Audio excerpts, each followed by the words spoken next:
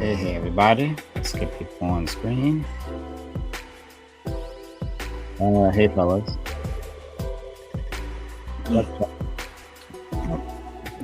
Howdy. Oh, they're back. Good. Yeah, sometimes my doesn't, it's like pretends that it's not getting sound any which way. As long as I'm hearing you guys, it's fine. I can't hear the sweet tunes that are coming out of StreamYard right now. And it hurts. But all right, well, hopefully other people will get here soon.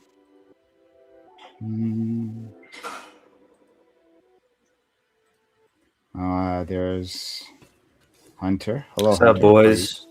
Sup. Testing. How do I sound? You sound beautiful.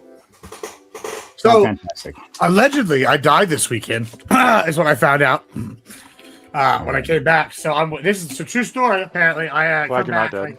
Yeah, I know, fantastic. I got like 300 True messages. story says a dead guy. Go ahead. Yeah, I got. Smash Well, it. you're gonna like it. Really, what's gonna funny? It's got about 300 messages yesterday. Gibbs, you alive? What happened? All this. So I guess somebody went to the GGG Reddit and posted a video of me and put like in Mirandum, friend of the channel or some shit, and like told people I had a heart attack while I was out for 4th of July. Of course, like I'm out in the boonies, so I don't have no signal. So I get back, and I'm like, what is all this shit? And now this is really gonna pack you up. They think I've been body cloned or replaced by the Mossad. Why would they get that idea? Because of his association with you, Hunter, obviously. they're like, soon Gibbs gonna come out as a liberal. Well, no, and he was body.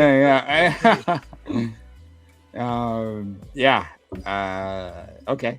Well, I'm glad you're alive. Yeah, I don't know. Yeah, they made a bunch of funny music there that go with it. So, like, I'm pretty impressed. I now have like 4 Suno country songs made after me. So, I'm very pleased. Okay. Like with AI, did they just like? Yeah, I guess. But they're pretty fucking hilarious. Okay. They're like, they're like, somebody watch out for Gibbs' fat cat Garfield and shit. I'm like, yeah, that's right. Tell them. Fat cat Garfield. Gibbs, how could I be more clear about my housing description?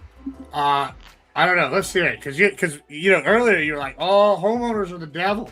Homeowners are the devil. So if I own a piece of land, I remember he said that. Hold on, and I stand by it. Homeowners. So bullshit. It's not that homeowners should be banned. I think homeowners largely, like when you described. Can you help us out for the audience? I don't know what's happening. Yeah. So I'm gonna. So Gibbs. So it's. I have very strong housing beliefs. And what it sounded like here. Maybe I could just reread what was in the chat. Oh, he's bringing up the PMs, boys. Oh, so I said. I'll describe what I said. I mean, I don't think I'm trolling you. I don't know. It was basically you were saying that housing prices. Were I can retell it. Yeah. So what happened is this is pretty so interesting. There was a study recently that's been making the news and it's pretty controversial, which is actually estimates the increase in housing pricing due to Biden's illegal immigrant surge that happened under his presidency, and his policies really, and the estimate is about 30%. Right. So housing prices are 30% more because of that than they otherwise would be because of the rapidly increased demand from having a whole bunch of illegal immigrants coming over the border. Now, Hunter, your response to this was very similar to people who advocate for rent control. Just build more housing. What's your response to that? How is it the same as people who advocate for rent control? It's nearly identical. Walk me through that. Because I am pretty anti-rent control. I think that it's a pretty stupid policy. I was actually on Wix recently, and I argued against the idea of rent control. Some aspects of it could be more timid than others, but I think Zoran is more on the timid side, but I think it's a bad policy regardless, guaranteed. Well, one of the things, to put a little bit of a serious point behind what was mostly a meme point, one of the things that I do hear people who, because I'm very vigorously against rent control, like all the economists, ever agree with me on this, that rent control is bad. But one of the, and I'll even make this point too when he comes in. He argues for rent control. He makes this point repeatedly, which is, well, let's just build more housing, like that. Let's just I don't build more housing. Rent controllers, but okay. That's what they say. They say rent control in the meantime, and then we have the government build more housing. Okay. The government specifically. Okay, usually it's government. Okay. And so the question is like, when you say build more housing, who are you talking about? Okay. Who are we talking about? What do you mean? Who are we talking about?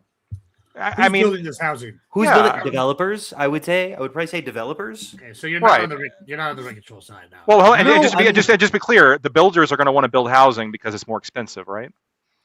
Wait, why would they want to build house? Oh, because it's more. What do you mean it's more expensive? Because if this is the law of supply and demand. You're if saying something goes up in price, rent is high, so they're seeing the margin. Well, because housing prices, right? So like if I'm a builder, for example, right? If I'm a builder and I can charge more, I can charge 30% more because there's more demand. But it would seem like this argument of, well, we can just build more housing. I mean, this would be the response to any price increase under a free market. So eggs increase in price. Well, just build more egg facilities. Just do this, do that. Yes, correct. Yeah. That's exactly right. I think in terms of housing, the free market is largely capable, and it's largely been homeowners who have crippled. Homegirls not getting their chickens. Socialists. You can say that. Well, you can say that, but keep in mind that according to the implications of this study, the demographic that is hurt most by illegal immigration then are not homeowners because they already own the home. Their housing prices are going up. It's the people trying to buy houses. Of course, they are the most hurt by illegal immigration. Yeah, of course I agree. But I would say that we have two different fixes to this problem. We both agree that there's a problem. We have the Gibbs solution, which is keep them the fuck out of here, and then we've got my solution, which is build more housing for them. And then we've got the Lactoid solution, which is not a solution at all, where you go, good, my homeowner, my property value increases, so hell yeah. But here's the thing. Yeah. No, my position is actually very similar to yours, Hunter. I want to bring in at least 20 immigrants for every one American, and then I want housing prices to thus explode 10,000% or whatever they're going to increase. And now I'm rich because I own a house. And then if somebody says, hey, that's kind of shitty, hey, just build more housing. And then he can marry a gothic. Are we yelling at Hunter? Are you in favor of building more housing? Actually, though, Lactoid, why can't you actually? Look. Unironically, I am. Unironically, yes. Like a high price. Like I'm in favor of repealing all the price gouging laws. I genuinely am in favor of yes. Let the demand and supply kind of take its course. That's the best way to operate an economy.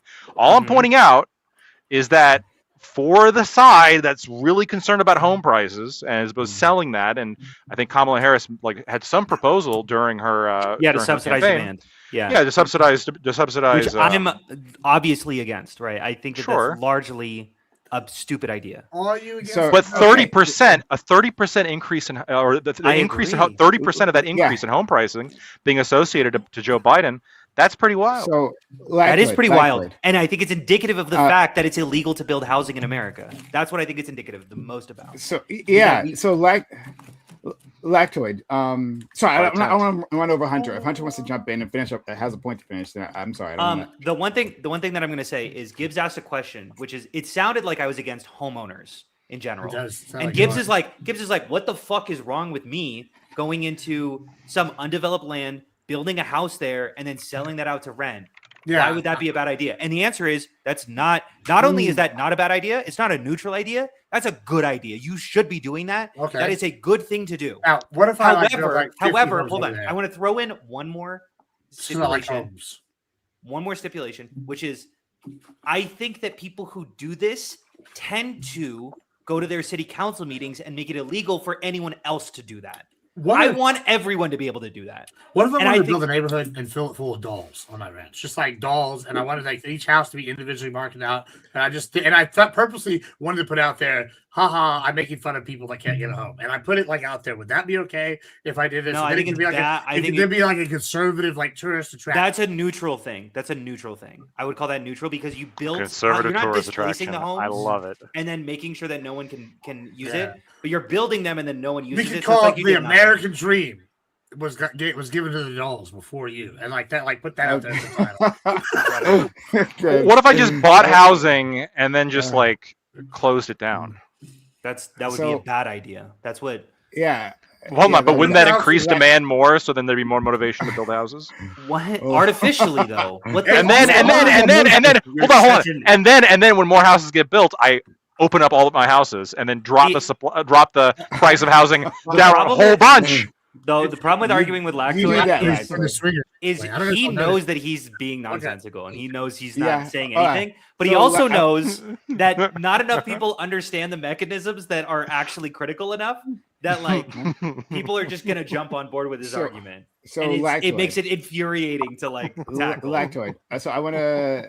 So I saw you guys were talking something about this in the group DM, but I didn't involve myself. I was above the fray. Uh-huh. But Mm. you know me, right? You know, there's an I, argument. Like Brian you're doesn't like tough. to involve himself.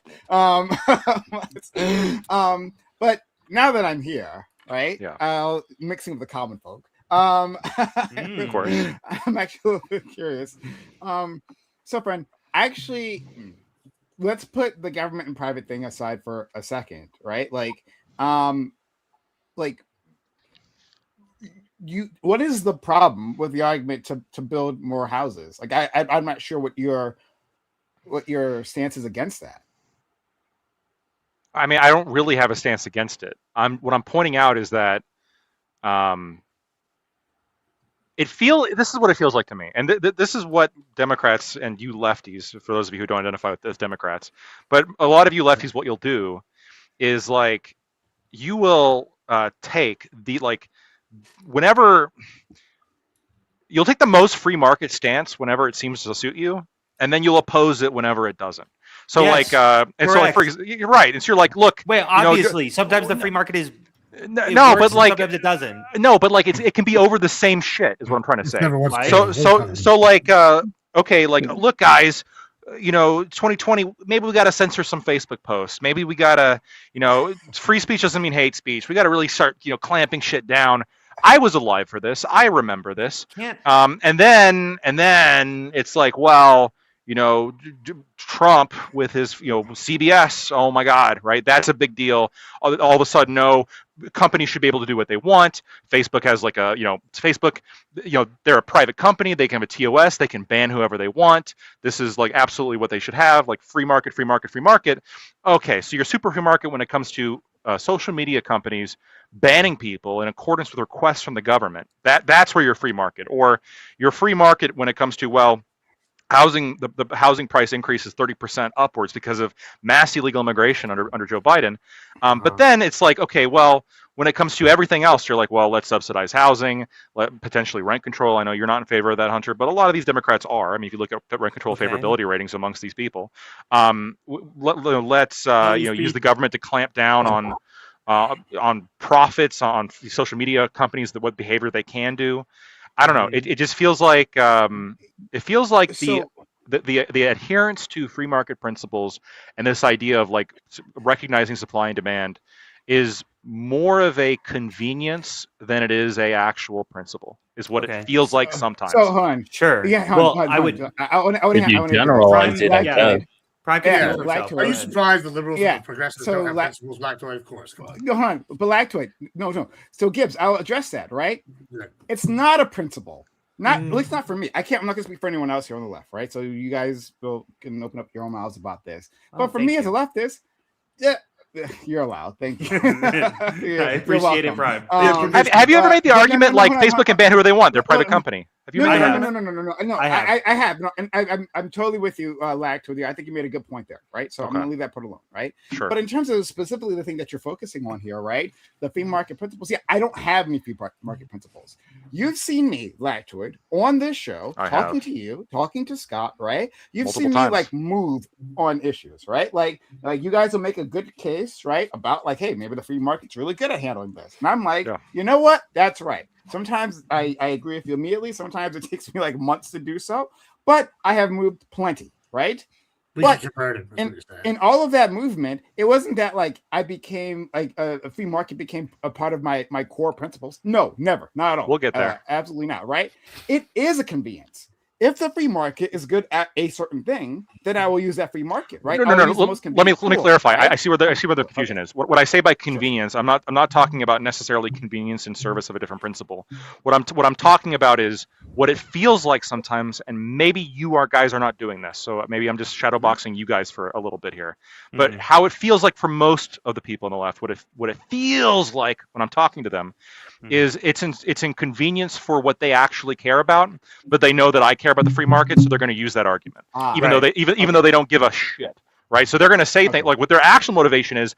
I don't think that people should be allowed to be homophobic. These fuckers should be in prison. Really, is what they want. But then they see people being homophobic on Facebook or whatever, and their argument to me is going to be, well, they're a private company. I think private companies should be able to do what they want. Right. When they don't think this, they do not think that private companies should be able to do what they want. They're being hypocrites. They're being hypocrites just when it suits their argument. That's your issue. Yeah, I'm totally with you there, 100%. That that people do that and they'll appeal to you. They're grifting, a straight up grifting. A little bit grifting, right? Yeah. So I 100%, right? So I can't speak for any of those people. Hunter doesn't seem like that type of person, right? He's a fucking liberal, but still, he's a good guy. We don't know anything about Riddell, but Riddell seems pretty solid. And Ali, I think he pretty much sticks to his guns. So, but fair. So then, if you don't, so if we can push that aside for now, right? If you catch us doing that, then please go ahead and call us out, right? Okay. Call us out to our faces. But since if we can push that argument to a side, then is there any other problems with us saying, yeah, build more houses? Yeah, look, if you guys are going to accept the law of the market, you're going to say, look, yeah, housing prices are going to go up, and that's just going to encourage housing developers to build more housing and increase the housing supply to match the population. There's going to be a little bit of a shortage in the meantime, and you're just going to have to put up with those housing prices. I am 100% understanding of that. I'm 100% on board. Well, yeah, here, let me throw myself in there because I know that's I've advocated for the free market, but I've also advocated for things like housing vouchers, right? Because what's a housing voucher? It's essentially the government instead of it's the government just pays your rent basically, or subsidizes your rent to some degree. He wants to. Why is that better than? It's a set amount of time. Because the onus government. Not permanent. Why is that better than freezing? Because the onus of the margins gets placed on the government, who can actually handle and withstand that pressure, rather than landlords who will simply just buck out of the What the fuck just happened with my? Well, it also gives you say this. I heard that argument a lot. Well, no, I'll give you the real reason why it is better, by the way, than rent freeze. It's because that unlike rent freezing, when the government just pays the rent, there is still the incentive for developers to. That's exactly right. That's exactly why you would want to do it. Yeah. Because if I'm a housing developer and my goal is to make money, I'm a rational actor, right? I don't care if the money comes from the government or if it comes from tenants paying their rent, as long as I get paid. It doesn't dissuade supply at all. Exactly, right? But if you freeze the, if I'm a developer and I hear lowering the margins, this area has a frozen rent, I'm not going to fucking build in this area because I can't charge rent. But if the government subsidizes it, you're like, I don't fucking care where the money's coming from. Right. Just give me the money. But there's obviously a reason. Really quick.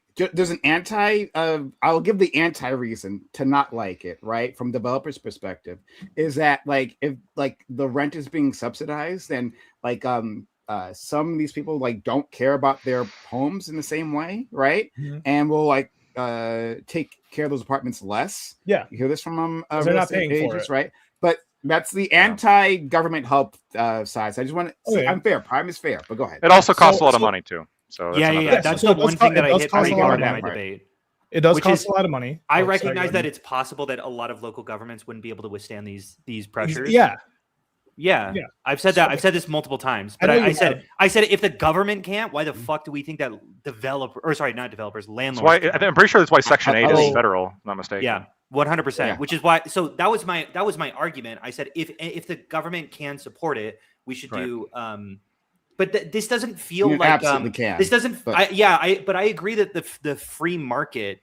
When I say I'm appealing to a free market, I'm really not appealing to a free market. I'm recognizing the mechanisms that exist within an economy and seeing when and where the government should step in. And I do think as 100%. A default, probably as a default, I'm a pro-capitalist guy. I would probably say that. And I'm sure I have different people who disagree with you, but there's a lot of places in which the free market doesn't function. Having a private obviously I could point to like firefighters and police officers as like a very obvious example where we don't want privatized military is just wandering the street. I think that healthcare has a lot of problems. Like you can't really let's hospitals. I do want to get we got you. I want to get Ali in. Please go ahead, Ali. Okay. Sorry. So then I agree that you build more houses, supply, demand, all that. We're all in agreement there. Yep. So the issue right now is we don't know if we're going to be building in the future. We're not building in the future right now. And like to your point, it's illegal to build in certain places. Yeah. So for the people that can afford their rent, why wouldn't the best solution be like, yes, make it legal to build, but then temporarily, like while these people are waiting for this to be built, freeze or chill the rent, have it be known that it's a temporary thing so that you don't scare off developers or investors, because the issue is like it is clearly just supply. And if still scaring me off. You're still scaring them off because they can't anticipate whether or not you'll do it in the future. Well, hold on. Also, on two things. You've established. Well, it's not just that. It's not just that, but also people follow trend lines. And so if there's a drop in in REIT profit, for example, that's going to trigger some people to sell and potentially drop the line even further. Fair. My question is, why are you against housing vouchers? Like I've said multiple times. So I'm against housing vouchers because I just want you guys you've made the argument that like the cities can't handle the some cities can the money. Some cities can't, right? Well, I just don't think you're going to get housing vouchers. That's the issue, and I feel like I've said that the landlords can't withstand rent freeze. I think they can. That's a good point. I think they can. Hold on. Like, what do you think the margins are on this? Like, Ollie, because you're sitting there talking about this. Okay, let's say you temporary. Let's just do $1,000 rent freeze. Bam. And I have an apartment. I have a duplex. Okay, so there's two people, like maybe four people, 8 people living in a duplex, right? And so, okay, I'm paying the taxes on this, right? They're up. Property value went up because it's in a neighborhood where everything's developed, but my rent freeze has been stuck because we're doing it. So I got to pay $1,000. Now it's actually costing me $1,500 to maintain this place now because property values have gone up. And your water heater went out. Well, that's $384 minimum, right? And I go in there and I got the most dog shit, whatever. Well, you probably don't want the most dog shit ever. Why am I paying this nice duplex, right? And so it's like, okay, do I go get the more expensive one and put that in there so it lasts 20 years, or do I go get the cheap ass one so it's in there for like 2 or 3 years and I replace it again, right? Yep. So I mean, you're saying you want a duplex, your property values go up, so then you want to charge the renter more because there's development being purchased in, or there's development in your neighborhood, right? And the expenses on the property. That's an incredible. Don't ignore that point. That's a critical part. What Gibbs said. It's not just like the property value goes up. There is costs associated with that. You're paying more in taxes, and people are charging you more when they come and maintain the house. Yes. And so contractors are charging you more money. So the overall expenses go up, but you're not bringing in more money. Okay. And if I'm not making more than 7% of my return on investment, why even get into housing? I'll just put it in the stock market. Or you can worst case scenario. Hold on, real quick. Worst case scenario, they'll realize that housing isn't profitable, but I still want that land because I recognize the land is valuable. So they'll convert it into like restaurants or businesses that aren't rent capped, and then that just shrinks the supply already even more. Yeah, that's another. So just so I can see if I understand this correctly, I own a duplex. Yeah, there's development happening around my duplex. Duplex now I have to pay it's in higher property value, more taxes. Or now there's not development. More, huh? It could also be it's ultimately driven by demand. So if there's not development, but there's just more people that want to live there relative to the house supply, like San Francisco is a great example of this, where they have dramatically constrained supply because they have very strict building codes where they maintain row housing, right, instead of build big multi-family housing. And so the houses there are absurdly expensive, even when there's not new development.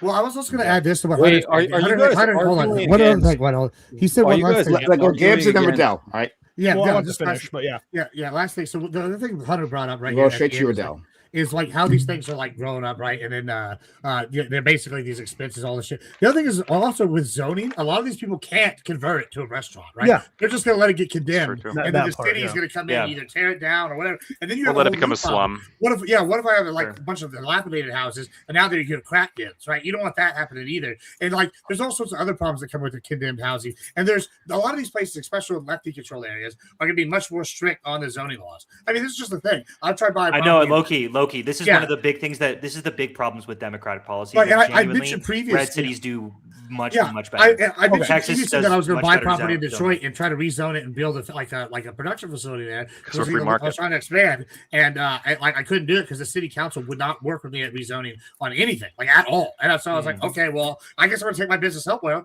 And so I took it to some like little small town. And it's like just like why is that cheaper to build something somewhere than buy something that's already established in the area because of zoning?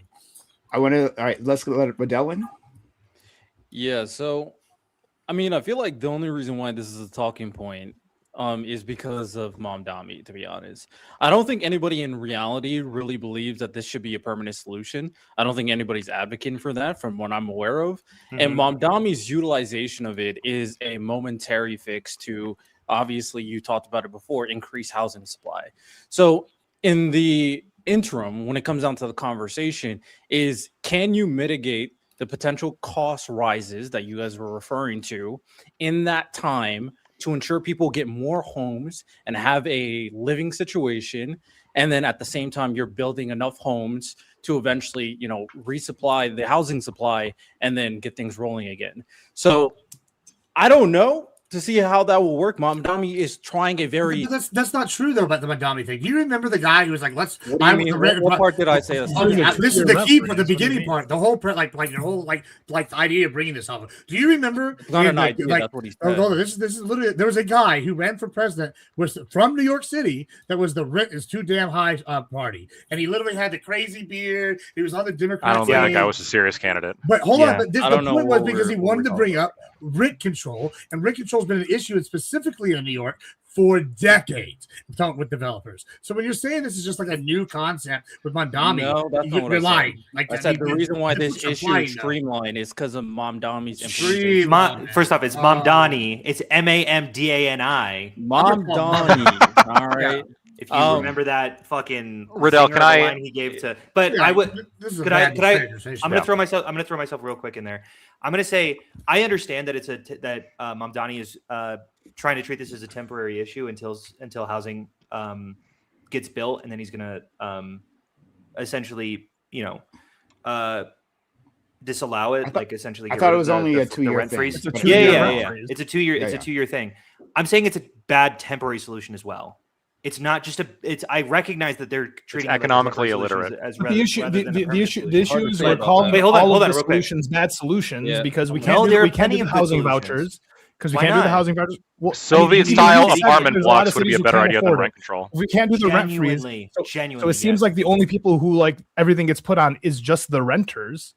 And if we're just disenfranchising the renters and kicking them out, the last conversation you had, you were saying most people are only homeless for a year or two, and I guess they'd have to deal with it, and then they get back to unhomelessness. Wait, okay, you're putting whatever. I'll bite that bullet, okay? Because what specifically I said, what Ollie is saying that I said is I'm recognizing that some cities can't withstand giving housing vouchers. I recognize that rent control is a completely economically illiterate position. I also recognize that building houses is the only way forward, and to massively increase supply, we have to stop giving this idea of rent control. Now, what this essentially means is that for the next 1 or 2 years, depending on how fast we can actually fast track and break down all of these zoning regulations, which if we have an actual fucking political movement behind it, we could. Right. Every single time I'm like, why don't we just do this? You're like, it's going to take too long. It's not going to take too long if we don't have actual political will, which you keep stymieing. But if we had genuine political will and we could get this done in a year, we fix housing forever. And you're like,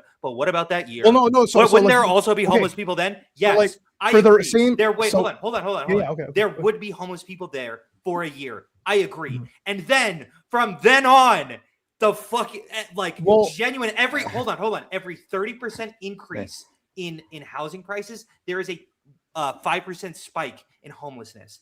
That to me is a very real issue that I am genuinely trying to contend with. That it seems like these LARPers over here, unfortunately, sorry, I'm going to say it, just try to deflect from and go well, can't we solve this? And then give solutions that we've been over. It's like I'm saying, hey, what if we fucking walk to the park? And you're like, but walking to the park would take 5 minutes. What about a jetpack? I'm like, well, actually jetpacks don't work and they don't exist. And you go, well, why do you keep erasing every good idea that comes along? I'm like, I have a good my idea. issue because my issue really stems from you're saying that like a rent freeze stops developers from wanting to develop in that land, but then you also like on the flip side you tell me that like if we build more apartments and more housing, that rent is going to be cheaper, which would then stop developers from wanting to develop in that land since the rent is cheaper. Yes.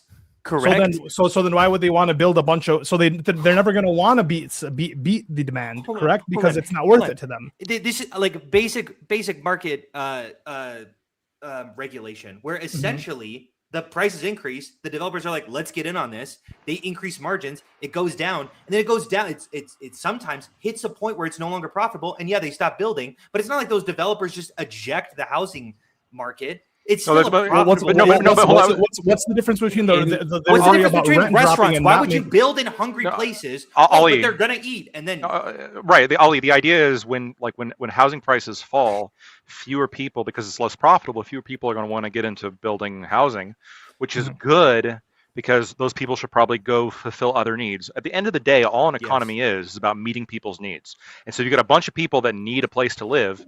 That's going to, the price of that's going to be really, and there's not enough houses or places to live. The price of those remaining houses is going to be really high. Once the vast majority of the population has a place to be, you're going to see housing prices fall, which is okay. Right, as long as those people are going into productive ventures elsewhere. Yeah, but if then like if developers would probably be fighting against building more houses, they're like, well, I can just have my rent be high now, the demand is high now, and I can just charge whatever I want. If we stop rent freezes, I can just up the rent until these people. We went over this last week.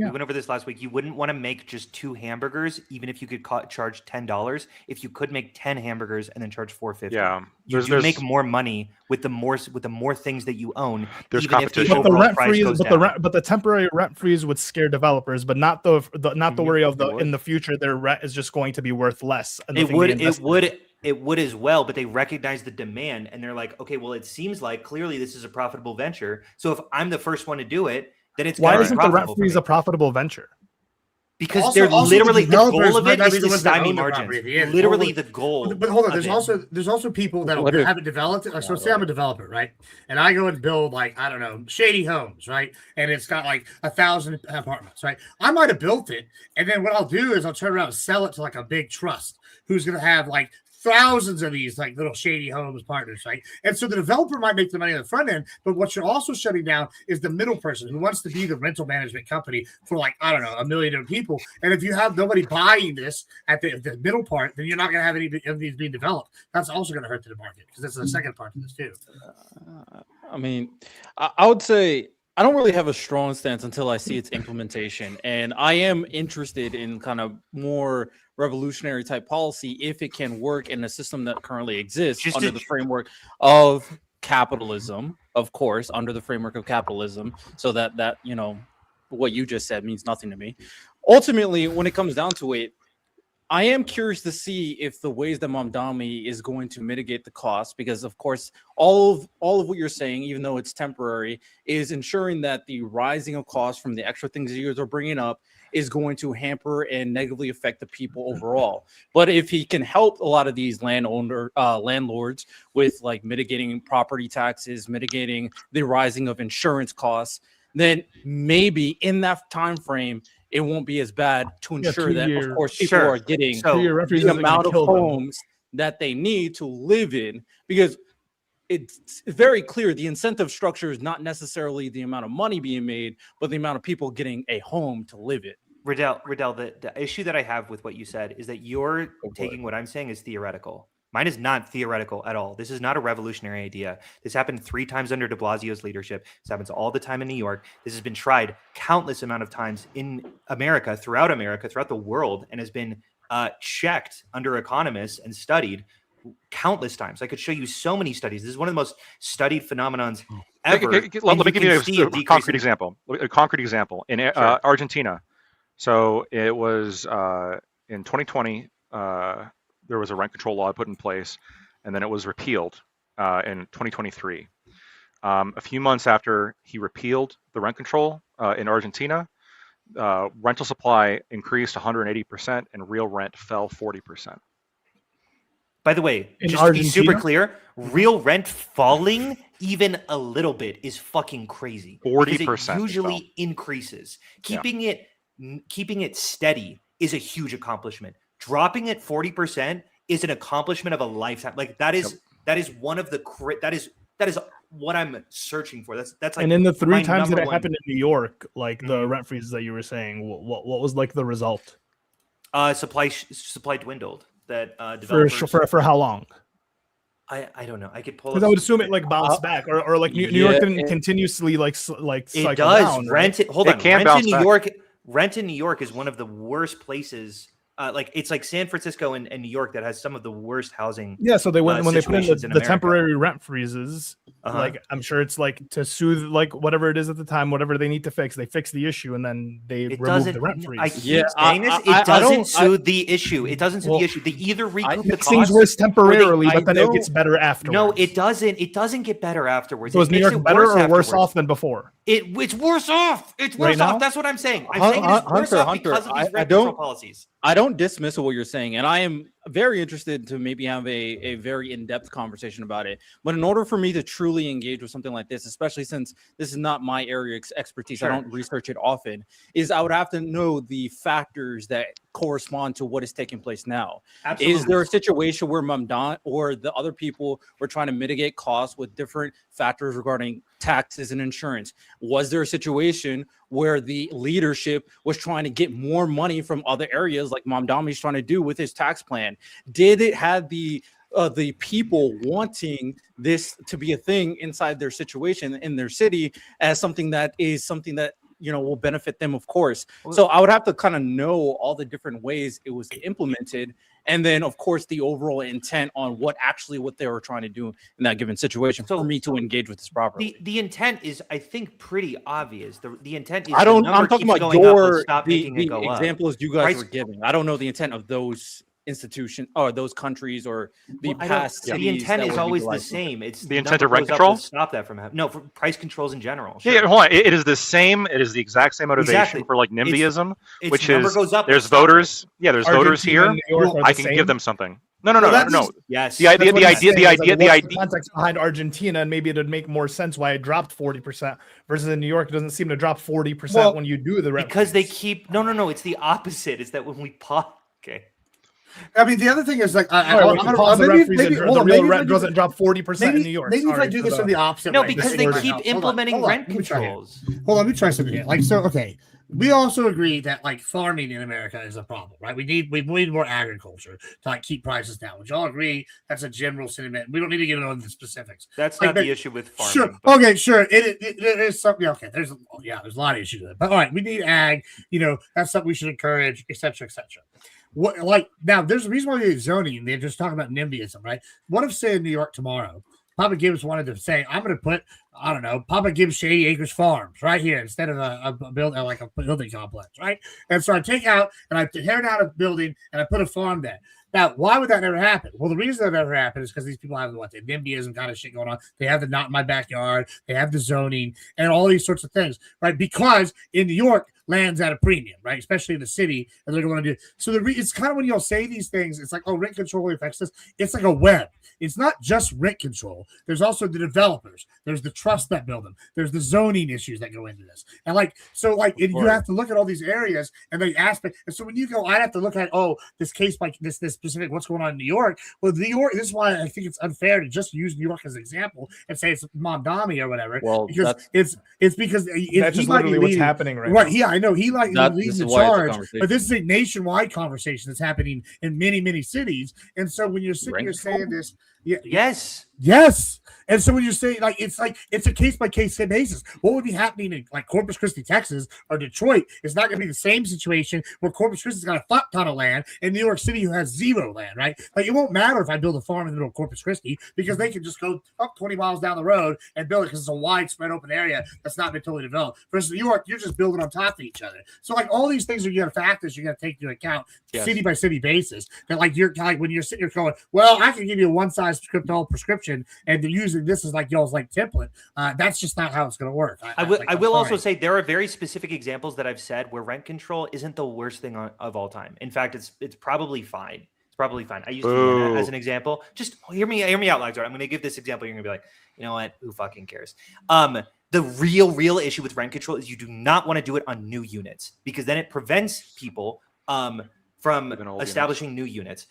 In Vienna, they do it pre-World War II houses that got built fucking forever ago. So if you tell new developers you're going to have 80 years of profit, they never think that long term. You could probably rent control those and make that extremely explicit and not see a ton of problems. Now, I wouldn't recommend it, but I'm not going to be like screaming from the rooftops about how bad that is, largely because they build 4 times as much as New York does. So like, yeah, I'm not going to like. Why would I? But like, I get what you're saying. But like, it's more. I guess a more limited type of rent control. So I guess it's not as bad.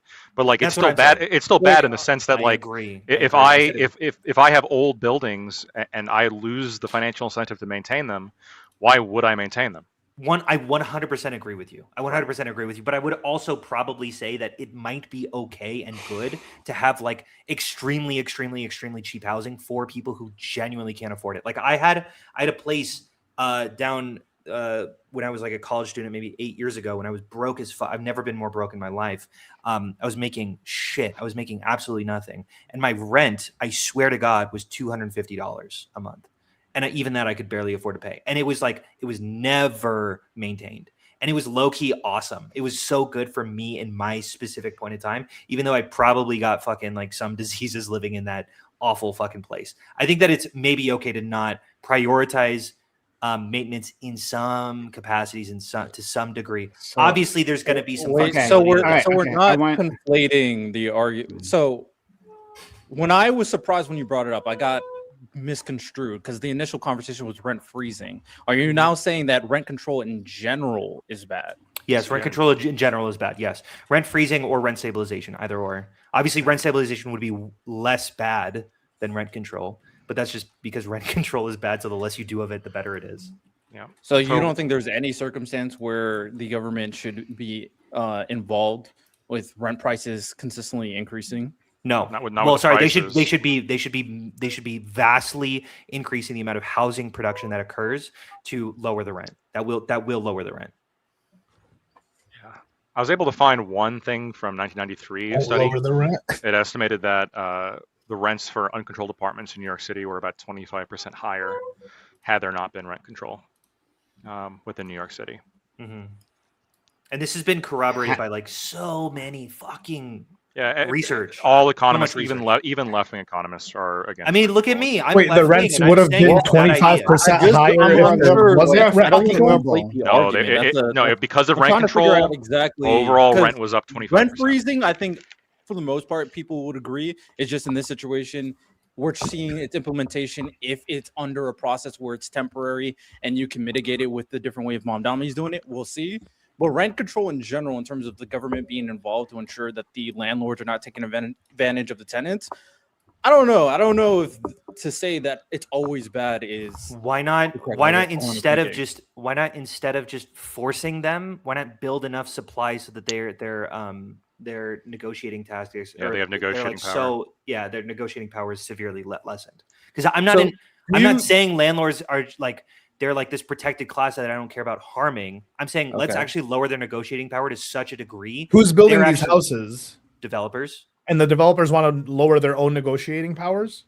No, well, because the developers not always the same as the landowners. If you see some, this is like saying, why would I build a McDonald's where everyone wants a McDonald's? Once I build the McDonald's, no one's going to want the McDonald's anymore. Well, sure. No, that's like building. No. You're telling 10 people to build 10 McDonald's in an area where someone wants a McDonald's. No, you're not building one building. No, you're telling developers to build a bunch of buildings, and then the rent is going to drop. Well, Ali, the developers are buying the buildings, building the buildings because they're buying like trust owners, like Lamar's building all the buildings here, but like First Key owns all the homes. No, I am asking 10 people to build 10 McDonald's where people want 10 McDonald's. That's the distinction. Where every person gets one McDonald's. That's why this doesn't work. Okay. Obviously, that sounds absurd when it comes to the restaurant industry, but that makes a ton of fucking sense when it comes to housing because there's not a lot of overlap. Well, but also what I'm trying to say, and this is an important thing, is because I'll keep bringing up who's like, oh, who's negotiating power. It's hurting. It's hurting two groups, right? It's hurting both the developers, who some of them are going to be the homeowners, but there's also hurting like the people that are going to be the like ultimate landlords who have like 50,000 properties, and they could take a loss for a few years on some until eventually they make money, right? Because it's like a long-term investment, right? And so, but you're saying this, a lot of these places are building, the developers are building on projected market, right? Like San Antonio is growing at this rate. If we build 200 homes and make this subdivision a thing, this person will go in there and buy this area, and then we'll resell it in net property management, right? Like, or they have that negotiated ahead of time. But so it's like generally, at least here, it's not the same person building and maintaining it. I think that's the big key part. So of this as well. I want to move. I feel like we're going in circles with the rent control part. I do want to interject a bit here. In terms of housing, Lactoid previously stated he knows what my housing plan is. Something communist. I'm not exactly sure on the specifics, but I'm sure it's horrible. Private property. You're going to the gulags, boy. Is it destroy private property? Free re-education camp housing. I am not. I'm not. I mean, look, I'm saying that wouldn't be helpful. No, look, that's okay. No, so for me, right, I don't have an aversion to government building housing. It's silly. It's a silly thing that we have in this country about this, right? And Sure. and I say silly, but actually that doesn't really encapsulate this, right? This was a planned outcome. So like people think about government built housing, specifically in America, they think about government built housing. That's so awful, right? Like I remember like either news stories or movies or TV shows that I've seen where it talks about how bad government housing is. And in the US, yeah, government housing, like in terms of like projects and stuff, have often been bad. But that was literally by design. Literally. The government in our country, we just did not invest in those in that housing, right? And in fact, those housing developments in the larger area was designed to fail, right? And in some cases, like specifically so designed to fail in terms of like the services delivered to those areas, in terms of like their access to public transportation or lack thereof. Right. And the idea that we would just put poor people in these places, right? Just concentrated poverty up and down. These were designed badly. But like, in other countries where you talk about government built housing, they're like, oh, yeah, it's fine. It's great. In fact, they're sought after because you could just decide to invest and decide to refine the process and decide to like deliver services to the area, so it's a desirable place to live. All these things are within the possibility, right? So like there is there is no reason within my worldview as to be against it. Like, if you're just a free market type of guy, then obviously you'll disagree.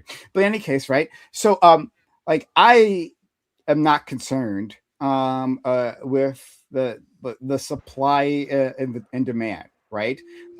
As it applies to developers. Like one, I would want to create a marketplace where more developers were around to build. We've had a lot of consolidation within the developer space, right? The housing builder space. There's like a lot less of them now than there were before, which is a problem. Wait, if there was more competition, there's less. I think I've been pretty clear. There's less you're developers. saying there's less competition in housing? Okay. There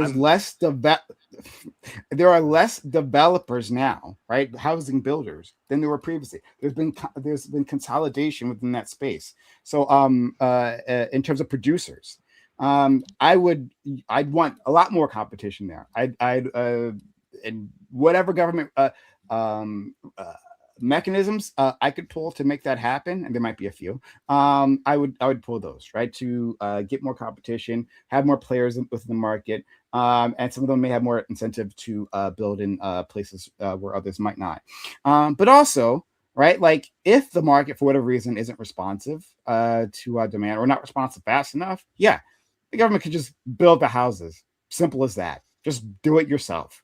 Because housing, this is the more communist thing. Yeah, that's a fucking human right. Housing's a human right. Absolutely.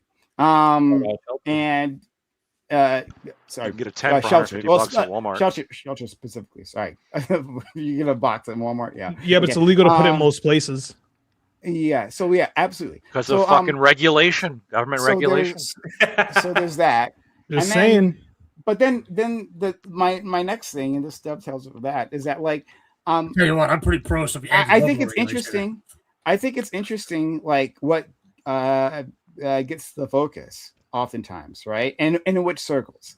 So I don't know the veracity of this study that our friend Gibbs showed us, right? And I'll just assume that it's true, and but yeah. And in fact, that makes sense, right? It makes sense that like if there is an increase in demand, there'd be an increase in pricing, right? Makes perfect sense. I won't push back against that. But like, what is the focus here? Because that's just one reason why. The focus goes up, right? The problem is this wasn't the reason why. Here's why it's controversial. Not because like people like you, that makes common sense. More people. We need more housing. Price go up. Right? That seems pretty simple for us. It's all the lefties and liberals that told us that illegal immigration had no possible chance of causing any sort of house increase in any of these places. Hold on. It might not be Hunter. I'm not saying it's Hunter, but there have been many panels that I know Laptor and I've been a part of, and some of them on here we've heard some lefties say that shit. Go, it's not the illegals' fault the prices go up. That's just bullshit. Hold on, and it's argument. I'll say this. It's not, because we should just be fucking building for them. I should agree. Be building when the demand increases. Sure. I mean, listen, I won't speak. I won't, because I don't know you guys that well. I won't speak for anybody. So here's my perspective from the people I engage with. The typical talking point from the people on the right is that immigrants coming up are ruining wages. The report you brought up said that is true. That was not happening. That was not happening in the report that you brought up. Sure, that was not the focus of this report. That was completely debunked. And they also say in this report, which I only can briefly skim over because you just threw it recently, is that this was an unprecedented moment because, as Hunter said, they weren't ready for the amount of people. But the biggest solution that they say repeatedly in this report, build more housing. Mm-hmm. So ultimately, when it comes down to the situation, it's not a circumstance where you could just like blame the people. It was after an unprecedented moment in American world history with COVID and the border being completely shut down because of Trump's executive order. So yeah, listen, that was a very good propaganda spin. They should hire you. You're good. But two, listen, it's not just the one propaganda. It's not the. The problem is, once again, y'all are like saying something that's like partially true. Yeah, they said this. This is a report you sent out. I know. I understand that. Thank you. I appreciate it. I can read. So here's the thing. I know. Then why'd you say it was propaganda? Because the way you're framing. Hold on. The way you framed that report is propaganda. Because once again, we've sat here for months, years, and we've heard a million times. How many times? Oh, the illegal immigrants, they causing the prices to go up. And that's true. Lo and behold, we've seen that it is true. And then y'all go wages. Listen, I don't. That's the main talking point. Wages. This one might dispute the wages claim, but there's about 50,000 articles that we can go to talking about. Oh, you have people that are paid a lower wage. It lowers overall wages. Even Democrat, fucking economists will admit this. And like when you're saying they don't matter, hey, listen, brother, I can do this. If you want to come down to my ranch right now, we'll go down to C&J where they're paying 30 people $2 an hour, and then you can see how much I have to pay my guy that's legal, and you tell me it's not going to impact wages in the region. And if you tell me I'm wrong, so should I consider this report or not? I mean, you should. Does this report matter or not? Every report has different picking facts. and choosing right now. I'm not picking and choosing. You're sure. You know what I am picking. Oh yeah, this report. Actually, I am. You're absolutely. But all these other reports confirm what I say. Point to different issues. Hold on. Whenever you try to sum 15 things, Gibbs, he doesn't know you. You can't argue like you argue with us. Sure. If he wants to spend 15 things into one gotcha, good job. But whenever I there's no gotcha here. I said I wasn't speaking about you. Then you replied. Sure. Yeah, because so it feels like you are offended by what was just said.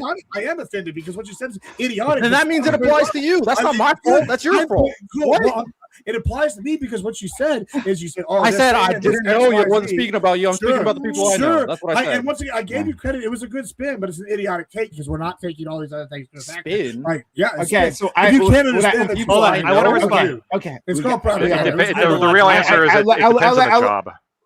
I'll let Lactoid. Sorry, Yeah. not sorry. Hunter Crazy one. go. I apologize. Okay, I'll let so there's Hunter go, and then there's a lot of Do responses. we all look I the wanna same get to you or something? True. yes. Dibs, you know what this reminds me of? This is like me and my wife talking, okay? And my little kid, okay, he keeps getting like bruises and shit like all over him. And I'm like, wait, this is because you keep taking him to the park where he keeps falling down. And she goes, that might be the case. That might genuinely be increasing the amount of bruises that he gets. But also you keep punting him from the balcony. So I actually think that is maybe more of the situation than the other part.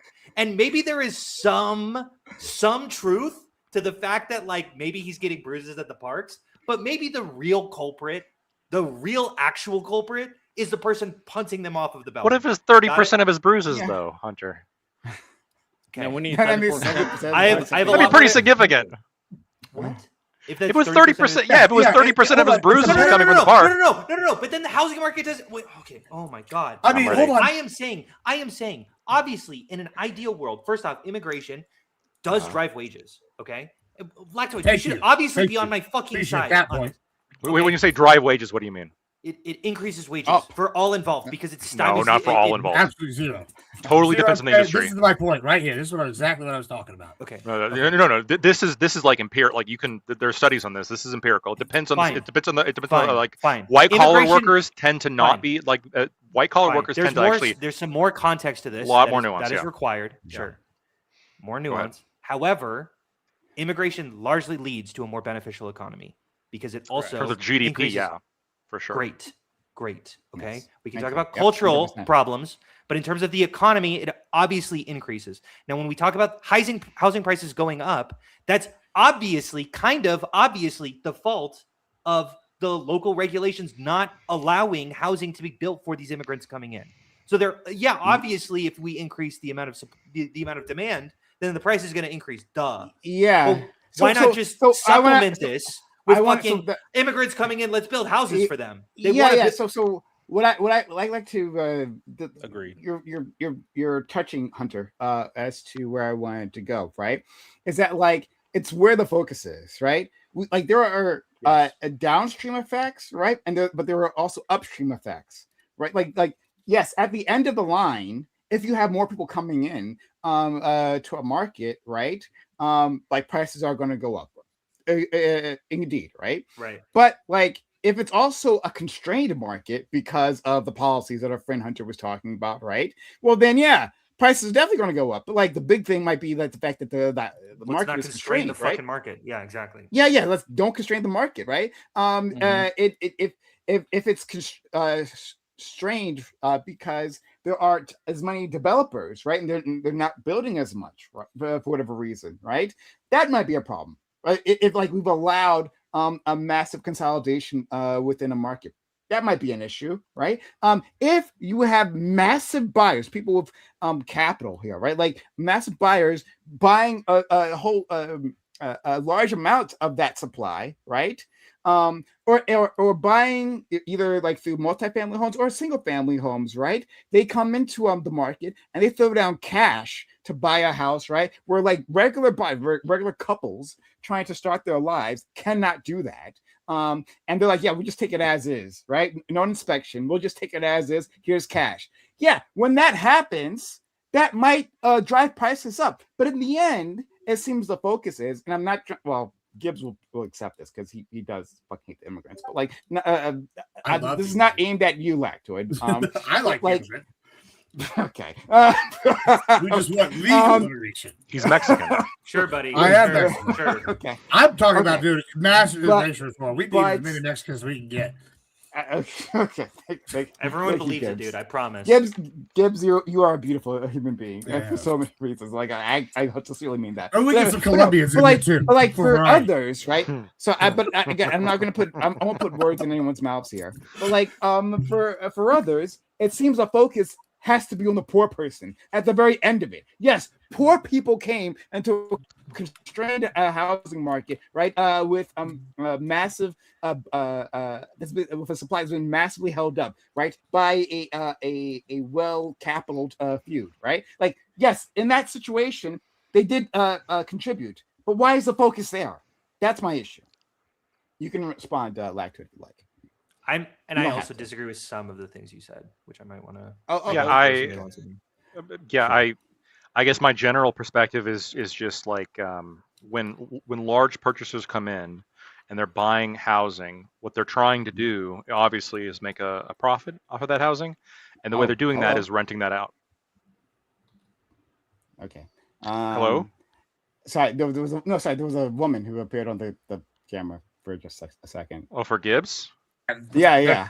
Just cleaning out the room, needed things. Alrighty then. Sorry, you dog. I apologize. So you're good. You're good. Yeah, go ahead. I mean, I'm not gonna be able to top that, but yeah. So sorry, I didn't hear what you said. I was distracted by boobs. But go ahead. So, what did you say again? I wish you hadn't asked me. Okay, yeah, shit, I missed it. Where was I? Yeah, I can. So I think that when you have like businesses coming in and buying up housing units and then I guess renting them out to people, this is still going to have like an effect on the overall housing supply, because again, if you increase rentals in an area, this is also going to drop housing prices, because if it becomes financially sensible for people to rent instead of buy, they're going to rent instead, and if the rents are super cheap, then more people are going to rent, causing fewer people to be buying housing, causing the housing price in terms of the actual houses to be sold, that also decreases, right? Correct. At the end of the day, the only thing that really reliably controls for any price of any scarce good ever is going to be just increasing supply in order to meet demand. That is going to be the only thing. If it's like, I would agree if there was a bunch of different landlords within the area all competing with one another. There still is. There still is. Please. Stop, please.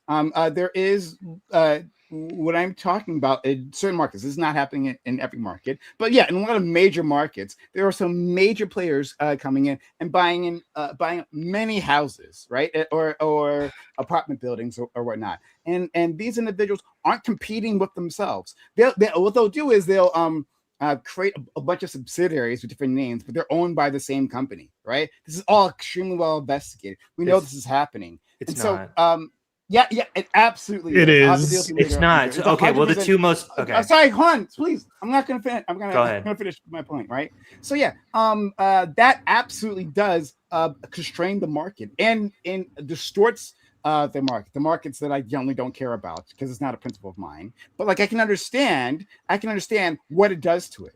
So like, if you have a massive amount of consolidation there, yes, that'll be a big issue.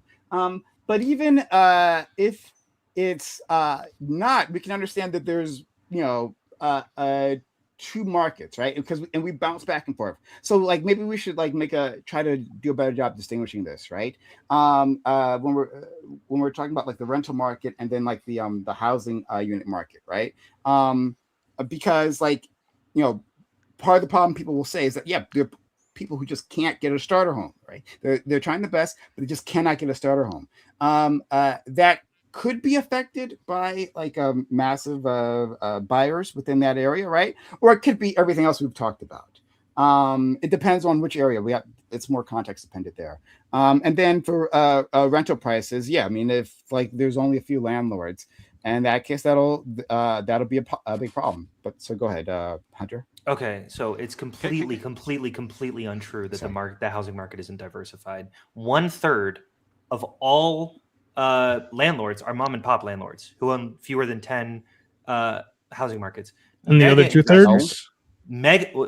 The other 2/3? Okay, wait, hold on. I came from an apartment. This developer that I currently live in has maybe 20, 30 units. Okay, they own this apartment building. They own none other. So that's also part of the two. I know a bunch that hold on. have the opposite. Hold on. What's the I issue? have fucking data, Ali. I know that you've got your biases, but mega investors own 4% of housing stock. 4%. It is an extremely. This isn't fucking airlines where there's like 6 that you all know. Most of my landlords have just been not buddies of mine, have been like people that I know, and I'm in their basement apartment. Like, This is an extremely common situation for a lot of Americans. Now, obviously, there are some mega investors, there are some large businesses, but they have not gobbled up all of the other underlying in certain neighborhoods. I'll tell you why this doesn't matter, because there's no national housing market. No, there's no national housing market. Show me a fucking city where this exists then. Don't worry. So like there is no national housing market. Specifically, we were talking about like, hey, like markets in these desired areas, right? Within those spaces, that's what we were talking about. Not like nationally. Yeah, we don't have to say nationally. It doesn't matter, because you can't just live anywhere when you're, unless, well, I guess if you're like working for a virtual company, right? You can work remotely, you can. But other than working remotely, you have to. Do you have any data for this at all? Even don't worry, I'll pull it up 1 second. Okay, cool. But yeah, that's what we're talking about. So like don't give us that BS. All right, so go ahead. If anyone wants to jump in, I got to pull stuff up. No, I would like to jump in. I just posted some graphs. This is from Fred, the St. Louis Bank. I've posted this before. This is one of the reserve banks. This is basically what makes up our central bank. The study actually that was posted by Gibbs earlier was, I believe, from the Dallas Federal Reserve Bank. So it was. Our central bank, how it works is it's not like it's a central bank, but there's like different components of the central bank, which are all these various Federal Reserve banks. When you look at overall homeownership rate in the United States, there's this perception that it's going down, when in reality, like it's not. If you look, depending on when you look. So yeah, it is down from the peak of 2004, but like our current home ownership rate is like significantly higher than it was in 1986, and it's like even higher than in 1960s, right? When everyone's talking about how cheap the homes were in the 1960s, our current housing, the current home ownership rate in the United States, which is percentage of all occupied units that are owned by the people living there, 65.3% right now. And then if you go back to 1966, it's 63.3. So it's up, right? Overall. If you look at homeownership, I also posted one specifically for New York. If you go back to 1985, it's 50% own their homes. And if you look at right now, it's 52%, 52.2. So no, there's not this. I've seen the data that Hunter's referring to in terms of these institutional investors. And I'm not saying these companies don't exist, but what I'm saying is that when you look at the actual percentages, it doesn't appear like they are dramatically reducing the diversified nature of housing, either across the country or even specifically within New York. Question for you, Latoy, based off this rate, because I'm not familiar with it.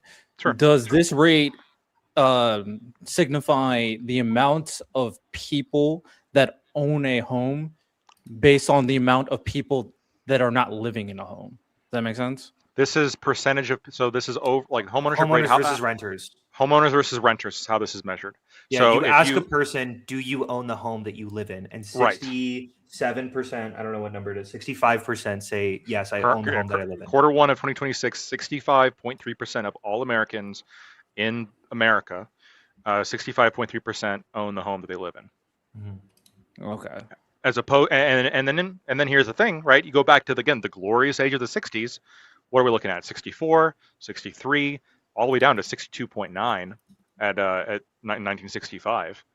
There is a glut, you're right, and that glut is in 2004. That gets massively reduced in the housing crisis in 2008, but then it's starting to creep up again. I get it. Like data is like it's a perception. I think is so much more powerful sometimes than like what the actual stats show, because median income is like true inflation controlled median income is also going up. So the purchasing power, like we are as young adults, like we are on average, we have more purchasing power than our parents. We're living like kings. We are. Yes, wait, but we perceive as though like there is this sort of nostalgic view, and I think that with the left, the right kind of has this nostalgic view when it comes to the social kind of mores of the time of the 1950s and 60s and 70s, right? True. But I think what the left does is they also have this nostalgia, and they have this nostalgia of like, well, everything was so much more affordable back in the 50s, 60s, and 70s. Look at the housing prices. Go try to buy a TV. Like, yeah, but when you look at overall like food prices, when you look at overall like just the availability of anything, going back to the 50s and 60s and 70s. Economically, the current generation is just better off. Even when it comes to housing supply or the percentage of people who own their own housing, it's not like these institutional investors are coming in. Yes, I understand you can point to me specific examples of where these specific institutional investors come in. They can pay cash when the married couple can't. That I'm not denying that happens, but I'm saying is if that's happening now, was it happening like much larger in the 60s and 70s and 80s? Yeah, where were you? I'm going to throw in some more nuance to this conversation. Housing costs have still dramatically increased over the last 50 years. That's true. So that there is cause for concern and looking at the ability to buy a home over the last 50 years. Now that is also supplemented with the fact that we're also earning more. So it's like it's but even real housing costs have increased even with regard to inflation. So housing is still a genuine concern, and it's one of the largest polls for inflation. Like whenever you analyze the CPI, the housing rents are almost always what's dragging it up. Sure, and healthcare. Yeah, that's true. So, I mean, I think for the most part, when it comes down to this conversation, it is not only the wants, especially with the kind of vision of what they perceive America should be. And of course, perception is going to matter, especially with a media landscape that's constantly telling you how you think, how you should be thinking. But and also social media, just to be and super... social media and media in general. I agree. So of course, that's going to happen in this current landscape, especially with the idea that we should be an improving country. Because, I mean, I don't make the case that we're in the worst. I try to make people understand the context. I did the same thing for California when people were talking about the homelessness stuff there, even though the rate has been declining. Ultimately, though, the idea is that, one, they want to ensure that homelessness with things, especially that they not only perceive, but see, is actively declining, considering we're supposed to be an improving economy. And then the second part about it is that we're not only talking about the people who don't have homes or don't own the homes, and we're also talking about the people who are living in a circumstance where they feel like the way that they're spending their money or the way that they're handling bills is unmanageable, and it's not producing a joyful experience or joyful life. So, I mean, I think that's also something you have to consider when you're talking about how people are dealing with this current issues, which is why we are advocating for these different solutions to ensure that we are, helping people have more affordable home or other utilities that we talk about so they can live an experience that they're supposed to be told about as a joyful American experience, an American dream. There's a lot of speaking of the issue. Are you going to stop running and answer that question about the vote blue, no matter who in the back? I'm happy to pivot to that conversation. My number one topic of all time is housing. So I would like to stick to housing, but if we pivot to Platner, I'm happy to talk. All right, that's fine. Are we pivoting to Platner? I want to ask one more. I want to ask Hunter a consistency test really quick before we move on. Are you in favor of price gouging laws? I don't know. I haven't seen. I would actually like to see some economic studies. I have been recently actually very mobilized against unions. Oh my god! I love it. Speaking as a fucking math teacher, the more you learn about economics, you're like, believe what the teacher unions have done to the economics of teachers. It's completely fucked.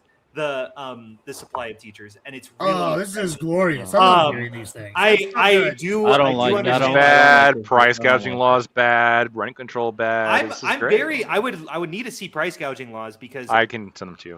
When we think about it for a second, Hunter, it's the exact same logic, right? No. When it comes to rent control, it's like we're incentivizing people to actually go to fucking New Orleans and give people water. Right. Yes, you're incentivizing. When you don't have price gouging laws, the factories are going to kick up production. More people are going to want to bring shit down there to sell. And when you think of maybe I could see it. If you don't do this vote blue, no matter we don't want. Most economists are also against price gouging laws. Yeah, and that's also a thing that I think left-leaning people really need to really recognize. Honestly, economists lean left, genuinely. On some things. Sure. A lot of things. Well, like if you see unions like specifically as like a left-right barometer, but like most of them recognize that like housing should be afforded to the maximum amount of people, and whatever, have a lot of I think leftist ideals. But anyway, sorry. I would like to see about price gouging. It makes sense. Maybe it's bad. Yeah, maybe it's bad. I also want to put something out there just in case. I don't want to potential perception. Then we can move on to Platner. Potential perception is being made. I am not like pro the government controlling prices. I just think that it's worthwhile when we're talking about like issues like this, especially in situations where there is potential creative policies that are being implemented, to see how it could be utilized in this kind of evolving economy and evolving system. Because before in the past, there has been things that have been introduced that people outright said, oh, that's socialist, we shouldn't do that. And then it ended up being a good thing. So I'm just not willing to just disregard the idea altogether. Wait, hold on.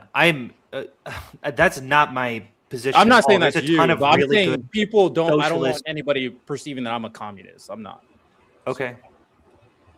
I'm not talking about you. Okay. Yeah.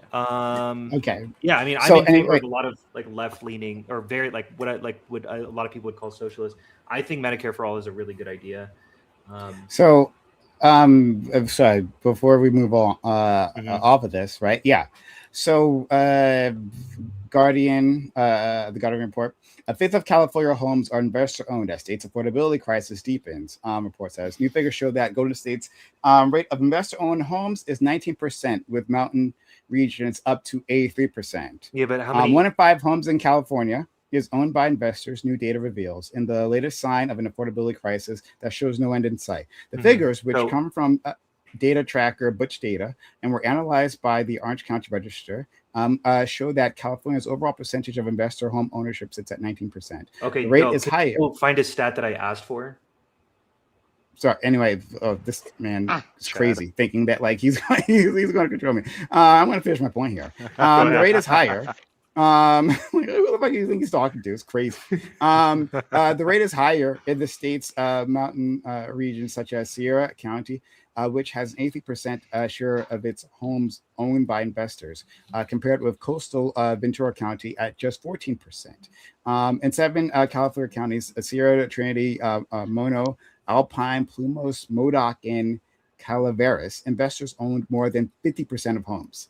California's most urban counties, featuring some of its most prized and expensive real estate, had lower shares of investor-owned homes, with Los Angeles County at 15%, and San Francisco, San Diego, and Orange counties at 16%.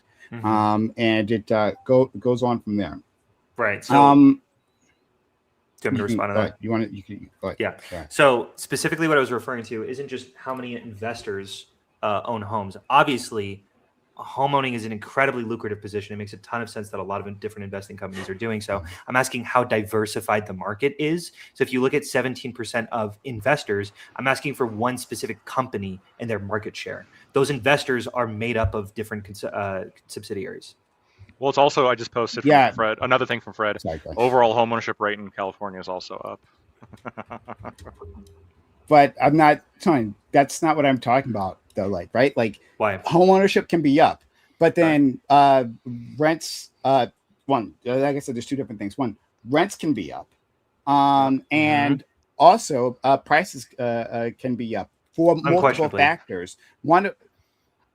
Sorry, I don't know. So rents can be up, and home prices can be up, even if there's more home ownership. That doesn't actually deal with what I'm talking about at all. Okay. Well, no, hold on. I guess my question for you is, I would think that it does have something to do with what you're talking about, because if you're talking about like, hey, I thought what your concern was is that housing, these institutional investors are coming in, they're buying up these houses, and these married couples, they just can't compete. Like, they can't pay cash. They have to go get a mortgage, right? And so I thought the concern was, well, the housing supply is getting bought up by companies, and your average Joe can't buy a house anymore. But if we look at the rates, and the average Joe is, as a percentage, more likely to own their house than in the 60s and 70s and 80s, like the golden age of American homeownership or whatever. I think that would be relevant to your point, right? So like that's part of my point. Like I said, Okay. I gave you multiple reasons, right? So yeah, in some of those reasons, it's because in some of those instances, it's because they're being outbid, which is a thing that I think you even admitted that was happening, right? It Like can previously, but it's obviously Yes. not happening Okay, to some like large enough degree to actually affect the numbers. Okay, so I'll leave that alone. But the point is that that's happening. But like, I don't think that's been just demonstrated, but I do agree with Lactoid. Because causation, like this is just you're just pointing out correlation. But yeah, No, I'm not. If it was happening to such a degree to offset the percentage of people owner-occupied units, then you would necessarily have to see the percentage of owner. I agree. I'm saying because it's a percentage. Whatever. It's not an overall. Do you understand what I'm unit saying? number. Yeah. Do you understand what I'm saying? That like it is possible that it would drive up, like drive down relative to what it would be all else equal. Does that make sense? And we can't demonstrate that. You're Whatever. saying I that, agree with you. Just move on. You're fine. saying It's not, okay. You're saying that like without, if we ban the institutions from like investing in houses, then the homeownership rate would be even higher. No, it could be even higher. We haven't demonstrated that in this argument, could be, but I wouldn't say that would happen. It's possible, but again, it's okay. I will concede because I cannot demonstrate otherwise. It is possible. That's all I'm saying. That being said, which is a fair point, but that being said, I thought like this has been described to me by everybody as sort of a newer issue, and then if this was happening to such a degree that is like changing the ratios, why are the ratios better now than they were in the 60s? What in the 60s and 70s and 80s was stymieing homeownership? I 100% why were there more making renters? This claim need to grapple with that. Yeah, why were there more renters in the 60s than there are now? And I agree with the assertion that this isn't a problem. But yeah, I don't think it's been demonstrated to be a problem. I agree. Well, it's just, at least not statistically. Mm-hmm. Okay, I would agree to that then. Statistically, it's not a problem. But what do you mean? Well, in the reality of a situation of homelessness, the expectation is that you would want to decrease it every single throughout the tenure of a growing economy. So it's like ultimately, I know it can be deemed idealistic, but with people being more aware than they have been in the past with everything that we spoke about, of course they're going to be louder about the issue, especially added upon all the other extra expenses that have been forced upon them due to our current consumer economy. So I don't think it's that. It feels weird to say that they should be louder when the problem is better. They should. Well, they're more aware of a situation that is not. Okay, maybe. Good. Yeah, maybe. And I just want to be super clear. I want to be super clear. I also think that housing is a human right, and homelessness is one of, to me, a driving issue for me. It's a policy issue that can be fixed, and I advocate every fucking day to fix this issue. I think that this is unacceptable in the greatest economy that has ever existed, and we absolutely have the resources and ability to fix this issue. I think, though, sometimes we're dogs sniffing at some fucking scent that we've already checked out 1,000 times. And it's like, we actually do have solutions that can fix this problem. And can we just stop fucking going over here? Because the answers aren't over here. The answers are right here, and they're super fixable, demonstrably true, and like unquestionably science. Here's another thing is that like, this sounds like such a denial of science sometimes. It's like economists are so fucking clear on the mechanisms that can fix these issues. And then we don't listen to the scientists, and we're like, yeah, but they're economists. How much really are they scientists? They're scientists. Yeah, sorry. I agree. Economists aren't I'm scientists. I don't know. I want to say one thing. Keep with the science denialism, Prime. One last thing. It's not science denialism. Economics is real. Doesn't mean it's necessarily a science. Like I don't know about that. What is science anyway? 100%. I'm not saying it's not even it's a bad thing or anything. I'm just like, I'm not sure if it's a science, but okay. That's 100%. So real quick, I wanted to say, I also agree that homelessness is bad. I just less so than I do. Less so generally than you do, I'm sure.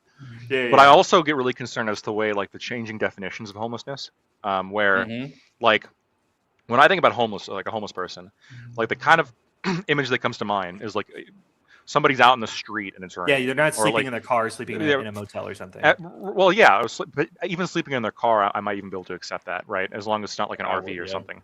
But the current way we count it is like if you're staying with family, that's technically homeless. If you're like living with roommates and under certain cheap like arrangements, this is also considered homeless. Like, and it starts getting pretty ridiculous. Where like if you're, I don't know about that. Is under the HUD, look under HUD homeless. If you're staying with family and they're only going to keep you for like a month, and then you're going to end up being homeless, well then you are homeless if you don't have a permit. You're imminently homeless in my opinion. No, you're going to be homeless. You're going to become. You could be evicted. You could be evicted. You could also you could be foreclosed upon. Anybody could become homeless. That doesn't mean we're homeless now.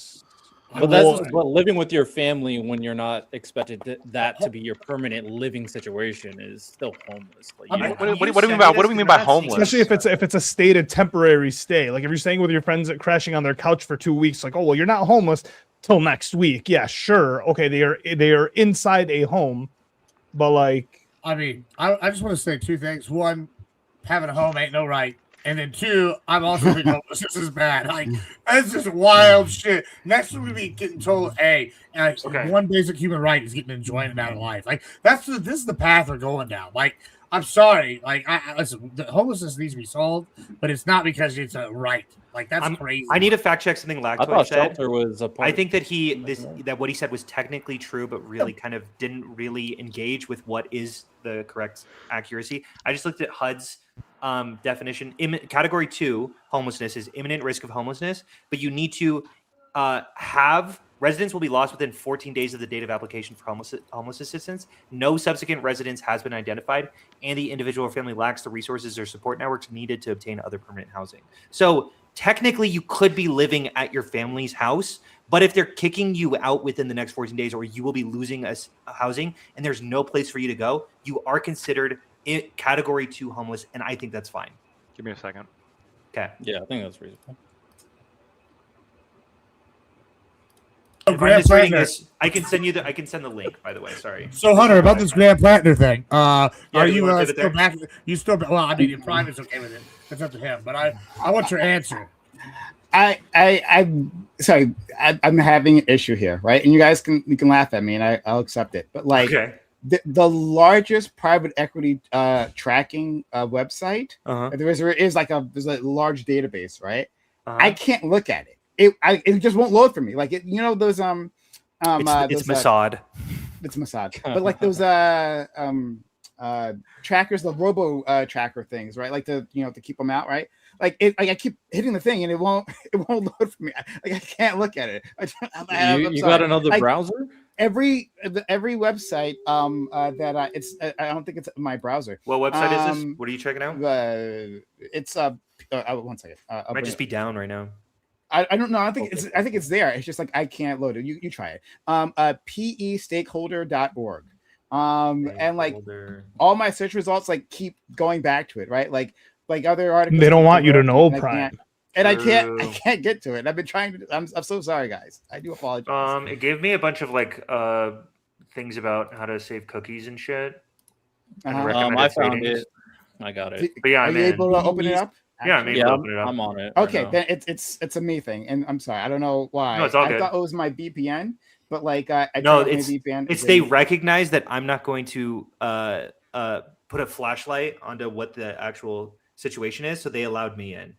But Prime, with his investigative eyes, they blocked him. They knew that he was a leftist who was going to be critical of what was happening. I do apologize because I actually wanted to like examine that and talk. The only other thing I have right now, we can move on because everyone wants to move on. But there is a article that talks about how a New York hedge fund owns nearly 3,200 homes in Clark County. This is Nevada. Nevada? I'm pretty sure it's Nevada. Nevada. Yeah, Nevada. No, okay, Nevada. Nevada. Actually, right. You're right. You're Nevada. Thank you. A large hedge fund based out of New York is the single largest owner of homes in Clark County at nearly 3,200 units, according to the county's property records. Pretium Partners, a hedge fund and manages over 55 billion in assets, is the owner of Progress Residential, a home rental property management company that, as of the end of February 2025, owned 3,190 homes in the county, as per officially confirmed data. But that number could, in fact, potentially be higher, as typically real estate investors make it difficult to track their dealings by buying properties under the guise of various limited liability companies, which I said before, often with different yet similar names. For example, according to Clark County records, at least 5 of LLCs that have purchased property contain the word progress in their name. When contacted by local media for the true scope of their stake in Clark County, Representative Predium refrained from giving an exact number of homes, but claimed that is fewer than 4,500. Okay, so the report claims it's 3,200, and then like the company says it's fewer than 4,500. So yes, it apparently could be more. Where? But we don't know. New York City? No, Nevada. It's the Nevada. hedge fund is located in New York City. Yeah. Okay. So here's what I find really suspicious about the data that you gave. It's really hard to contextualize how many 4,000 units is. How many did you say? It's okay. 3,200 is what the okay, cool. Can we round to 4,000? Is that okay? 500. I'm happy to round to 5,000. However much you want. Sure. 5,000 units sounds like a lot. I just looked up how many housing units there are in Nevada. It's 1.37 million. So 5,000 does feel like a drop in the bucket and not a problem at all. It's probably less than 0.001%. So I'm not concerned about that. Studies indicate at the end of 2023, approximately 50% of Clark County's housing stock, nearly 25% in North Las Vegas, was owned by investors. So these are more than one investor. No. You keep saying by investors. I know. Hold on. I know that. I was literally about to say that. Hey, okay. This doesn't disambiguate as to which one is like which, right? But like within these, so what they'll do, they'll buy up like tracts within a housing or a neighborhood, a neighborhood. Whole neighborhoods can be have been bought up, right? You can say, well, they didn't buy up that other neighborhood. Sure, fair enough, right? But within this neighborhood, they own the houses there, right? They own many of the houses there, and then within that geographic area, it can be a quarter, it could be 20%, it could be less. But in the overall, when you say, well, let's look at the entire county, right? They're like, well, there's millions of homes there, but like in these areas, like they can drive up the prices, which they have. We've seen them do that. Wait, but I still haven't seen any indication of any one investor. Sorry, no, I've never said it was one investor. Whoa, I've never said that. Well, then why would there multiple? Why would that be monopolistic? Why would I didn't say it was monopolistic. Hold on, did I say it was? Okay. I've never said that. No, I agree. I'm confused what the issue is. Then I'm confused what the issue is. Yes, because there's been consolidation within the housing market. I've never said it's a monopolistic. There was one player that was doing it all. Fine. Oligopolistic. Is that better? Yes, there's consolidation within the market, right? Consolidation within the market between a few big players in key areas, and they drive and that drives up housing, either housing or renting prices, depending on which one we're talking about. Here's the issue. You haven't demonstrated that at all. What you have demonstrated is that 25% in a specific county is owned by investors, but that investors is plural. In fact, those investors could only have small homes each individually and then are still competing within each other. You haven't demonstrated that they're all under the same bracket. Now, you keep saying, well, it's really hard to track, and it sounds like your evidence is a lack of evidence. And that, to me, is not enough to go off of. I mean, they're already trying to put out a bill to ban a lot of these investors. Yeah, and that bill is fucking dumb, and it doesn't exist in reality, because everyone just wants to point to BlackRock because we're primed to just like point to a company and go, that must be the issue. And the issue is actually just 60% of the country not wanting to drive up property values because they're homeowners. That is the issue. I agree with you that there's more nuance of the homeowners. Yeah, I agree with most of the homeowners are like individuals, but at the same time, this is something I wouldn't say it's not an issue, something you do want to mitigate. I feel like. Are you saying it? But there's a difference between saying it's not an issue at all versus it's not the main issue. I agree, it's not the main. How is it an issue at all? How is it an issue? Like, what specifically is an issue? What is the issue? Well, as described from what Prime Kai said, the concern that a lot of people have been put out there regarding these hedge funds that are buying up these homes is the willingness to potentially drive up the prices. Wait, okay. How would that drive up prices? How they drive up prices? Yes. I mean, they have ownership to the homes themselves. I can't really tell you directly. Okay, so there's really two mechanisms there's two mechanisms that people often cite, and I don't know which one we're claiming here. The first is that they're taking units off of the market to drive up prices. That is one of the dumbest fucking things I've ever heard in my life. Or they're just charging more. They're charging more from monopolistic properties through oligopolistic. Sorry, I'm going to say monopolistic, even though I recognize it doesn't have to be one player. It doesn't have to be Amazon. But like to some degree, they're monopolistic and they have way less competition within each other. And I haven't seen that bear on the market. You haven't shown me any stats that they make up a significant part of the market where they wouldn't have any competition. And I would love to see stats like that, but I still haven't. Wait, so are you saying that it is? I'm not saying you're saying it's a good thing, but you're saying it's okay for them to buy up these amount of homes and it's determine 100% fine for an investing company to say, here's the most profitable market. We're going to start investing in here. And everyone like I can go in it's an investing company. I can go into BlackRock, buy some fucking stocks in BlackRock, have them manage my money. They're going to invest it in housing and they see incredible returns because of course you do. It's fucking housing. I don't see the issue there. Would you be concerned that if the increase of housing supply does happen, then at that point, they'll also buy up the homes as a result? I don't understand that question. Build more homes that are being created in America for the people. Yeah. But they are being bought by these investment companies. Who fucking cares? No, like genuinely, why would that matter?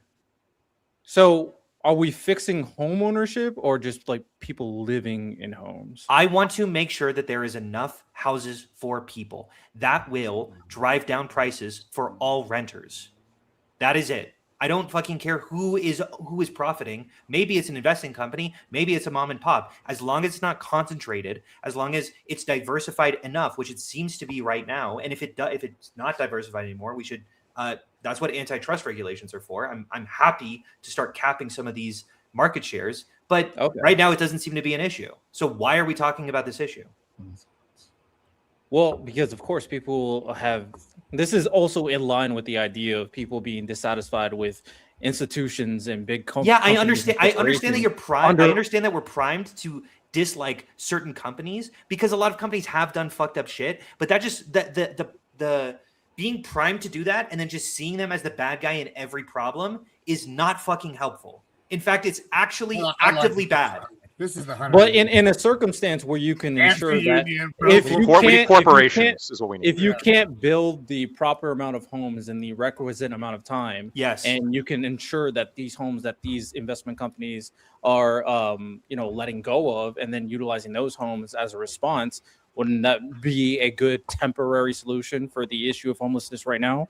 I'm super confused. Say that one more time. I don't know what you're advocating for here. Investment companies, and this is all based off like intuition without like intrinsic. Okay, sure. No, that's fine. That's fine. So investment companies own all these homes. Of course, we're advocating for building more homes. Yeah. That is a lengthy process, which will require, of course, finding the right companies and working with different. We don't need to find companies. They're fucking knocking on the door, begging us to build. By the way, I'm just like applying all the factors to ensure which companies are doing it, what laws are we kind of advocating for or tearing down, all that stuff. It's a process, of course. And then in addition to the amount of time it's going to take to build those homes, and obviously having the workforce to build those homes, especially with the workforce dwindling, ultimately, it's going to be a process and it's going to take a certain amount of time. Okay. In that same amount of time, with the bill that's put in place to ensure that these investment companies can't buy up the current existing homes. Which I'm not in favor of. I think that's right.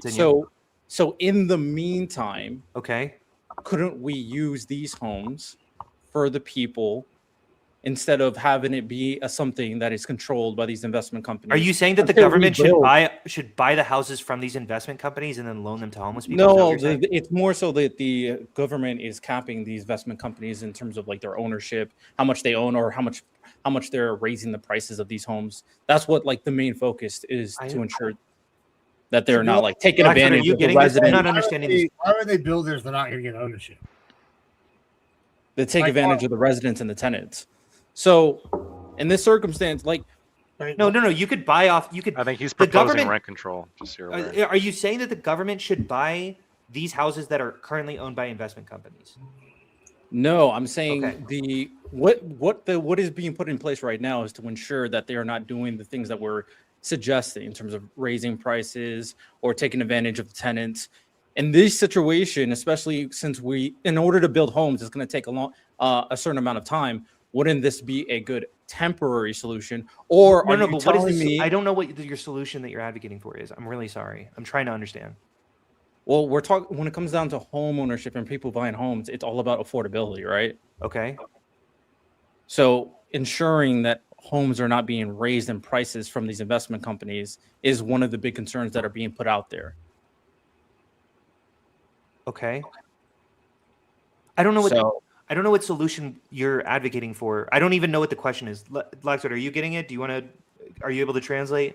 I think what he's saying is that you cap whatever percentage of total homes that can be owned by, you cap the amount by of investors. By what the type of investor is. Institutional investors can only own, like, hypothetically, I don't know, 5 so people can own the homes instead of investors buying up the homes. Homes go up in price because investors are buying the homes, which is going to inflate the price of homes.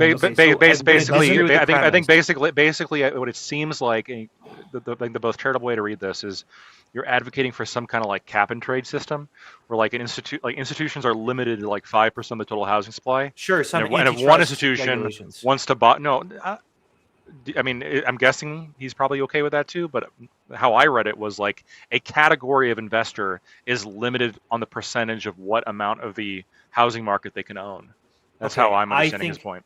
I think that would be an issue where it's a severe percentage of the market that I don't see. So like that seems like a reasonable solution to a problem that doesn't exist. And if the problem were to exist, I would say let's implement that solution. But I don't see that problem existing. And they already see, this is where I'm kind of like confused on your pushback, because I understand that people should be focusing on different things.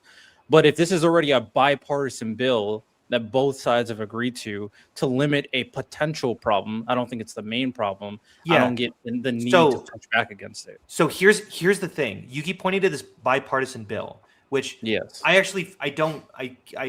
don't know if we're talking about road to housing. I don't know which specific bill we're talking about, but there have been a number of different bills that have been put forward to sort of cap the amount that investors can invest in. Yeah, I think that it's a bad bill. I understand it's bipartisan, but that's because there is slopulous on both sides who just go, oh, well, whatever fucking, if most people can get behind it, we should implement it, even if it's a bad idea. And I think that that's what's happening. It sometimes happens in government where bipartisan bills are bad, actually. And I think this is one of those cases.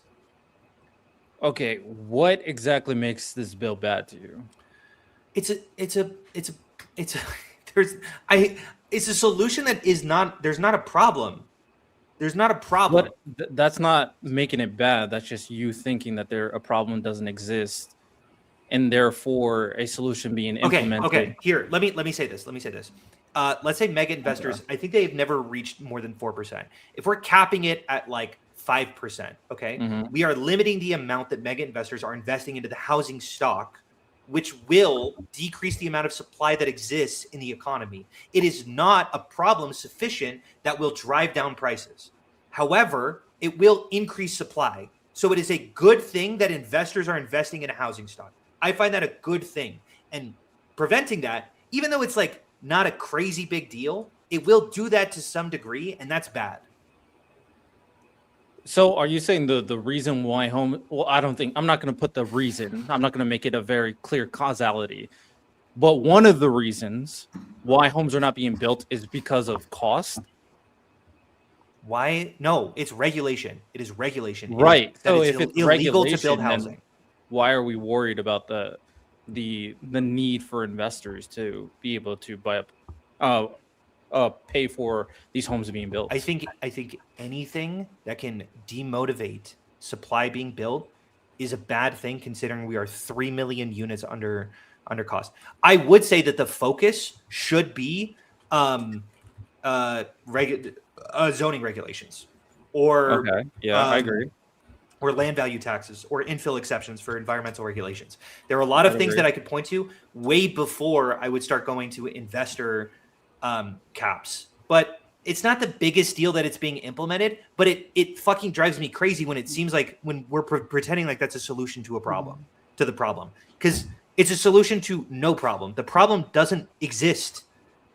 And like, yeah, you could put those words on a piece of paper, but like the fact that we're cheering for it, I'm looking around like, what the? We didn't do anything there. It's not like it's not the biggest deal, but the fact that we're pretending like we're solving the issue does irk me because there are actual solutions to the problem. Well, I will say, generally, I probably agree, and I think maybe some other time we can kind of deep dive the bill because I haven't looked into it in-depthly. Do you know what bill you're referring to? Is it Road to Housing? Yes, it's the Housing for the 21st Century, the one you were referring to. Housing for the 21st Century. It's apparently it got passed, and Trump just has it on his desk right now. So we'll see. Oh yeah. We'll see if it gets signed. Or there's some nuance to this. Yeah, I'm there's some good things, some bad things about this bill, but I think it's still probably good. I don't think it fixes the issues, but I am curious to see if the cap in and itself is going to be something that is worthwhile for when increase of housing supply is eventually being pushed, hopefully, especially for like a democratic platform. Gotcha. Sorry, I'm looking at my notes to Road to Housing because I actually took it down. It's been a while since this. I did a debate on it like 3-4 months ago. Actually, Prime did a debate. I'm going to repeat what I said back then. Mm-hmm. Institutional homeowners are capped at 350 single family homes that they can own. And if they own more, they have to sell their homes they built to single homeowners within 7 years after the building is constructed. This is insane. I'm just reading my own quotes verbatim. So it sounds like I'm reading something I wrote 4 months ago. This is insane because the owners can't make back their investment in 7 years. This won't be built then. Why are we targeting built properties rather than older ones? That's my question. Like, this is it's a terrible idea. It's going to disincentivize more houses from being built. You know what's also a terrible idea? What's that? Your love of Graham Platner. Yeah, can someone explain to me what Graham Platner did? What did Graham Platner do? Allegations. I want to make one more point before we move on to Graham Platner. No, we're not going to move on to Graham Platner. We got to get to the larger debate. Oh, there's a larger topic? Oh, yeah. Okay. Yeah. So why talk about the relevant thing that's happening today? If I could real quickly. So I linked to a couple things, Hunter. I'll make this super quick. I think that category 3, which is the newest category that I was partially thinking of, that is, I think, too broad. But the main thing that I was thinking about is really broad is the way that the Department of Education defines homelessness, which is much broader. And it is quite literally anybody under the age of 25 who is sharing housing due to any kind of like economic hardship. I'd have to look at that. Is pretty crazy. I'm gonna. All right, so maybe I'm having a revolt here. It happens every so often. And I mean, sometimes I hang the leaders, but other times I just acquiesce. So we'll see. But do you guys want to talk more about the Graham Platner situation, or do you want to? That'd probably be more fun. Topic number 1 right now. Yeah, probably be more fun. You want to talk about? Okay, so I want to do a official one. Gibbs, Platner, and I'm talking about Platner the rest of the time here. I mean, I'm down for that. I do want to talk about your thing though at some point, but I think it would behoove us maybe to do Platner. Okay, Lactoid. I mean, I think war in the Middle East is kind of an evergreen topic, unfortunately, which is part of my point here about this memorial. So it would be pretty good, I guess, next week if we. If people really want to talk about Graham Platner, I'm not opposed to it. I'm just going to be saying "I told you so" the whole time, so you guys can. That's going to be my whole point. I want to know what happened. Okay, so Ali just wants to know what happened. Right, he's just having fun there. Okay, great. Riddell Platner, I think you said. Yeah, I definitely think you got to talk about Platner because I think it kind of goes beyond the Platner conversation. The reactions from certain pundits is also very important to this. Okay, gotcha. And then Hunter Platner. Yeah, I think well, one, I don't know how fruitful of a conversation is because we might all just agree. I'm gonna say that we might just all agree.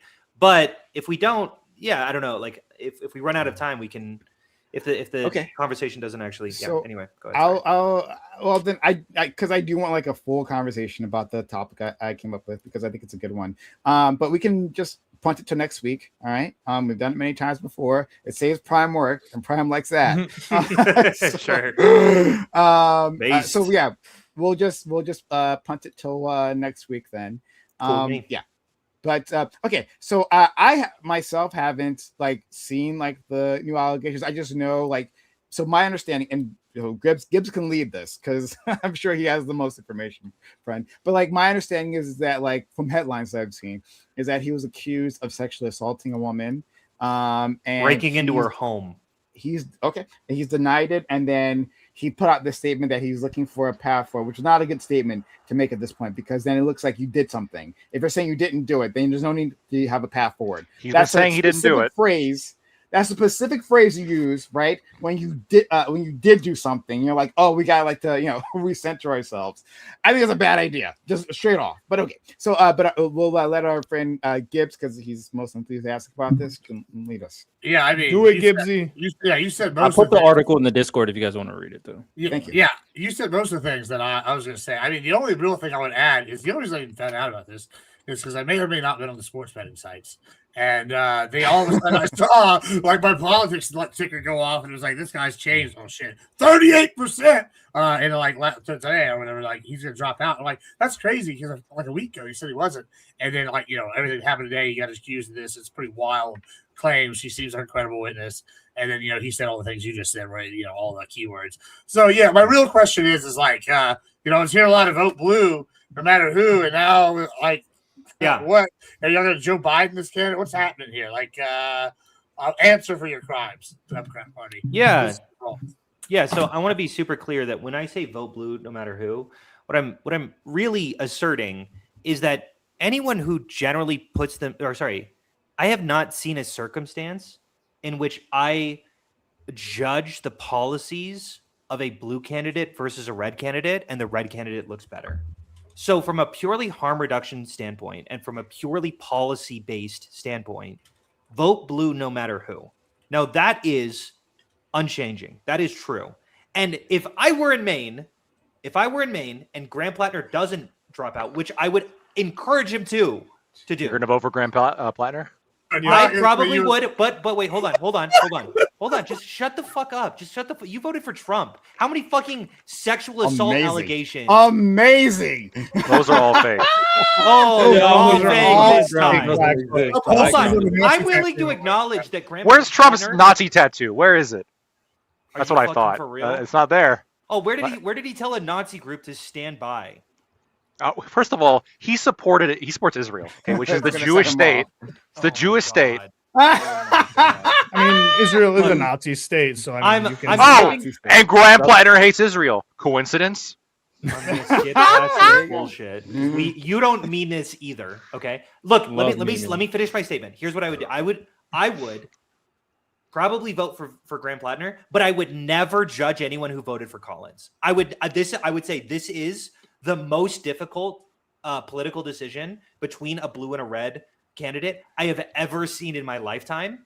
And I'm not going to judge anyone who votes red, even if they have the exact same predilections that I do, because it's close and I might vote red and I might vote my conscience.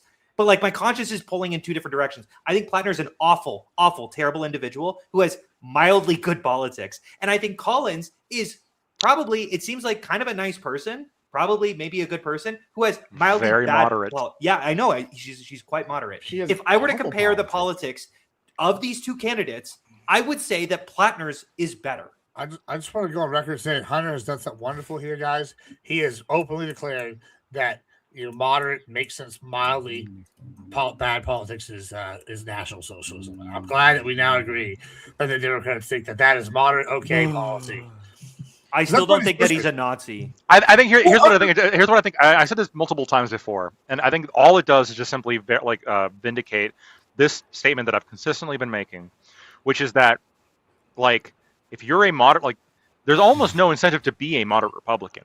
at least if the mentality goes along the lines of what's been saying, what kind of Hunter's position here, because like you have Susan Collins, who is arguably one of, if not the most moderate Republican, who has voted against Trump multiple times, and who's like on all the big issues. Like this is very true. She voted for, I believe she voted for Obama's pick. And I believe she also voted for. She voted against the repeal of the ACA. She's not as in line with the Republicans as Trump as the other Republicans, but she still is quite in line with Donald Trump. Okay, she's probably she's probably like an 85% voting record with Trump. 90. Most Republicans are at 90 or something like that. Would you concede with that?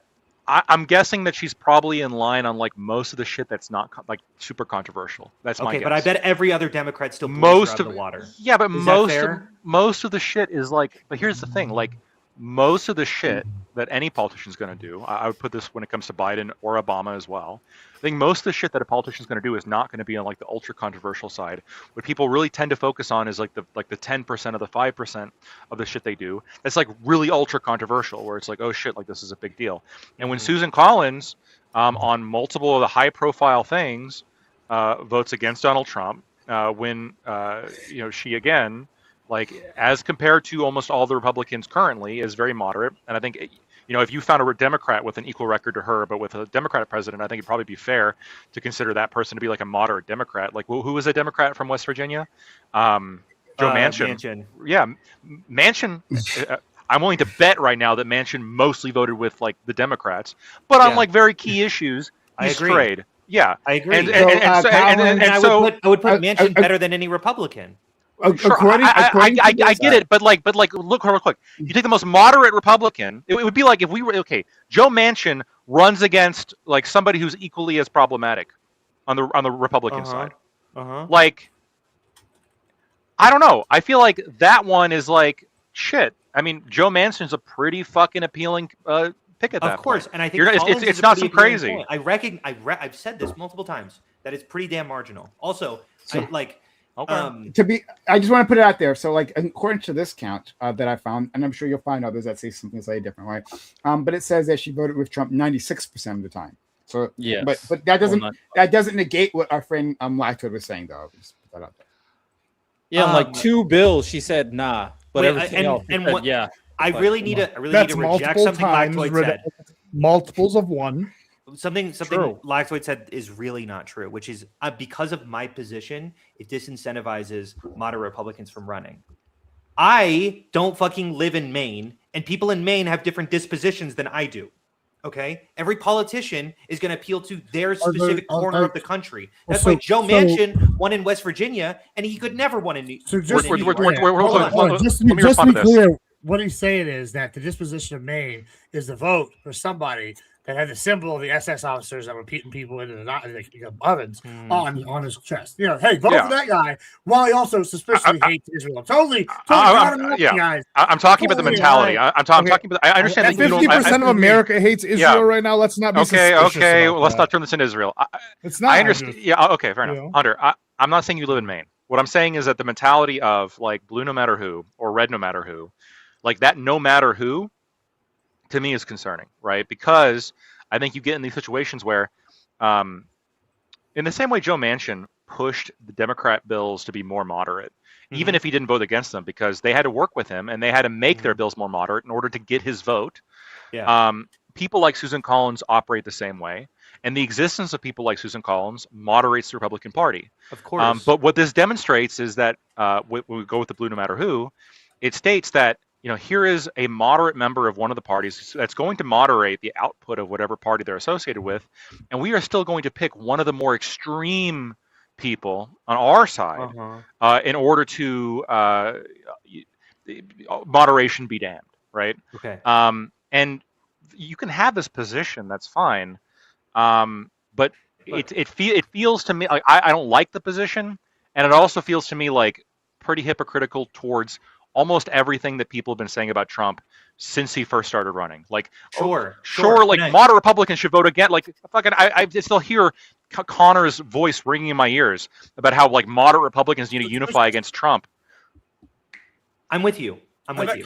And like, as well. And I want to be super clear. The argument that Graham Platner cannot be elected simply because he ruins every argument that we have against Trump, because in a lot of ways he's doing the same shit that we said was inexcusable for the presidency. That is a fair argument and one that definitely weighs on my mind. And the blue no matter who isn't like a law that I've constructed for myself and then I follow unquestionably. Blue no matter who is a recognition of every election that I've seen where the blue guy is unquestionably better than the red guy. So I go, it seems like there's not really a question. Now the blue can shift. By the way, DAC is a fucking crazy Democratic candidate where I would see, okay, yeah, maybe this blue no matter who maybe actually needs to start getting rejected once we see crazier and crazier candidates. I'm not holding to this fast. It depends on my current understanding of the Democratic Party. And if the Democratic Party shifts to a weirdly fucking to a weird party that I don't recognize anymore, then I'm going to stop saying blue no matter who. And Platner is showing this transition. DAC is showing this transition, but I'm not seeing that transition in a ton of other places. So it doesn't feel like blue no matter who then. Yeah, then you're like you're bullshitting the entire time. It's blue as long as they're not too crazy. Is what kind of what it sounds like. It's blue if I agree with them. Yeah. Okay, that is the opposite of no matter who. You guys are. That's not what no matter who means. Hold on. You guys are so fucking dumb. Okay. Yes, I am we're not. the dumb ones. Good sir. Okay. It's like this. Do you think war crimes should ever be followed? Do I think what? War crimes should ever be tolerated? Oh, yeah, there's no war crimes. Sometimes. Well, okay. Is there anyone who's going to say no? I would say no. No. War crimes are always a bad idea. War crimes. I mean, hold on. War crimes are always a bad idea, but in their certain circumstances, they should be tolerated. Okay. like, Fine. Would you ever advocate for a war crime? Maybe. Shut the fuck up, Gibbs. We know your answer. Gibbs on Tuesday advocates for war crimes. You would have to give me like a for a second. Could you just work with just like? No, I'm not working with you because I'm demonstrating right now like the nuanced way that I approach politics, brother. Yes, I will say that I am generally predisposed against war crimes. I can imagine there being certain circumstances in which I would agree with war crimes. So I'm just going to give my perspective, okay? Not war crimes no matter what. That's not my position. I would say war crimes no matter what. And the reason why I would, the reason why I would is because it denigrates how specifically war can function. You can't fucking shoot someone who's going to going to give up, who's waving the white flag. You can do what you want. Because if you do, then no one's going to fucking give up. And we can't have a world like that. So you cannot kill someone who's waving the white flag. That is a war crime for a reason. You can't do that. Okay? That's how I view it. But what if stops the world from blowing up? War crime that comes up and it goes, don't shoot people. Oh. Okay, well then I'm going to say, I'm going to change my mind on war crimes now. But that's not because I have this belief that war crimes should be avoided at all costs. But that's because of what I know what the fucking war crimes are. And if they start shifting, I'm going to change my perspective and my prescription on how war crimes should be followed because they've shifted.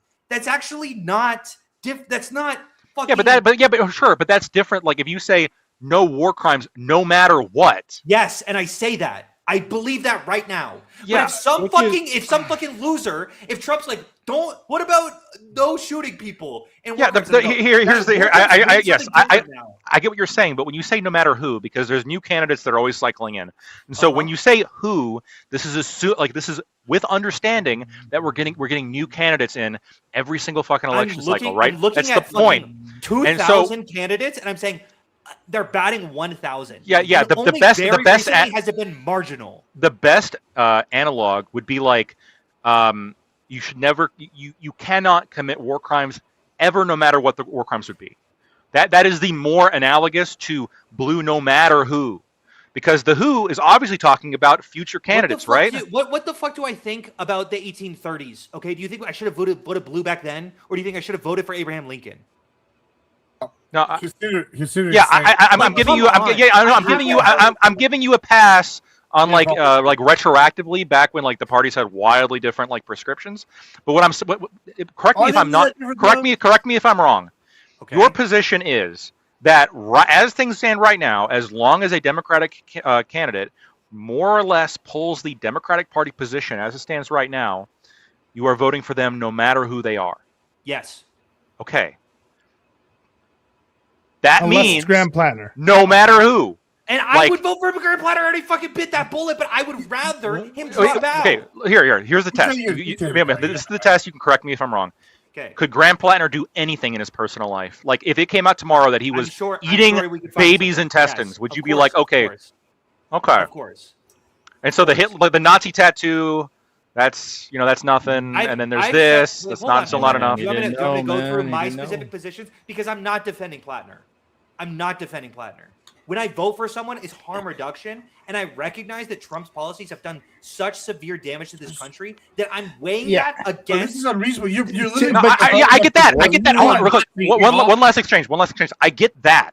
And that statement of I'm doing some kind of utilitarian harm reduction, that really, really resonates with me because that was my logic voting in the last election as well. I get that. But well for you. It's working great. Yeah. Compared to what it would have been, whatever. Utilitarianism, right? Sometimes there's some negative aspects too. But there's not. It's just 100%. To me, like when the statement of vote, like if I was to go around chanting "vote red no matter who," to me this would indicate a almost tribal affiliation with the party, and it's no longer about a law. You could absolutely point to comparables on the MAGA side. People who are like, I'm going to vote MAGA no matter what, no matter who. Obviously. Yeah, of Wait, course. I have a question. What if you genuinely think that there is a genocide happening in America, and that genocide is, I don't know how many, 2 million babies every fucking year are being aborted and killed, okay? It is a harm reduction stance to say vote red no matter who. And as much as I fucking despise Donald Trump, at least I know he's going to overturn Roe v. Wade. And I know that if I get a Republican in power, then yes, they will be against abortion. And they take that principled approach because they recognize every single time a red versus blue stands up against each other, the red will be more anti-abortion than the blue. And I'm a single issue voter. So of course it's going to be a principled approach, and there might be some fucking weird Republican who comes out of the woodwork and is actually like, I think abortion's cool and not a problem at all. And you go, well, I got to change my mind now. But I was saying vote red no matter who, and that was a principled opinion, and it wasn't tribalistic at all. It was a form of harm reduction the entire time. No, the difference is, though, when you look at the Republican Party versus the Democratic Party, right? Like, so the Republican Party, even at the national level, you go all the way down, is much more, like, open to the public, right? We're not any super delegates that are going to come in and knock somebody out. We have the open primaries. It's like 3% or something. What the fuck does that have to do with anything? Go ahead. Well, I'm going to tell you. Listen. Okay. I'm about to tell you. Sorry, Gibbs. And so when you're saying all these things don't vote red no matter what, like that's not what we're doing on the right. We're going in there. They have more options because it's not this like force-fed candidacies, right? We have go in there. You can be like, oh, I don't like this guy. This guy's a nationalist. This guy's whatever. And like that's literally how Trump got in there. He's a populist, right? That's a whole new faction that formed and took over. And versus when you go to the Dems, it is absolutely true. Or versus when you look at the Dems, you look at Bernie Sanders, for example, screwed out of it. So when you're sitting here saying y'all have like a machine, and you're saying vote for this machine no matter what, that's how you get somebody corrupt and a dictator in the long term. Because you're sitting here going to vote this system no matter what, whose the option is. And you're literally going, this guy's got moderately bad option. He's probably even, why is he not lying? He's got a Nazi tattoo on, bro. Like, why do you not think he's going to be like, okay, and then flip? Or even be way worse. It's just like, he's saying what he needs to get elected, and then he's going to do crazy shit. Yeah, I think he's fucking psychotic. I think he's a deranged individual who has a complete lack of responsibility or a complete lack of awareness of his whatever. I'm not defending him at Joe all. Manchin was pro-life, by the way. Yeah, and sure, but compare him to the Republican outlook. He was much, much more reserved in his abortion takes. He voted for a 20-week federal abortion ban. He was. I would have to look into it, but I would bet that. Okay, fine. Then maybe Joe Manchin would change up the calculus a little bit if you live in that very specific sect of West Virginia, where that is the only case in which that happened. That's what I want. Well, I want people to be focusing on like the nuance. I want people to like educate themselves on learning which candidate they feel actually represents their best interest when it comes, or whatever utilitarian calculus. Because perhaps to give you credit, perhaps like when you say blue no matter who, it is this like highly structured kind of a belief of like, well, yeah, blue no matter who, but the no matter who part is like in a massive asterisk at the end, which is no matter who, as long as they're like within this set category. Slogan. It's sure. a slogan. No. Yeah, but what I'm saying is a lot of people take that slogan to mean like just walk in, vote. Yeah. So, the hold on. color. We got it. We got it. Okay. All right. Okay. But like we can understand. Like I got to backlash to it here, right? Look, the position you put me in, right? I have to backlash to it because I'm actually fucking like for 2 years I've been dealing with these blue no matter who people, right? 2 years I've been criticized for not voting for Kamala Harris, right? And the response is, should be. Actually blue no matter who. Yeah, exactly. Because I'm not of that, right? Like if you don't meet my moral standards, I'm not going to vote for you. Period. Done. Right. And so I've actually dealt with these people, right? And I've done it right here on this channel, on other channels. I've done it in front of large audiences. I've had this debate, right? And I have to go down the fucking the trail of hypotheticals, right? Well, okay. Well, if this person was to do this this horrible thing to a person, would you vote for them? They say yes, right? Literally, it always gets down to okay, right? If there is comparing Democrats to Republicans, if the Democrat and Republican both say they're going to abuse children, right? But the Republican says they're going to abuse 10,000 children, and then the Democrat says they're going to abuse 9,999 children, right? Which one you vote for? They'd say, yeah, I'm going to do harm reduction, and I'm going to vote for the Democrat. Like that's what blue no matter who is. So you might not be saying that. Okay, I can accept if you're not saying that, but that's what it is. Yeah, that's what they said. I would reject. I do want to say something. It also leaves out third parties, by the way. I'm kind of having issues with both arguments on this side now. I would say I think the vote blue no matter who sentiment is kind of nonsense. I'm being honest. I don't see the idea of holding yourself to this kind of absolutism claim. I just don't see the need for that. We understand that for the most part, Dems clear Republican. Sure, you don't have to hold yourself to allegiance to the party. And I know, I'm just saying in general for the statement, because that's what the statement means. Yeah, but it means you will vote. No. Regardless of the context, that's what the statement means. The context does matter because no. Hold on. I want to say this. That's how people treat it. Okay, fine. When I say I love America, okay, I'm proud to be American. Okay. Right. Well, what if they literally annexed every country and then went to world war with everyone and then bombed everyone and then massacred their own people? What about that? Hold on. America no matter what. No. America no matter what. America no matter what. That's my position. Fuck America if it does that. Right? Okay. So America no matter what. Doesn't matter what they do. Doesn't matter what America does. America no matter what. Okay, I think that you can look at Hunter. And when they are fighting United States versus China, and they are constantly having competitions with each other, going United States no matter what, because it's fucking compared to China. We can understand. We don't have to do that. We don't have to do this whole back and forth. Hunter, we got it, right? But what you have been saying is not vote blue no matter who, right? It's vote blue as long as they're within my moderate sphere, right? That's what it is this entire time. And I can acknowledge that you never met the other it the other way, but that's what we've all been dealing with, right? Like these other guys, they've seen me debate, again, there's debates of other people, right? And they've been in debates themselves with these vote blue no matter who peoples, right? They've been in conversation with them, all of them. They know what it is, right? Okay. Lactort is different, but sorry, not lactort. I'm going to concede something. Hunter is different. I did it again. I do apologize. I didn't do it on purpose. It's because I swear to God, this is bullshit. This is Hunter racism. Is different, but let's we got it. Let's move past that because you're just going to keep saying that. Yeah, I don't actually believe that. Okay, we got it. Let's just move past it. But I do want to know my I do want to know my other point because there's two things that I wanted to bring up in terms of this conversation. First thing, I think this is really semantics, and I think the slogan is stupid. And sometimes the left puts out stupid slogans. It's a dumb slogan. Sometimes? Yes. The second thing that I'm going to put out is ultimately, I agree with Hunter's assessment, though.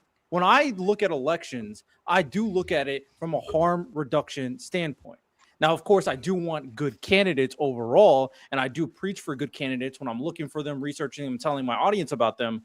But ultimately, there needs to be a there needs to be a consideration of the larger implications on who's being voted in and what they're going to do to the country, by extension, the world, because America has that type of influence. So I agree with that, but I just don't think you need to like attach yourself to the slogan. When I talk to people, I go like, just never vote MAGA, never vote MAGA.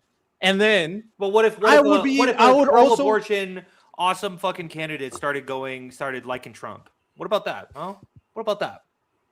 What, a pro-abortion? Yeah. What if there was a MAGA candidate who actually disliked Trump? What about that? What about that? Well, that's not MAGA. I fucking agree. But that's not MAGA. So you're saying vote blue until the Democrats aren't Democrats anymore? Is that the argument? Yeah, I would fucking call Platner barely a Democrat. But you literally have to. You just said his policy was like MAGA. Yeah, he said he had good policy, so he's a good Democrat. No, stop. I have not said that. I think Platner has moderately better policies than Collins. I have said it is by far the closest election. By far the closest election. I've said that multiple times. I don't agree with Platner's policies. He is not my ideal candidate, even if we only look at his policies.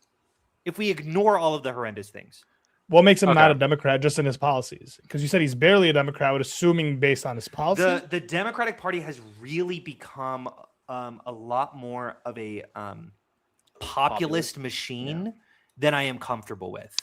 It is moving, as whether or not you like it or not, to the Ali and Prime positions. Maybe more Ali than Prime. There's an Ali and Prime guy now. You see what he's doing? Well, I think that on YouTube now. Well, wait, why?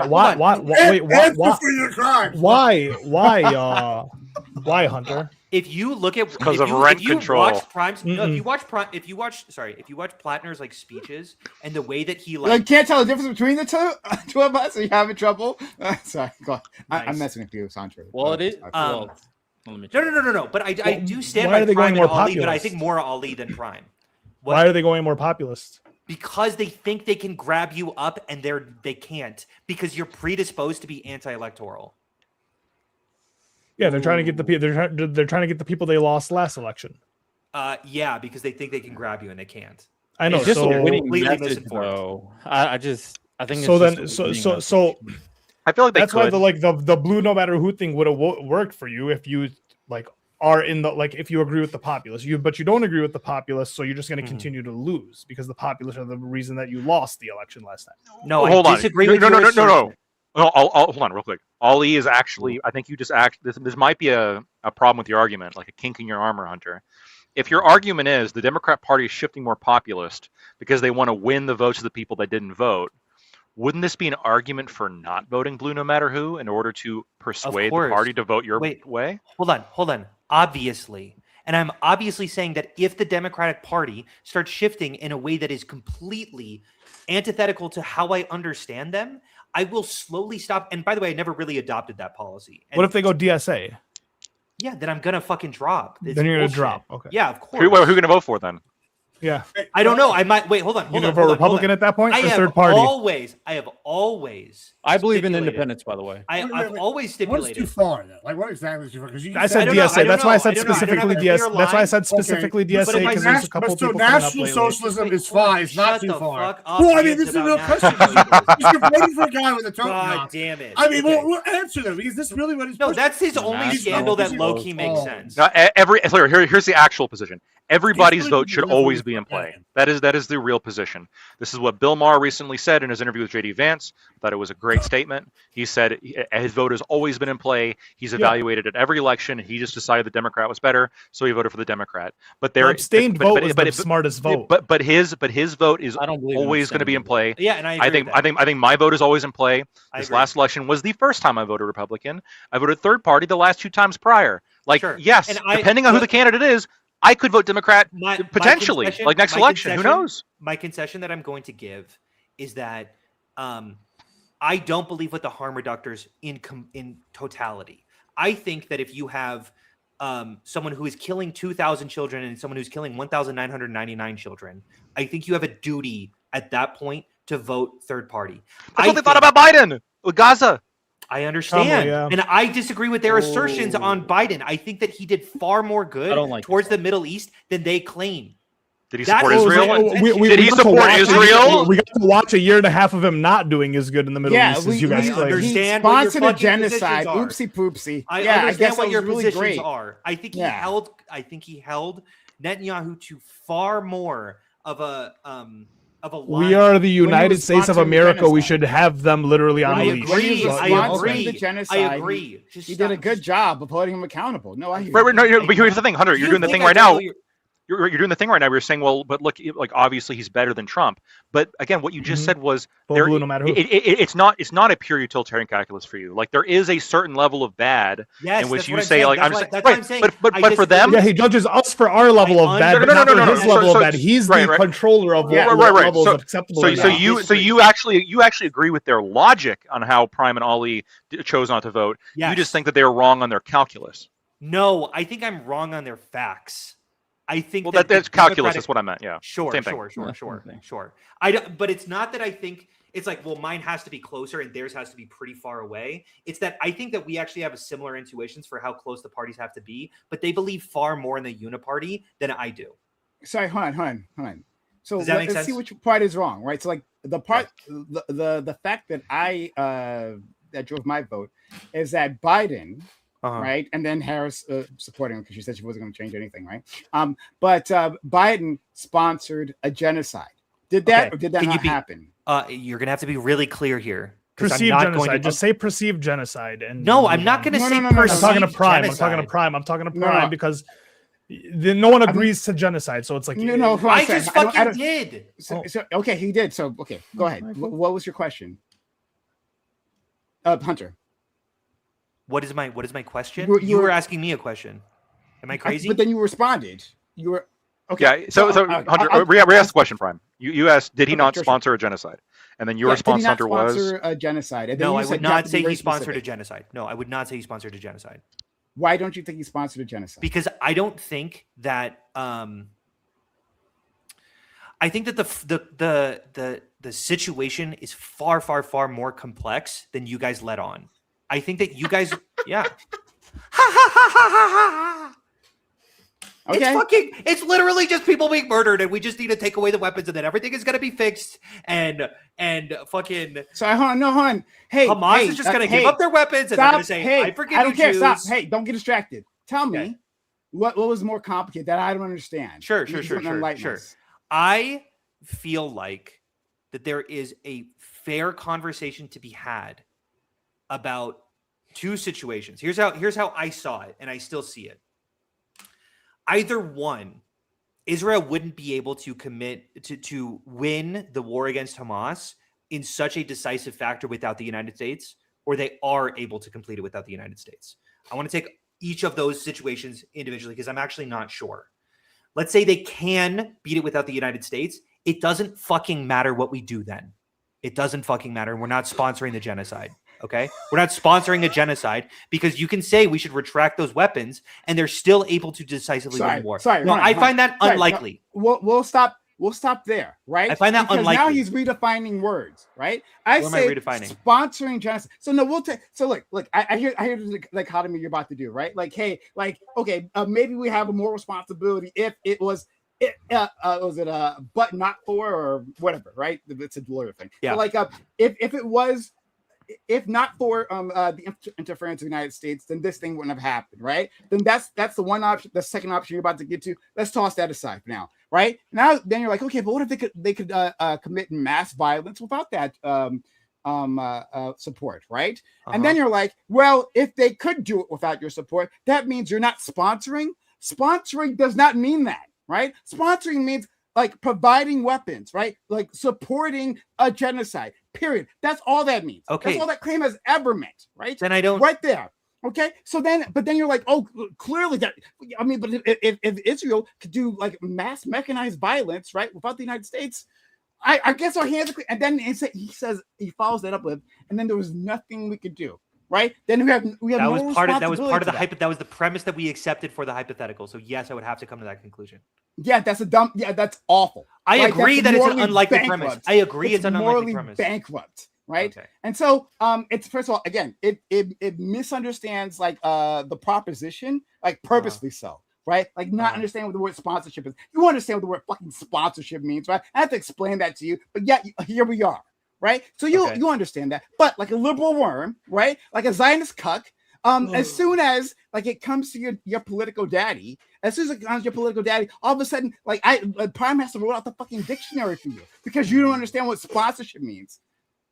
But hey, Ali, it's too complex for us, right? We don't understand. We're the ones who don't understand, right? And then he pulls this shit. What a surprise. Go ahead. Here's what I would say. The most likely situation that would occur if we just pull weapons from Israel is that Hamas would genuinely overtake and massacre Israeli citizens. I find that to be. I think that we can look at the behavior. We can look at the behavior that it was exhibited on October 7th, and we can look at the behavior that was exhibited through a number of different circumstances involving Hamas, wherein they would disguise themselves as civilians, they would hide under hospitals, they would repeatedly revoke war crimes that I have immensely. Part of the conversation that I had last time is that those are unacceptable, regardless of what is occurring to you. You cannot disobey war crimes. And Hamas has repeatedly flaunted that. So has Israel, by the way. I do agree with that. During the genocide. Yes. Yeah. Oh, okay. Yes. But Hamas's big issue is not their mentality. It's their capability. And we have to recognize that. And the moment that we start go ahead. So basically you're saying, so before that was a hypothetical, right? The thing that I just criticized. This is what I think would happen. And this is what right now you really think. You really think that actually is the case that, like, if not for the United States, right, Hamas would have defeated Israel militarily, right? And slaughtered them. I think so, yes. Okay, yes. Great. Okay. But then, which would mean that, like, with U.S., like going for with your logic, right? With U.S. support, the Israel was allowed to win this conflict decisively, right? And then do the genocide, correct? Yes. Okay. And I think that's an extremely... So even under your broken-ass definition, we sponsored a genocide, correct? Okay, sure. Okay. You know what? So then... No. But Gibbs, it was more complex. I didn't understand it. Why is that nuance not necessary? Why is that nuance not necessary? Genuinely. Why do you just get to say a fucking word and then go, oh, well, clearly Joe Biden is evil and needs to be fucking hung in the head? Because hold on. Yeah, no, it's easy, right? Because supporting a genocide is evil. Simple as that. What about, hold on. Do you agree with my premise? What? No, your premise is stupid. Okay, so why the fuck are you? Okay. I had to correct you because your premise is so stupid. No. So don't accept my conclusion. Don't accept my conclusion. No. I went along with I went by your logic. I did a by your logic. Great. And so I went by along by my logic, they also prevented a genocide. By my logic, they also prevented one. Yeah. Cool. Also dumb, right? Like, okay, cool. So by my logic, it actually makes sense. It actually makes sense that Hamas is not more capable than the IDF. It's amazing, Gibbs. You do. I know you because I know you don't support me, right? But you know that the Hamas more powerful than the IDF. More powerful than the IDF, of course. That's crazy. Another stupid premise, right? But again, hey, Riddell, I didn't understand the. See, it was too complex for me. See, I didn't understand, right? But he did. He understood it, right? And so he tells us, right? Sponsorship isn't sponsorship, right? And in fact, it's like it is the decisive factor to support. They prevented the other genocide the other way around. Yeah, they're the oppressed peoples. It has to be that, right? And then he's like, yeah, IDF was just seconds away from being completely destroyed by Hamas. Amazing. Prime didn't understand. It was too complex for Prime. Prime has been setting this for years. It clearly is. It genuinely clearly is. It's way too complicated for your little brain to understand. Hold on. Let me just ask you. Hold on, I kind of like the guns guy. Let me throw a wedge in there too. After I can give my take. I'm kind of a guns guy, real quick. All right. Now, maybe I'm biased, but I would like to sell weapons to Hamas. Maybe for the sole reason that they're shooting fucking pipe rockets over and fight. Sugar bombs. They had to ban cookie imports. Is that what October 7th was? They used gliders Why are we talking about October 7th? Oh my God. They walked over and through a gate. Just hold on. It was literally just they walked through a gate and they literally just started massacring and raping civilians. But the rape didn't even happen actually, and they literally didn't even kill any babies, despite all reports otherwise suggesting so. The 40 beheaded babies again. Right. It's all just a fucking. It's all just a conspiracy. I don't think we should undermine either situation. Okay, hold on. I want to give Gibbs a chance. Hunter, I just want to run through this. All right, so Hunter, I'm like probably the most pro-Israel here. But when you say they're the most capable thing, I just want to make a few comparisons. When you got pipe rockets, you mentioned October 7th. I'm so glad you brought that up. Part of the reason why it was so great for them, right, was how innovative they were. They threw some gliders together on like go-karts and just flew those bitches over this high guarded, like super high-tech defense grid they built, and then slaughtered a bunch of civilians. And they were very good at like the army was nowhere to be found. This is something now when you compare that to, I don't know, the Israeli equivalent, that's an F-35. Can you tell me which one of those is going to be more capable, like in the long run? Israelis. Right. Okay. So then, how the fuck would Hamas be more capable when if the United States gave up their fucking weapons? Okay. Cool. Let's go back a few years though. Then I don't know. Remember the 6 Day War? All the shit. Where did they get all their weapons from them? Like back then? I'm gonna crash out so hard. Yeah. You guys are like every other time, what's the excuse? Because it wasn't always the United States giving weapons, So like we've given them a lot of weapons from the start, but it's not always been our weapons. Sometimes they use repurposed old Russian ones. Sometimes it just seems like they're more capable. Maybe can you just say they're more capable? The Israelis are more capable because it's not like they can pump us if we stop fighting them tomorrow. Okay, so the distinction is which one is more has more military capabilities in that like who has. They have millions more people. More people, more armory, more whatever. More defense. That would be yeah.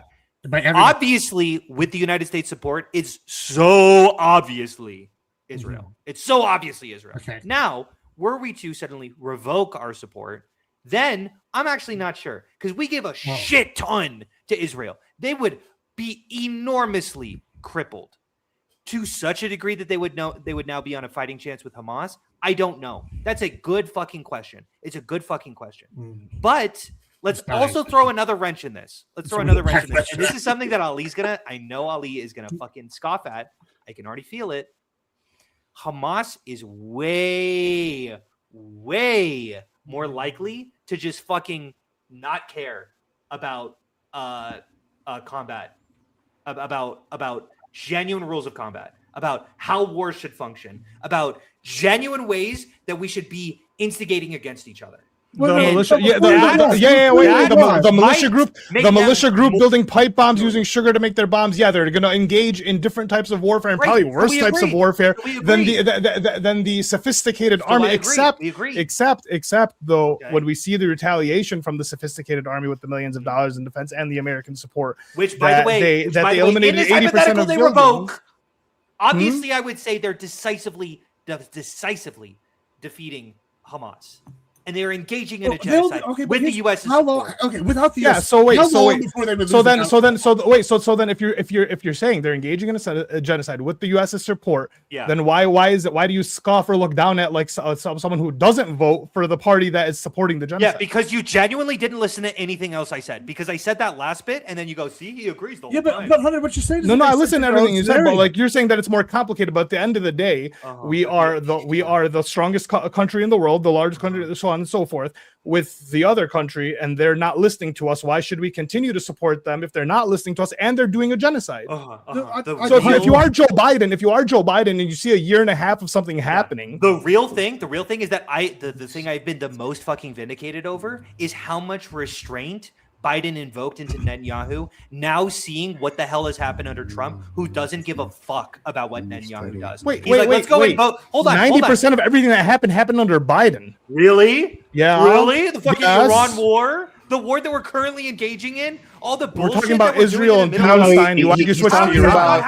talking about Israel and Palestine. Why did you switch to Iran? Are you for real? We're talking about Gaza specifically in the genocide that's happening in Palestine. To throw a wedge in. Biden has given more regarding Israel than Biden. Yeah. Biden has given more money. I mean, like this goes back to that thing where you can like quibble and you could point to like, well, That's specific due to amount of time. No, really. Sure. Well, hold on, let him finish. Go ahead. Right. So like the difference is like, okay, so what I'm getting is that overall, I mean, Biden really all the way up until October, he's signing agreements of military support up to, just under $18 billion of additional support to Israel. You're right that Trump hasn't been president as long, but this is one of those things where, that's 18 billion is a lot of fucking money. Trump, I agree. Trump hasn't hit that level yet. I'm seeing. Has capitulated to his demands far more than. I'm seeing like about like 8 billion. It's 2 years. You're looking at the specific monetary fucked over the Palestinians. You're looking at it was 2 years of the genocide under Biden, and it's becoming 2 years of the genocide under Trump, right? So like it happened in 2023, right? So 2023, 2024, Biden's president, and then 2025. That's when most of the casualties happened, by the way, just so we're clear. I want to point out another flaw. It was off the cuffs of like October 7th at the end of the day, and I really hope we're not diminishing what happened. Ultimately, I think it's okay to criticize Joe Biden in terms of being harsher, especially as time went on. But if we're comparing Trump to Biden, Trump is way worse in terms of capitulating. But you're missing what they're saying. Riddell, you're missing what they're right. I understand. The miscommunication here is they are seeing it as like, so before Hunter agreed that like if you have one candidate that says I kill 9,000 children and then another candidate that says I kill 10,000 children, that in that specific scenario in a vacuum, to give him full credit to the hypothetical, that he just wouldn't vote. He just shouldn't vote. What they are saying, what Ali and Prime are saying is that is closer to what the comparison is than what you guys are selling. That Biden's given $18 billion to Israel, and the majority of casualties happened under Biden, and he was supportive of this, and he was supportive of what they call to be what they say is a genocide, and during like a very formative period during the genocide. That's their position. Now, even if you convince them that Trump is worse, even they're going to say, yeah, Trump is worse, but like the comparison. No, I understand that it's the 3,000 versus 29.99. It's relatively marginal compared to what Biden did. I actually do not agree with like some of the premises that Hunter was saying in terms of how he calculates whether or not you should vote. That's why I said I'm purely in like the greater good, and I do think we're honestly in a very unique time in American history where I think the MAGA administration is very bad. And I would say ultimately when it came down to it, yes, as me. Ultimately, when it comes down to it, I understand. Nothing gets past lactoid. I'll ultimately say I understand why people have like a moral inclination of what is happening, which is why I don't condemn anybody for that, of course. And I've criticized Biden in regards to this as well, of course. But if we're looking at the situation that was put in hand, where a ceasefire was put in place and it seems like things were going to die down, and Joe Biden would have been way more aggressive in the ceasefire deal than Trump was ultimately, as we've seen when the moment Trump became president again, bombing started happening again, and he was more than willing to keep on letting things happen and continue the combat to ensure that Netanyahu has as much leverage as possible, then gave him a ceasefire deal that completely side with Israel against the Palestinians. Hold on. No. The point of this, bringing this up, is not to say that you guys are the worst person in the world. That's not what I'm doing. Mm-hmm. But when I'm looking, that's the calculation I'm seeing in real time. So I'm like, I don't think Trump would be the best situation. I think it will be more harmful in the long run if he retains presidency. So that's what I would be telling people, that this guy is going to be very dangerous for the people and moving forward. So that's like I heard this argument a lot the whole time leading up to the vote, that Biden would be better than Trump and Kamala would be better than Trump. It's just the issue is that like all these ceasefires we talked about kept getting broken under Biden. So it's not even so much that like it's a Biden fault issue or a Trump fault issue. I would say it's like America not being able to control its supposed lapdog, right? Because even when Biden has his ceasefires, the ceasefires get broken. And when Trump has a or doesn't have a ceasefire, those ceasefires get broken, and Israel doesn't listen to them either. So like the issue is that you're like, well, why don't you vote for the Democrats? They seem to be better at it. It's like, well, they're not better at it. No one seems to be good at controlling this group. Well, I mean, at the same time, Biden was also willing to obviously put pressure. But Biden wasn't even going to be the president; it was going to be Kamala, and then I have to sit here and think about if Netanyahu's going to respect Kamala. You're so fucking sexist. It's crazy. Oh, I really don't want to make this. Am I sexist? Yes. Is it me that? I don't think. Why the fuck would they respect a woman? What the? You're the one that's supporting voting against Susan Collins, a woman. By the way, it's not why they would respect a woman. It's why would they respect? We're sexist. Yeah, I support Susan Collins. She has a vagina. 100 days before the president because they're old. Because the old president that was running was demented. It's like. You can't have that be the person of respect during a time of a genocide. Sorry. Can we come back to one thing? Because we haven't talked about this enough. And nobody respects women more than Trump. So that's why. I want to talk about one thing down here real quick. So earlier, Prime and Ollie were insulted with the logic game here earlier, and I just want to point out that Hunter's logic is that based off capability. The idea that the capability of Hamas, who's got about 40,000 fighters and pop rockets and gliders, is going to be able to beat the Israeli army if we stop funding them tomorrow. And I don't know what he didn't specify a time in the future. So I guess at some point in the future, but if we stop funding them tomorrow, their military still has about 465,000 reserves and 169 to 505K. So you're invoking and all of our tech and all those which stuff, is that it wouldn't matter. It would still be able to slaughter. Even without the United States helping them tomorrow. Okay, cool. I fucking went over this hypothetical and I found it unlikely. But I'm saying that it doesn't actually even fucking matter what we do then, right? Because they're still able to unilaterally genocide these Palestinians, right? If anything, it makes it worse. We're just backing the bully. If we're not backing them, then we would step in. We'd be like, people would do it.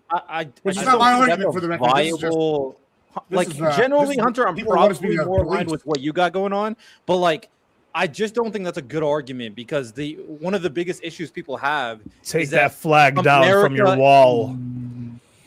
America is helping fund this situation.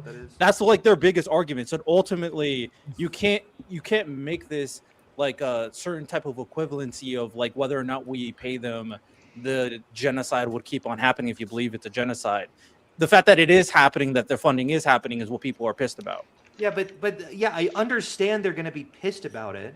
That's what who cares if they're pissed about it? It's something that's so aggravating about these conversations. You're like, well, don't you understand that people are going to not like that we're funding Israel? They're not going to vote for you then. Hold on. And if you lose, of course. Okay, gotcha. Morals, they're not going to vote blue. What you're appealing for is just listen to the retarded people in the country, because don't you understand that if you don't really think about this, you don't you don't support genocide. So the voters are retarded now. Are you the only smart voter?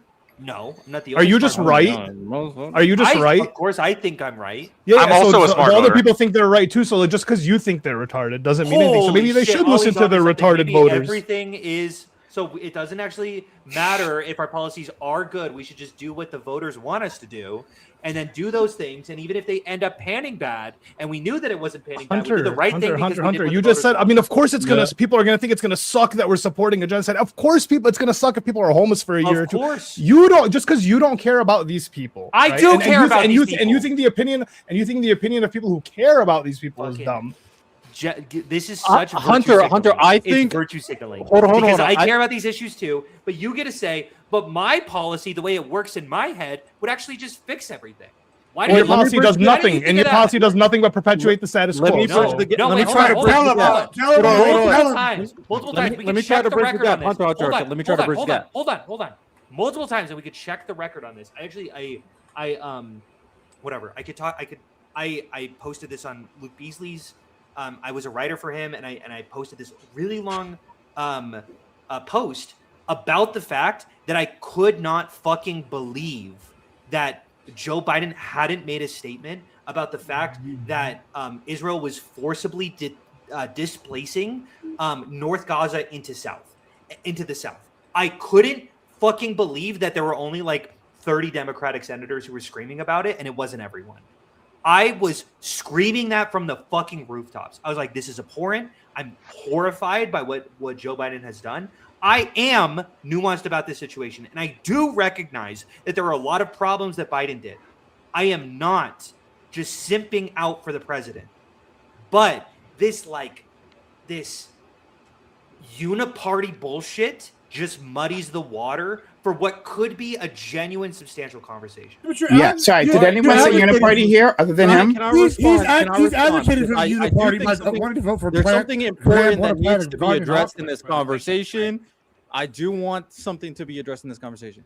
Hunter, I do think you care about people. My only issue on how you're kind of framing the conversation is there's two very important things when communicating with voters, in my opinion. Okay. One, informing the voters, because a lot of them just don't know this stuff I because agree. they're doing their own thing. And two, convincing the voters. So at the same time, when you're talking to voters, you They don't gotta believe be in able earning to the vote. articulate things in a way. Hold on. You don't to believe in help- earning the vote either, Ollie. You just fucking go. You just go. Hold on, Why don't people hold on. listen to me? I'm actually the only one who knows anything about the audience. Actually, I'm the only one who knows what the average man is like. Hunter, I'm the only one living in a city. I'm the only one talking to other people. I I actually don't think I've Hunter, ever said that. The important thing about what I'm saying I don't is that think he talks to when you have this knowledge, you can't dismiss the Specifically. voters. Even though I don't have like this high opinion of them knowing politics, of course, I do think that's a governmental education problem.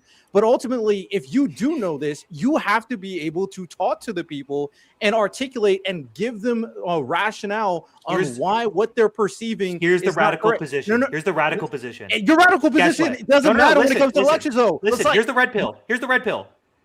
I'm not a fucking politician, so I don't pundit. need to That do doesn't matter. their I hate that fucking opinion. I hate that bullshit. opinion. You're a pundit, I don't though. care if you're Yes, not a politician. I am. I'm If a pundit. you Tell him And about my it. goal Tell him- is to politics, educate this is something and you have to convince. do. That's what I'm doing. You And you're can't bad get- at educating and convincing. I am bad at convincing you, but there's smarter people. The out there person that who you need to that I- convince, Hunter, yes, you're the people who smart are already guy. on your side are going to Can't agree watch with you. it. The people who disagree with you are the people you smarter need to people. convince. People who Yes. are more So, capable of nuance. okay, People who are more okay, interested in so- the- Oh, okay. I'm not I capable of don't- nuance. Sorry, Hunter, so I'm right. I don't- that are supposed to be convincing Okay, voters. so I want to move past this. I don't care about him convincing anyone. I don't care about it. He care can't. I about don't the care if he claims can. he makes, right? Like he talks about how things are more complicated, right? He talks about how Everything you needs just don't nuance. understand, right? You know, things are too complex for Prime. He doesn't really get it, right?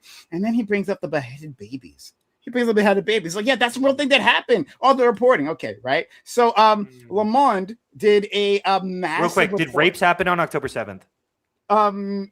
Rapes happened on October 7th. It wasn't systemic in the way that it's been claimed. I have we can go over that as well. But How would rapes be absolutely systemic? did happen. And how could it not?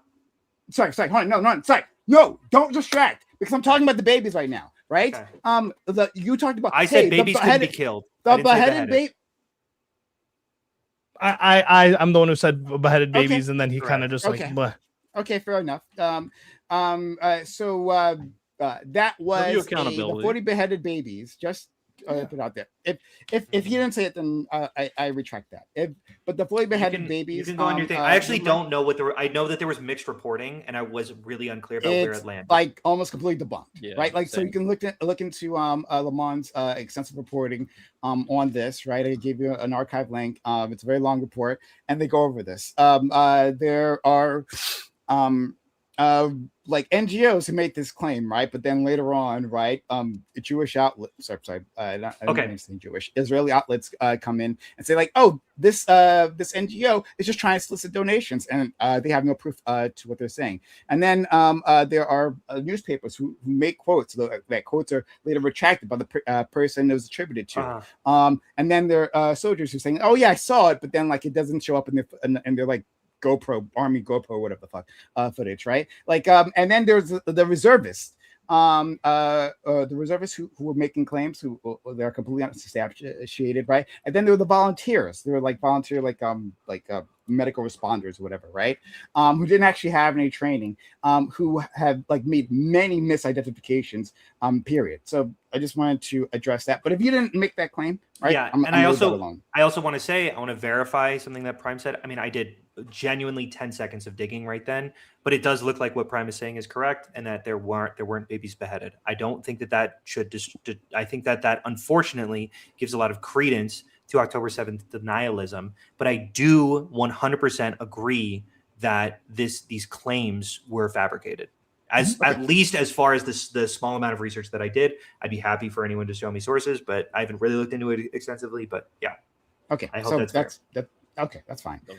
So then I'll leave that part alone. I think you say the Israeli propaganda machine is more capable than Hamas one right there. Is that? I think by far. I think it's easy. All right. Look, we don't have to die on the point was to talk about Grand Platner. We can move back to that. Sure.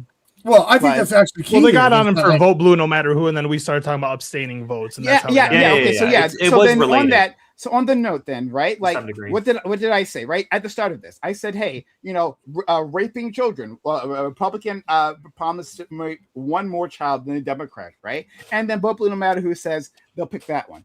And then and I find that really stupid. Okay, I remember. I think it was Hutch said that he would vote for Jeffrey Epstein if he was. Yeah, over Hassan. But then you say, okay. I think that's pretty stupid. And that's another Hassan plant, so it all makes sense. I think he learned from that. Hey, wait, would you vote for Epstein? Would you vote for Epstein, Hunter? I would not vote for Jeffrey Epstein, mostly because I believe that we shouldn't vote for corpses. But then that's if he was alive. Only mostly over Hassan. What about if it was him or Hassan? Him or Hassan? I would vote for Hassan. That was the. Wait, am I allowed to shoot myself? Am I allowed to shoot myself? No, vote third party. You're allowed to not vote. Yeah, actually, you're allowed to not vote. That's the thing you can do. Yeah, no. I pick Hassan because Epstein winning. But I think I would do Hassan. Okay, great. Yeah. So but I might vote third party. Like, don't. I bring up. Imagine that. You took the side of good. Okay, let's pull it back. I bring up this idea that Bubble Nadahu people, right? As long as one less kid gets sexually abused by the Democrat, they vote for him. And then the genocide gets brought up, right? And then you're like, well, Trump has done a better job at managing the genocide, right, than Biden has. Right? I mean, most of the deaths, as far as I understand, happen under Biden any which way. But let's put that aside. What you're saying is that, but like Trump was better at managing the genocide than Biden was. I mean, they're still supporting the genocide. Both of them have supported the genocide, but one was better. How is that not the same logic that I just pointed out before? So why does ours get scoffed at, and then that one, like when you say one less baby killed, you wouldn't vote? How is that not the same thing? So it's going to be really clear. I'm going to be really clear about what specifically I'm scoffing at. Okay, if you're, because Ollie, I will hold your fucking feet to the fire. I have scoffed at the things that you've said, and the things you've said is, remember when the fucking DNC didn't have a Palestinian speaker, and then they mocked, they laughed at Detroit? and they laughed at the they laughed at the activists outside. And they plugged their ears when they were outside. I will mock that. That's a stupid fucking reason, especially because at that conference they were largely pro-Palestine. Like but at that same conference, at the same conference, at the same conference they had Israeli speakers, right? And then at the same time when they brought Kamala Harris, I forgot who she brought. Was it Bill Clinton that was talking about Judea and Samaria out in Dearborn too? I'm pretty sure that was dude. So it's like, it doesn't seem like it seems like if you're going to pander, right? You have two people during a campaign run, the Kamala and the Democrats who come to Detroit, and Trump who comes to Detroit, right? When Kamala comes to Detroit and and the DNC comes to Detroit, there's no Palestinian speaker, but there is an Israeli Jewish speaker. And then when the DNC is walking out, they're plugging their ears to the protesters, right? And then when Kamala comes and brings Bill Clinton, he's talking about Judea and Samaria, as we know it as the West Bank, right? Which is supposed to be Palestine. But no, we're getting lectured on that versus when Trump comes down, right? He goes to a cafe in the middle of Dearborn, has all the Arabs in his face yelling, talking, whatever it may be, lies and panders as a politician should, right? At the time, right? Which says, I'm going to stop the war. No, this is wrong, so on and so forth, blah, blah, blah, blah, blah, blah, blah.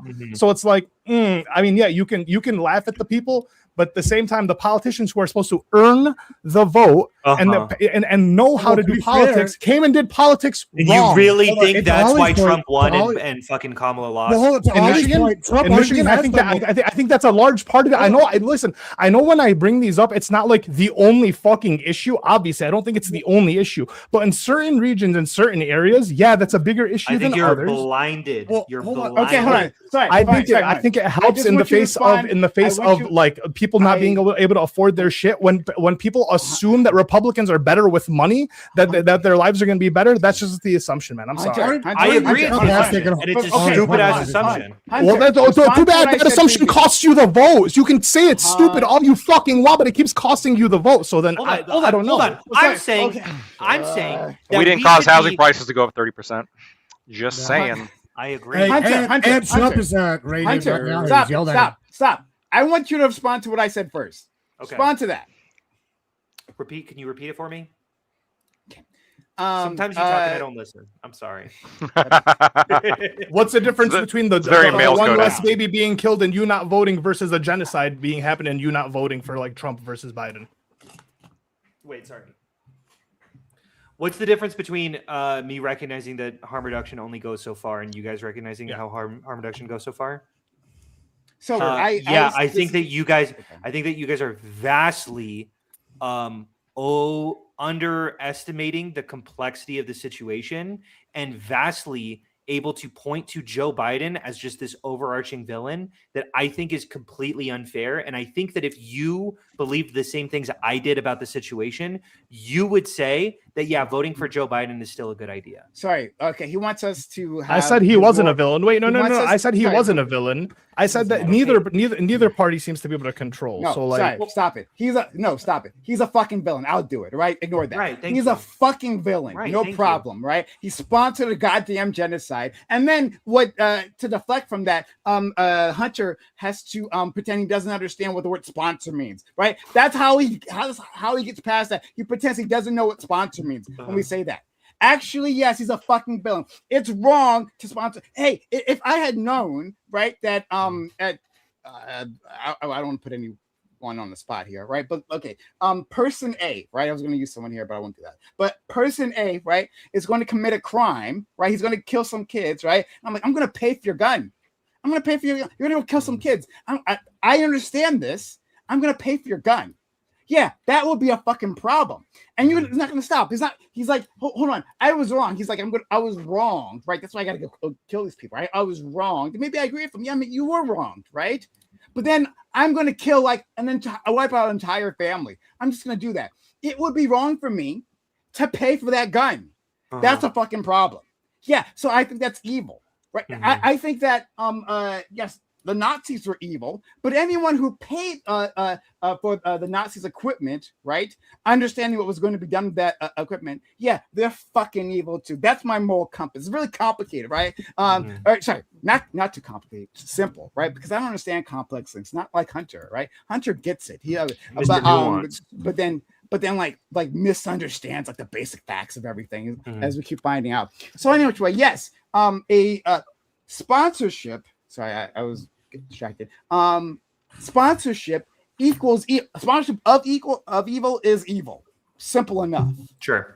I mean, arguably, Trump has done more. Hold on, I want to say one thing. Arguably, though, I just want to throw this out there. And there's already rumblings in the Mideast over this. Trump has done more to stop Israel and rein them in than Biden has. He's like said, okay, we're going to go in with Iran because we were forced to because they're our ally. And now he's put forth a deal that kind of undercuts them quite a bit. He said, Netanyahu, you keep bombing people and they go against us. I'm the only one keeping you in there. Gibbs was able to spin the MOU. What a champion you are. You are the champion of MAGA or Republican or whatever it is. You're their guy. He called me a propagandist. I'm just saying. You might be the crown propagandist. Is the king propagandist. You don't know.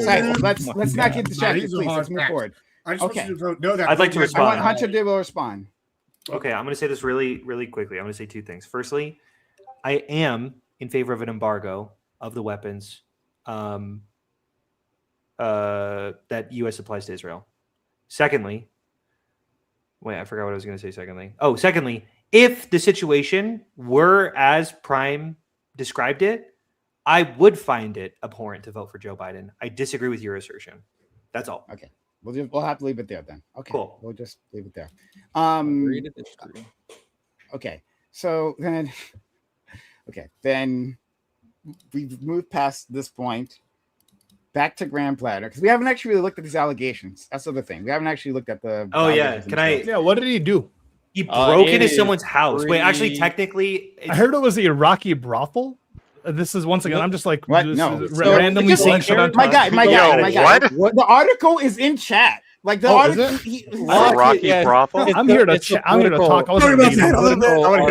I love Ali being the man of the people. Okay, so apparently, what happened is that there's this woman who he had a relationship with in the past, and apparently she actually aligned with like left-leaning views, which is why she didn't want to come out of it.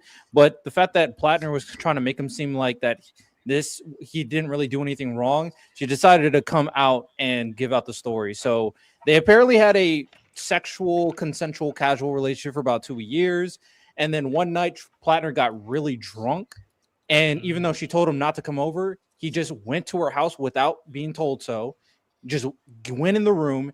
And then while the door was unlocked to be super fair, but also she said explicitly don't come over, and he kind of just went into he just sort of came in. She said, I don't want this shit. She repeatedly said multiple times, I don't want this, and he ejaculated inside of her after she pleaded with him not to. And remember, he would still vote for this guy. Oh, this guy needs to go to jail. 100%. 100%. Now, of course, he's denying the allegation. I'll also say this, that a lot of organizations and political media pundits have came out and said, we have disendorsed, whatever the term is. We have revoked our endorsement. Yeah, we revoked our endorsement from Platner, like Emma Vigeland, Progressive Victory. So he's losing a lot of support, and we'll see if he drops out. I think the... By the way, could I just to replace him? Could I say this real quick? I've never endorsed Platner. If I did endorse Platner, I would rescind that endorsement. I do not endorse Platner. I do not think that you should vote for him. Yeah. Does that make sense? Does that make sense? I don't want to fucking stand behind it. If I were at the voting booth, I would probably stand there for 10 minutes and really think about it. And I can't say what I would do, but I might vote Platner. Yeah, I think it's okay to say that I 100% think he should drop out of the race. I agree. He should drop out, and then Janet Mills should replace him, of course. I don't think you should vote for him. Yeah. Okay. Why would you still vote for him? Wait, I gave who's saying vote for him? Just I'm saying like you're saying if you're standing at the booth, you stand for 10 minutes, you might still vote for him. Yeah. And it's just because his policy is slightly better than Collins. No, it's definitely better than Collins. So I would say it's better for sure. Here's how easy it is. I'm going to demonstrate this for Hunter, right? You don't vote for this guy. If these allegations, is it that fucking easy? If these allegations are true, right, and they have to be proven or anything like that, but these allegations are true, I don't support Graham Platner either. Done. Right? I don't vote for rapists. Yeah, you don't vote for him. It's right. That's it. I'm not going to vote for. Wait until Ollie hears his policies and recognizes that Platner's actually fucking based, and he. With I don't care. Wait, listen. I don't care if his policies are based. I don't think any of these guys get their policy, like the policy that I want done. So it's like it doesn't really fucking matter. When this guy was talking, I heard a story of him saying that like he would. If there was an intruder in his house, he would rape the intruder, but not in a gay way, just in a dominance way. It's like, listen, man, maybe that was maybe when people should have stopped looking at him. And for the record, if most people didn't want to vote for him, particularly Jewish people didn't want to vote for him after him having that the Totenkopf tattoo, finding out, that's absolutely reasonable too. Of course, I don't vote for people just because I don't vote for people just because they're Democrat or because I think their policy's sick. If their policies aren't going to do anything, it doesn't really matter, especially if they're a heinous person. Hold on, the rapist part is the issue, you know. That and the Nazi part. I mean, those are some pretty. The Nazi part. I don't think he knew it was a Totenkopf tattoo during the time that he got it. Right. I think he kept it for a while, and then he knew during the duration. I think he was a drunk in Vietnam that got it in whatever. I think that shit happens all the time with art. I agree. I hate that he lied about it more so than anything. Yeah, I think he lied about knowing what it was for the duration of time for sure. But I don't think he's like a Nazi. Hold on. Yeah, I don't think you can't do this double speak. You can't do this double speak. I heard for years, one of the biggest problems with the U.S. military was, they struggle with white supremacy within its ranks. And so for then, we have a guy who gets a literal token cough. And the story I heard is also that I read, arguably, is he got an area where they had former like Nazi sympathizers there, and he went out with the boys. Well, he was stationed there, right? Yeah. And they picked this tattoo. So you're telling me the likelihood is this guy not only picked the Nazi tattoo, but he's anti-Israel. He picked the tattoo that was used by the guards at Auschwitz and Dachau. I think the conflation between the tattoo. It's a total coincidence. He got this not knowing, or is it that it's more likely after y'all inside has said the military is the heavy-handed white Christian nationalist? Well, Gibbs, Gibbs, do you think it's the heavy-handed white nationalist party army? Because your argument right now is that if we think it is, then it makes sense that this guy's specifically a Nazi. However, my argument is that there's probably a handful of guys in the army, depending on where they're stationed, right? The parts of Southeast Asia aren't really the Marines, the best in terms of like Nazi propaganda, right? Military guys usually like history and the military history. Yeah. I'm sure. So is it more likely they would know what a totem comp is? The totem comp tattoo thing, like I'm sure there was a group of people that looked at this tattoo. Oh, this is badass, blah, blah, blah. I'm saying I don't think he got the tattoo with like, I'm a Nazi. I think he was drunk in his whatever 20s and was like, just get this badass tattoo. So on the tattoo issue, right? Like right here. But again, like to be clear, like if the allegations are true, this is not for me defending him, right? Because if the allegations are true, I don't really care about the tattoo. But right, addressing the tattoo for a second, right? This is a quote from Rob Gardner. He made this Facebook post. This guy is a he's made like a documentarian, I think you would call him. And he's made like a bunch of content about the Holocaust, right? And this guy also has text with women saying that he knew what it was. So I mean, there's that. No, everyone's agreed that he's known what it is. No. Oh, you agree that he knows the thing that the thing I'm I think you got an edgy tattoo and then lied about it.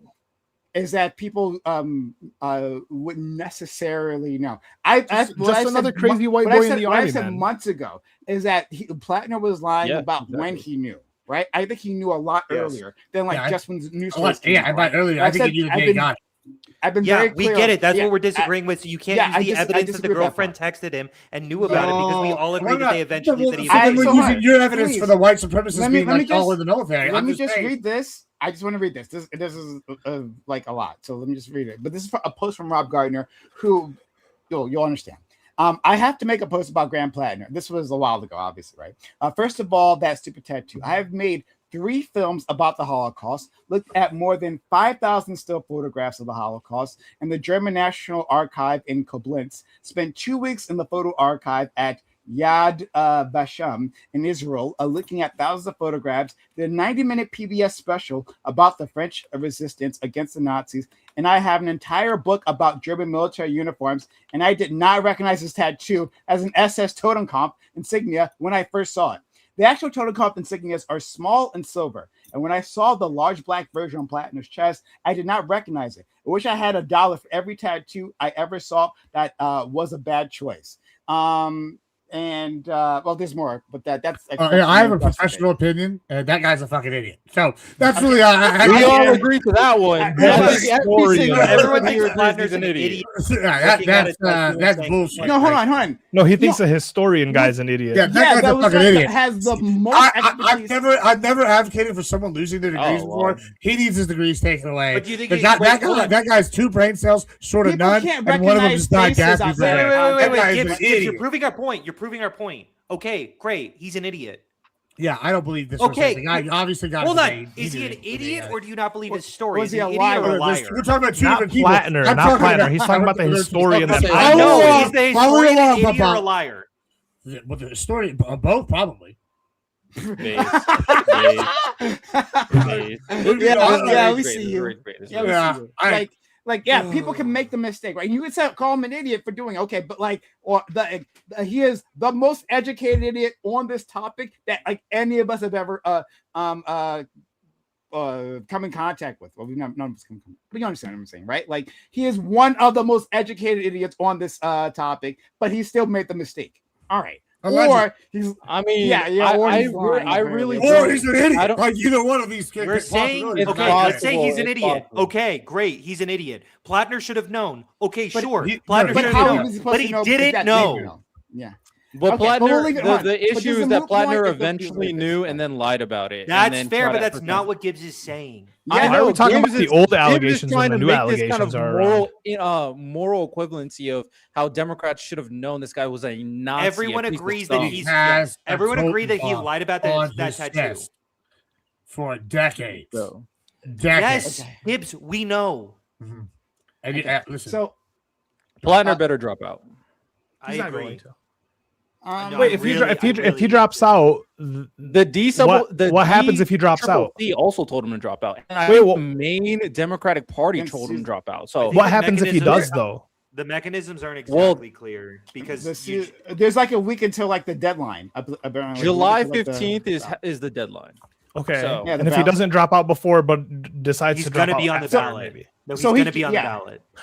Sorry. You can't include another person in the ballot. It's going to be locked in at Platner. The ballot deadline, it's just like who gets on the ballot, what the final ballot look like, right? And apparently there's like 15th, so I'll take his word on it. But it's like a week away, right? And so, but he doesn't actually have to drop. He doesn't actually have to drop out. He could they could still put someone forth. You're going to get somebody else in a week. They're going to buy. They could. I mean, look, it's going to be shitty either way. But Mills is not the point is like the best way to win. He has to drop out. Maine, by the way, I'm just saying. I don't. Hold on. I think we're losing Maine regardless at this point. Regardless of what. You might be now. Regardless if we replace them, but if we replace him, at least we get some integrity out of it. At least we go, well, at least fucking sexual assault is a no-go in the Democratic Party. So I am secretly hoping you guys double down a little bit. Yeah, because then I can use this. Right. I'm gonna look who you fucking support in Maine. Hold on. I'm gonna a congressman versus a president, I think, are different. Democratic personalities. And a lot of the people further on the left have already condemned Platner. So nobody's doubling down. If anybody's going to double down, it's him individually. Once he's the candidate. No. The doubling down, I mean, is once he's the candidate, if he stays the candidate, which, I mean, we're a week away. Everyone's attacking him still. Sure, I get it. But if for whatever reason he's on the ballot, and then after it's solidified that he's on the ballot, if the Democrats say, like, well, we got to vote for him anyway, Senate majority or whatever, it'll be a hard case to make, but at the end of the day, Susan Collins backs Trump, so it's hold on, see, we have it happening right now. Look at this. I'm going to use this as political ammunition. Please do it. No, actually, because the calculus you made with Donald Trump looks more and more fair the more that more the time goes on. Because you have explicitly said, look, it's for the Supreme Court justices. I care about ensuring. No, it doesn't. No, it doesn't look more fair. It looks. Hold on. What are we doing here? What are we doing here? Okay, so again, if these allegations are true, and I reserve the right to change my mind if we get evidence that it's not true, right? But hold on, I didn't say anything. Go ahead. Great. Sorry, I believe women. Yeah, right. If these allegations are true, right? I don't support rapists. Fuck it, right? We're done. And Gibbs, let it be known, Prime was once again consistent on his morals. Correct. Thank you. No, I hold on. Just to be clear, Prime, I'm not going to be using this against you. Because I'm going to use this. You have a very different way, method. I've said he should vote. He should drop out. I want him gone. No. I look. I get it. But you still vote for him. Yeah, if it gets this is not complicated, actually. Sorry, Hunter, hold on. It's not about you. This wasn't about you. Hold on, Gibbs made it about me. Huh. It could be about Hunter. It would depend.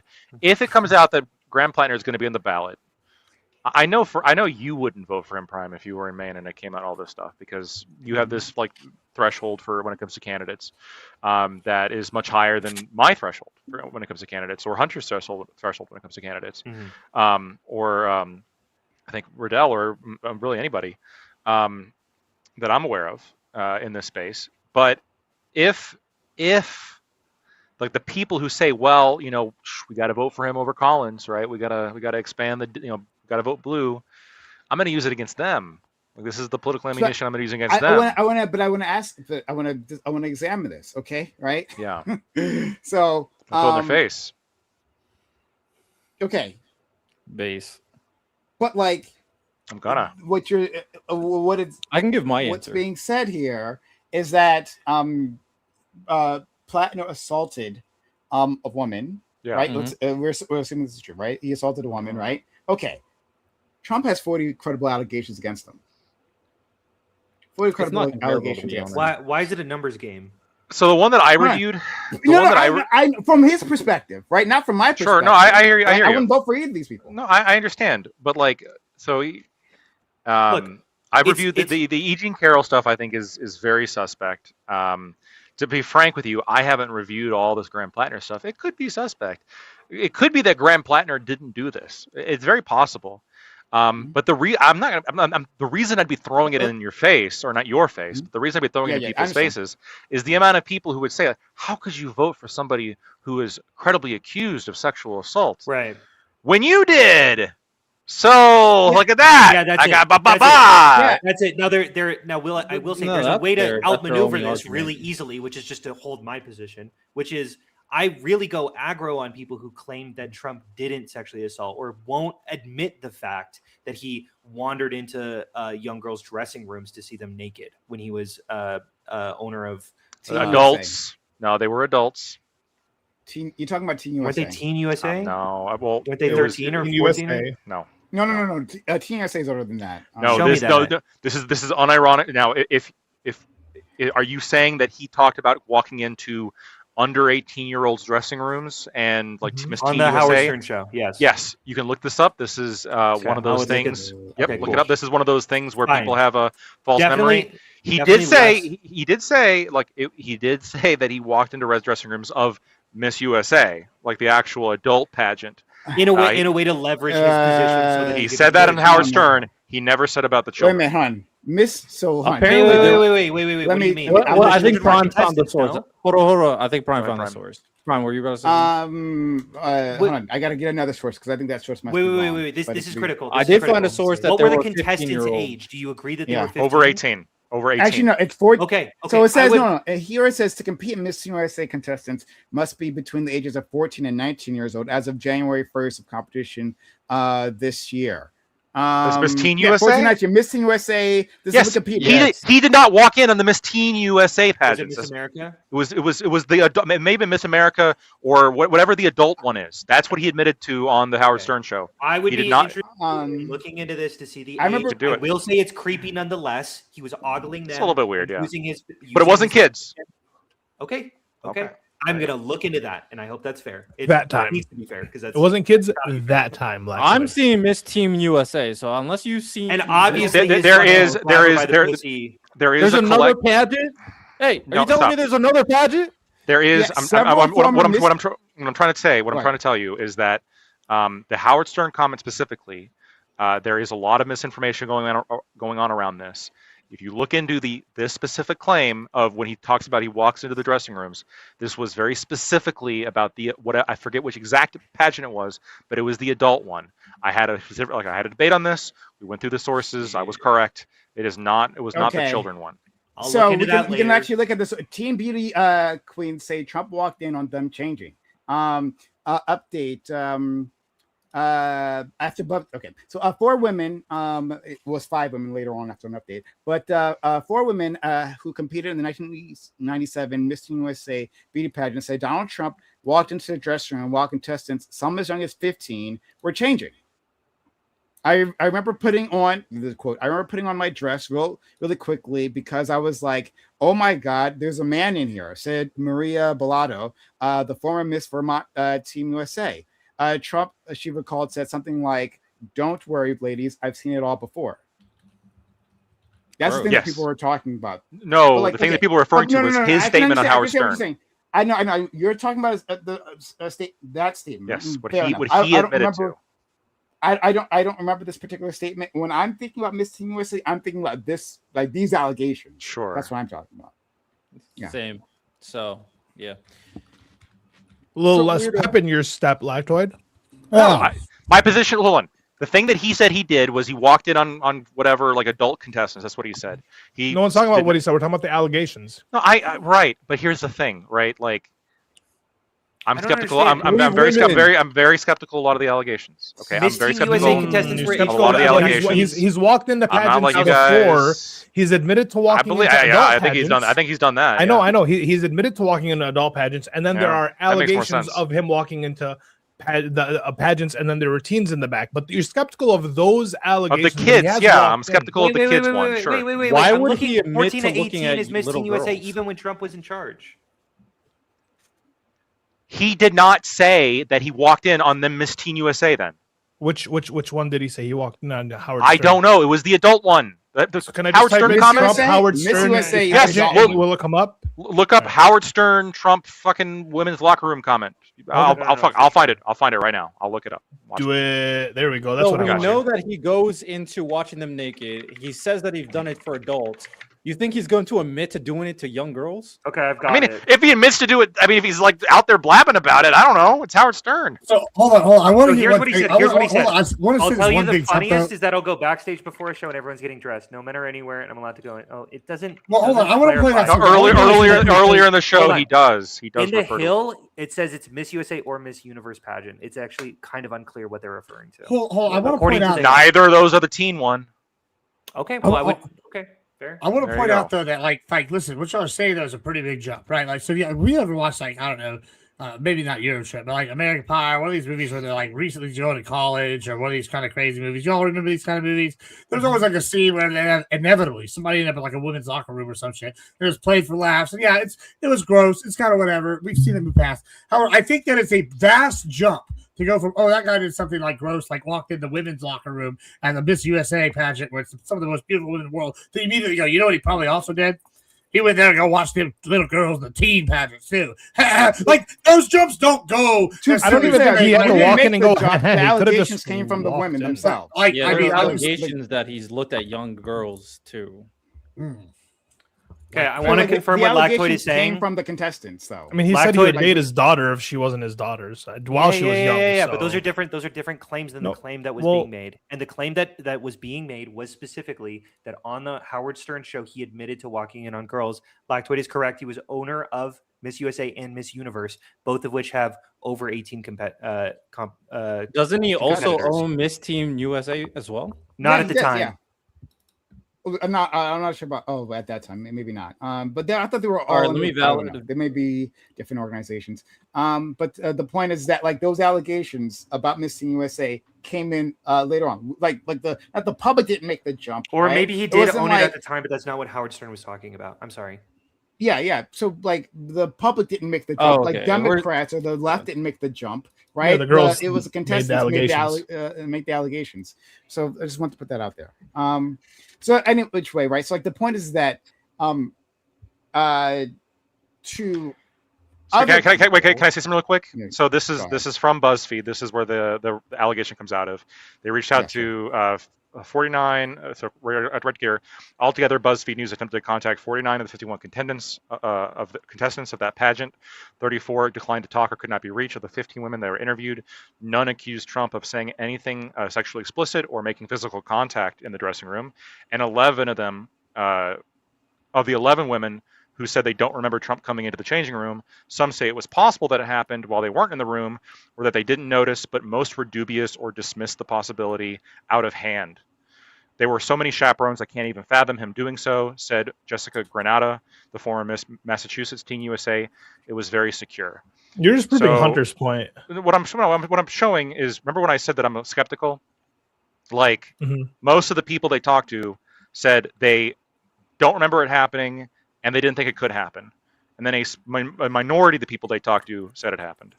And then y'all are saying this is equal to what Platner's been accused of. No, that's not. No. This came off of Hunter's. This came off of Hunter's. And just to be clear, saying at least will he'll own up to it and saying that the guy did do this. Whereas the Republicans seem to dodge every. But this is the thing. This is the thing. Like when you the allegation and says the guy is shitty. Sure, you guys won't do that. No, but the allegation might be wrong. No, but this is the thing. Who's you guys? Like the allegation. The MAGA, the Republicans. You're like Hunter. You're willing to say that Platner is this shitty guy, blah blah blah blah. But they won't they won't admit to it. So like the vote thing is different. You can't say well, look, you voted for a rapist, alleged rapist. It depends on who we're talking about, because I would say that Lactoid has admitted to a lot of creepy things, and he did vote for Donald Trump. But obviously, I would agree that a severe portion of his creepy. I did. Are do not fucking care, do not think that Donald Trump has done anything wrong, and once shown the evidence, they dismiss it out of hand. Well, hold on. Yeah. To be fair, Hunter, though, the thing that was initially accused. The thing that was initially like, good on you for clarifying. But I think what a lot of people have in their heads is, well, didn't Trump admit to walking in to Miss Teen USA pageants and looking at a bunch of like little girls naked? This is the mentality. And then we look into it, and not only did he never admit that, but most of the people they talked to said it didn't happen. Okay. No. To be clear, right? You need to wait. No. You are giving so much more rationality to MAGA than it is worth. There wasn't a breakdown. So like, there's 11. So there's 15 people they talked to. Yeah. 5 of them, 5 of the 15 said it did happen. Right? As first it was 4, then 4. They 5, I believe. No, at the top of the. Wait a second. Did I misread that? After. After BuzzFeed News published a story, we heard from a 5th contestant who remembered Trump visiting the dressing room. Yeah. So it was an update later on. Okay. So they talked to. Oh, so I'm not sure if this 5th person is the 16th person or the 15th person. To be clear, I don't know, right? And then there was either 11 or 10, right? Because it could have been the 11th person who changed their mind here. But like either 11 or 10 people said they didn't see him. And then of those people, a few of them said that they weren't, that it could have happened. They didn't actually see it, right? Right. And then the majority of this group, right, said that we're dismissive of it. So that could be like 6 people, right, versus the 5 who said that they saw it and happened. You understand what I'm saying? Right? Like if you break it down, because most of the contestants, was the 49 others or 39 others, they didn't even respond, right, or declined. So like among the group that actually of it might have been 6 to 5, or possibly 7 to 5, right? That's what we're actually looking at. Just making that. Well, no. Hold on. At most it'd be 5. There's also anonymous girls. No. I'm saying that they didn't happen. Trump. It might be like 5, 6, 7. I'm confused. What I'm saying is, you're right. So initially it was 4. There was a 5th one. There's also been people like Victoria Hughes and the Miss Nebraska Teen USA and the Miss Massachusetts Teen USA. They were all saying that they were rejecting that it happened. The other ones, I suppose, were more just like, I didn't notice it happening. Which, I mean, if the allegation is he barged in, I would assume they would have remembered that, but maybe not. Yeah, there's also some anonymous reporting that some of them did see Trump and didn't want to reveal themselves. They called it shocking and creepy. So it's like my thing. Who here said that? Is what source are you looking at for that? Above the 5? Above the 5? Anonymous source said that. Or is that including the 5? I'm just seeing 3 other women who asked to remain anonymous. I'm on PolitiFact right now. For fear of getting engulfed in a media firestorm. Also remember Trump entering the dressing room while girls were changing. So it's like, my thing is here, it's not, when it comes down to it, I agree that some people like isolate Trump. The only reason why he's bad is because of the sexual stuff. But also MAGA can't play that moral high ground, and especially if we're talking about allegations. And at the same time, doing the proportionality game when allegations exist anyway, regarding underage women, is still wild. It's still wrong. It's still weird. It's still creepy. Like, we can't undermine the situation in and itself.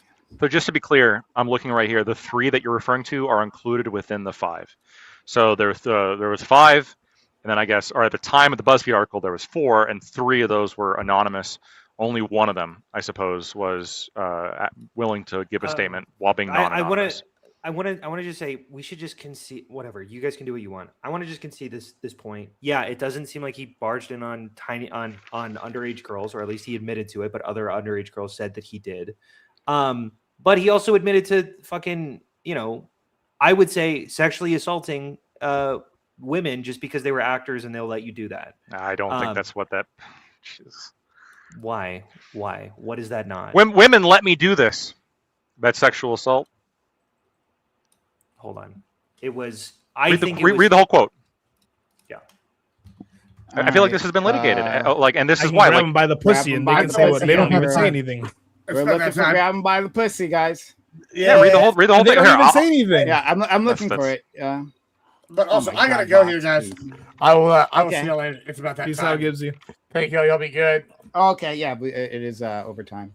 Anyone, if you want to head out, you can. I'll look at the grab my pussy thing with you guys, and then we can wrap it up. But thank you, Gibbs, for being here. Yeah, I probably got to get going pretty soon. So real quick, let me read the full thing, and then this is the full quote. Yeah, I've got it here too. Quote: I moved on her and I failed. I'll admit it. I did try and fuck her. She was married, and I moved on her very heavily. In fact, I took her out furniture shopping. She wanted to get some furniture. I said, I'll show you where they have some nice furniture. I took her out furniture. I moved on her like a bitch, but I couldn't get there. And she was married. And then all of a sudden I see her and now she's got the big phony tits and everything. She's totally changed her look. I better use some Tic Tacs just in case I start kissing her. You know, I'm automatically attracted to beautiful. I just start kissing them. It's like a magnet. Just kiss, don't even wait. And when you're a star, they let you do it. You can do anything. Grab them by the pussy, you can do anything. I don't see this I don't see this as admitting to sexual assault. You can do anything. Grab them by the pussy. Yeah, what is you could do? Yeah, anything. if you're a star, they let you do anything. They let you do it. Have a good one, buddy. Catch you later. What is? I just start kissing them. Women let me kiss them. Women let me fuck them. Is that? I mean, look, maybe I can pull better than magnet. It means that you just do it because it's just instantaneous. If we're playing these stupid war games, then that's what it means. No. Sorry. Stop. You guys are the ones playing the stupid word games. He says, you know, I'm automatically attracted to beautiful. So he's describing somebody, beautiful women. I just start kissing them. I'm attracted to them. Yeah, like a magnet. I just start kiss. kissing them. Yeah. Yeah. Yes. This is not sexual assault. Now potentially there's no room for consent if you're just kissing people. You know. No. Lactoid is correct. Lactoid's correct here. Fine. So he's correct. What he's saying. What Donald Trump is saying is that I'm attracted to this individual, right, or to beautiful women altogether, right? Even when they're married. He's talking about this one person, yeah. He's talking about this one individual, and he's saying he tried to pursue her, he moved on her like a bitch. Was like one of the craziest quotes, but like it happened. But put that aside, right? And then he's saying that once you're a star, they let you do it, right? Yeah. And this is something that we all understand, right? People who have fame, have fortune, right? More women will consent to that content. More women are willing for those types of people. Hold on, 1 second. I just want to finish. So that's what he's saying. Now I think call him a homewrecker. I understand what he's saying. I just don't agree with it. 1 second. Right, just to give the other side here, right? Because again, Lactoid, I do believe you're correct here. To get the other side, I think they combine this with everything else, right? With all the other allegations, with a guy who feels entitled, right? I think maybe we can find a little bit of a agreement here. That a guy with that kind of mindset, that because I'm so famous, women just let me do it, right? That guy will probably get himself into situations, whether intentionally or unintentionally, right, where he violates the sexual boundaries of others. Does that move that away from Donald Trump? If you have that kind of mindset, do you think that will think of be more likely or less likely to get in situations where you're sexually assaulting someone? I want to there's part of me that wants to say yes because I understand the logic that you're using. This feeling of of course they want me. Of course they're going to want to kiss me and everything. For sure, but at the same time, if you're like a megastar, right, and women want to be with you because of that. On the other hand, I also think that you're probably going to be able to get women to consent to a whole bunch of shit. But megastars have rape. Maybe another. No, I get it. That's what I'm saying. Megastars have rape for sure. So I get that. But you're asking me to weigh the likelihood based on somebody who struggles with attracting women. Is this person going to be more or less likely to commit sexual assault? I don't know. It's possible. It could be. My understanding from the kind of the psychological things is that in large part for rapists, a large part of the the psychological drive for them is a desire to establish or regain power. that like in their mind, like this, like I'm going to take power from the situation. Mm-hmm. I don't know how much that translates to somebody who already has like such a large amount of power. Obviously, we have examples of wealthy, rich, powerful people raping people, like Mike Tyson, Epstein, Donald Trump seems to be possibly possibly Martin Luther King, right? Depending on some of the allegations You there. could just go like R. or Kelly it could and be a then move on. situation R. where the Kelly. powerful sees you as lesser than, Wait. and is just applying some like basic urge of just having sex because of the dopamine hit. Do you find it reasonable? That's pretty rare, by the way. It's usually not just dopamine. Do you find it reasonable that like an interpretation of this, especially when he says, "I can't wait," I don't just kiss. I don't even wait. And when you're a star, they let you do it. You can do anything. Grab them by the pussy. You can do anything. Do you think that there's maybe an interpretation here that could be fair, where what he means here is they don't want to get in trouble and they know I can have access, so they're not going to stop me doing it. And I don't wait to see if it's okay. Do you think that that's a valid interpretation? I don't, especially when this is immediately within the conversation of I moved on her and I failed. I'll admit it. He's literally in the middle of a conversation talking about how this one Nancy O'Dell rejected him and how he couldn't make it happen with her. Then he became a star. No, this was in 2005. He was still a star. No. When he moved on her? When he made of course. No, of course he was a star when he was with Nancy O'Dell. Yeah. Wait, hold on. This is weird. No. Do you think there can be another reasonable interpretation? I'm gonna accept this, that he said he failed. He recognizes that because he's a star, some people don't push back and they allow it to happen because they sort of want to get on The Apprentice. I actually don't. I think The Apprentice was going on at the time in 2005. I think so. Could be wrong, but they kind of want to get on The Apprentice, and they know that like they don't really want to disappoint. Well, then they're just. But some people are more assertive. Hold on. What? What?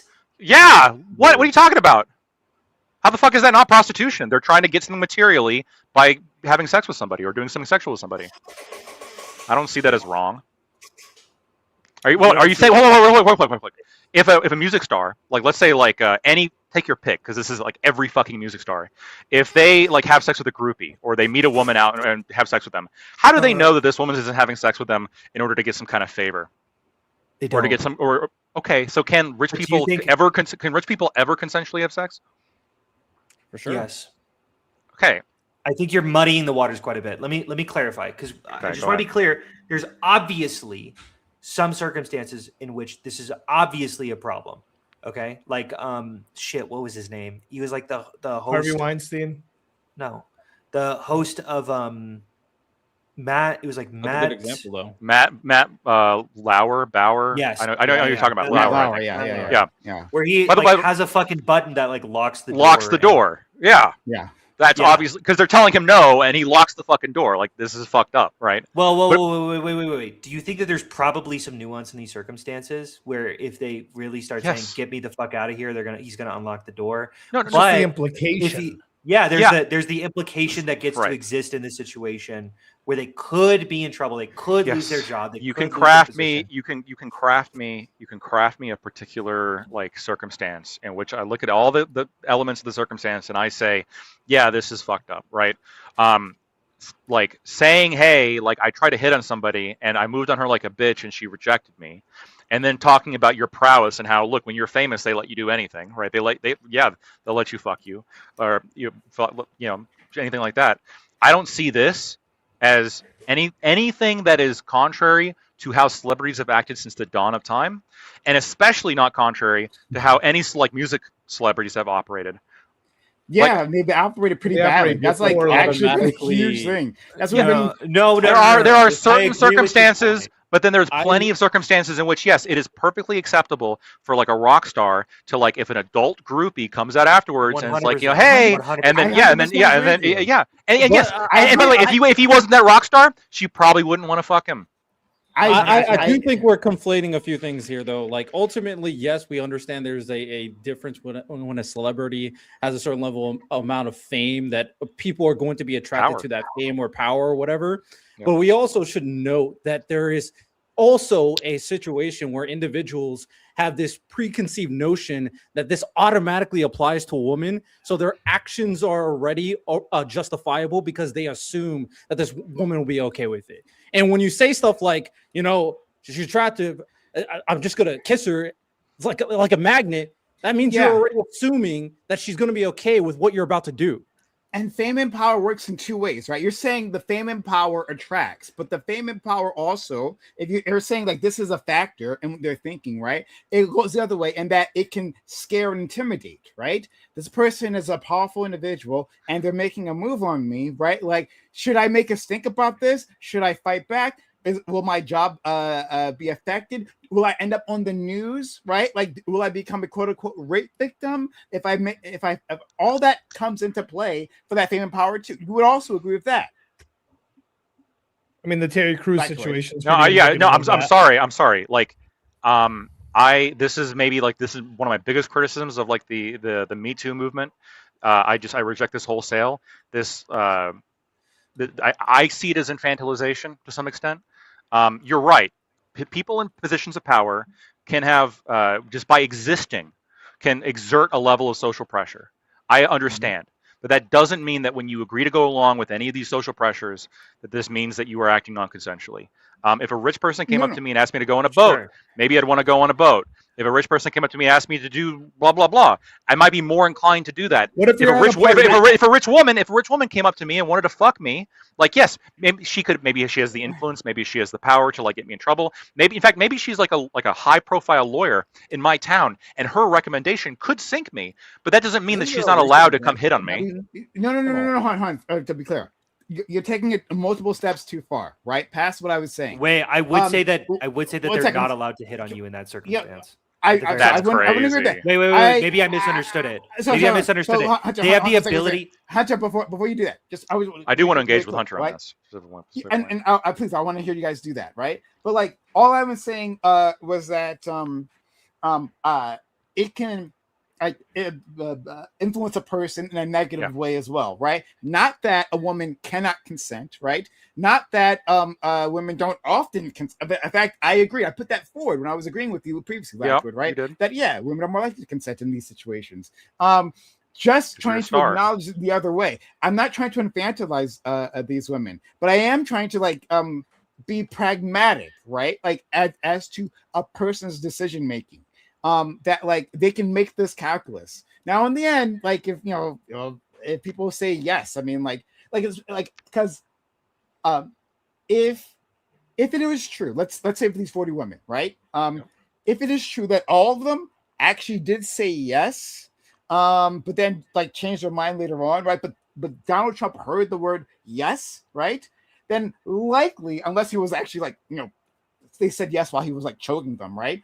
Like I would say that he's almost completely innocent. And that's real, like just innocent. They told him yes. Well, what is he supposed to go off of? They said yes, right? He can't help him being famous, right? At that point. So I would agree with you there. But like, one, I'm not sure. I don't believe that was the case for all those allegations. And two, just in general, with the way fame works, yes, people get intimidated and coerced. That's just a thing that happens. I mean, consent. Just to be clear, consent can be like also through body language, right? It's not just like verbal yes. Yeah, of course, but sometimes they can give yes. Yeah, but if they're but on the other hand, right? If I say yes to you, Lactoid, while I'm cringing in the corner, right? Right. That would also mean.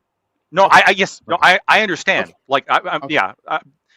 There is like a level of like social non-autism that needs to be applied when it comes to like evaluating whether or not somebody's agreeing to something. I don't disagree.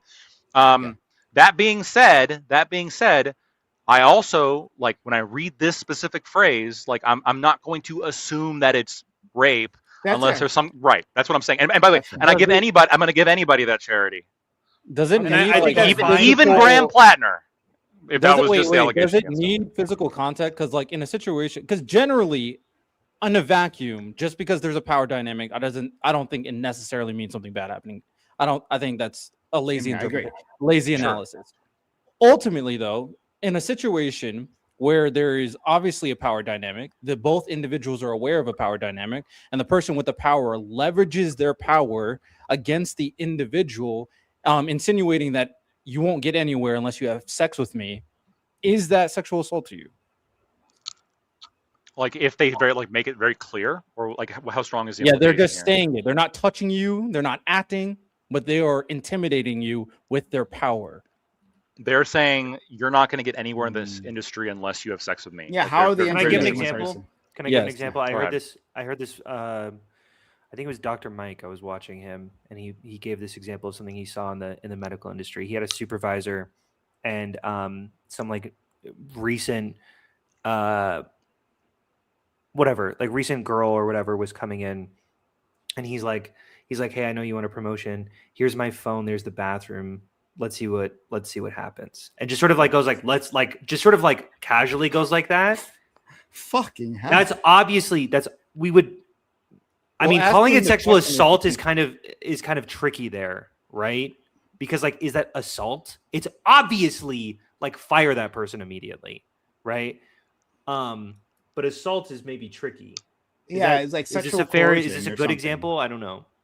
Is this what we're talking about? Sexual harassment. Yeah, definitely sexual harassment. I mean, I think it's like under under coercion. I'm not sure you have a law that says that, but like, it's yeah. That's the question, though, right? Because I'm thinking of the most dramatic example of. No, fair enough. How I'll roll with it. I think under current law, it's quid pro quo. You can't do it. It's in an employment setting. It's like very obviously sexual harassment, and so don't do it. But if you're asking me like, should it be? I fail to see how that's substantially different than sex work. What? From sex work. Because, because I don't think there's really. But they're not choosing to be a part of the sex work. What do you mean by that? In the situation where someone is leveraging their power against you, you're not choosing for that. But hold on. But aren't all Johns doing that on prostitutes? Because if the prostitute doesn't sleep with Johns, they're not going to get an income. They could lose their house. They could. No. I know you're saying no, but to me the logic. There's one person who Lactoid. I have an expansive definition of sex work, right? Probably the most expansive definition of sex work. This falls outside of my. I'm talking about prostitution. Definition of sex work. No, I'm talking. You're fucking somebody for money. You're fucking. Are you not? This is what I did with genocide. No, you're being convinced to fuck somebody for a job.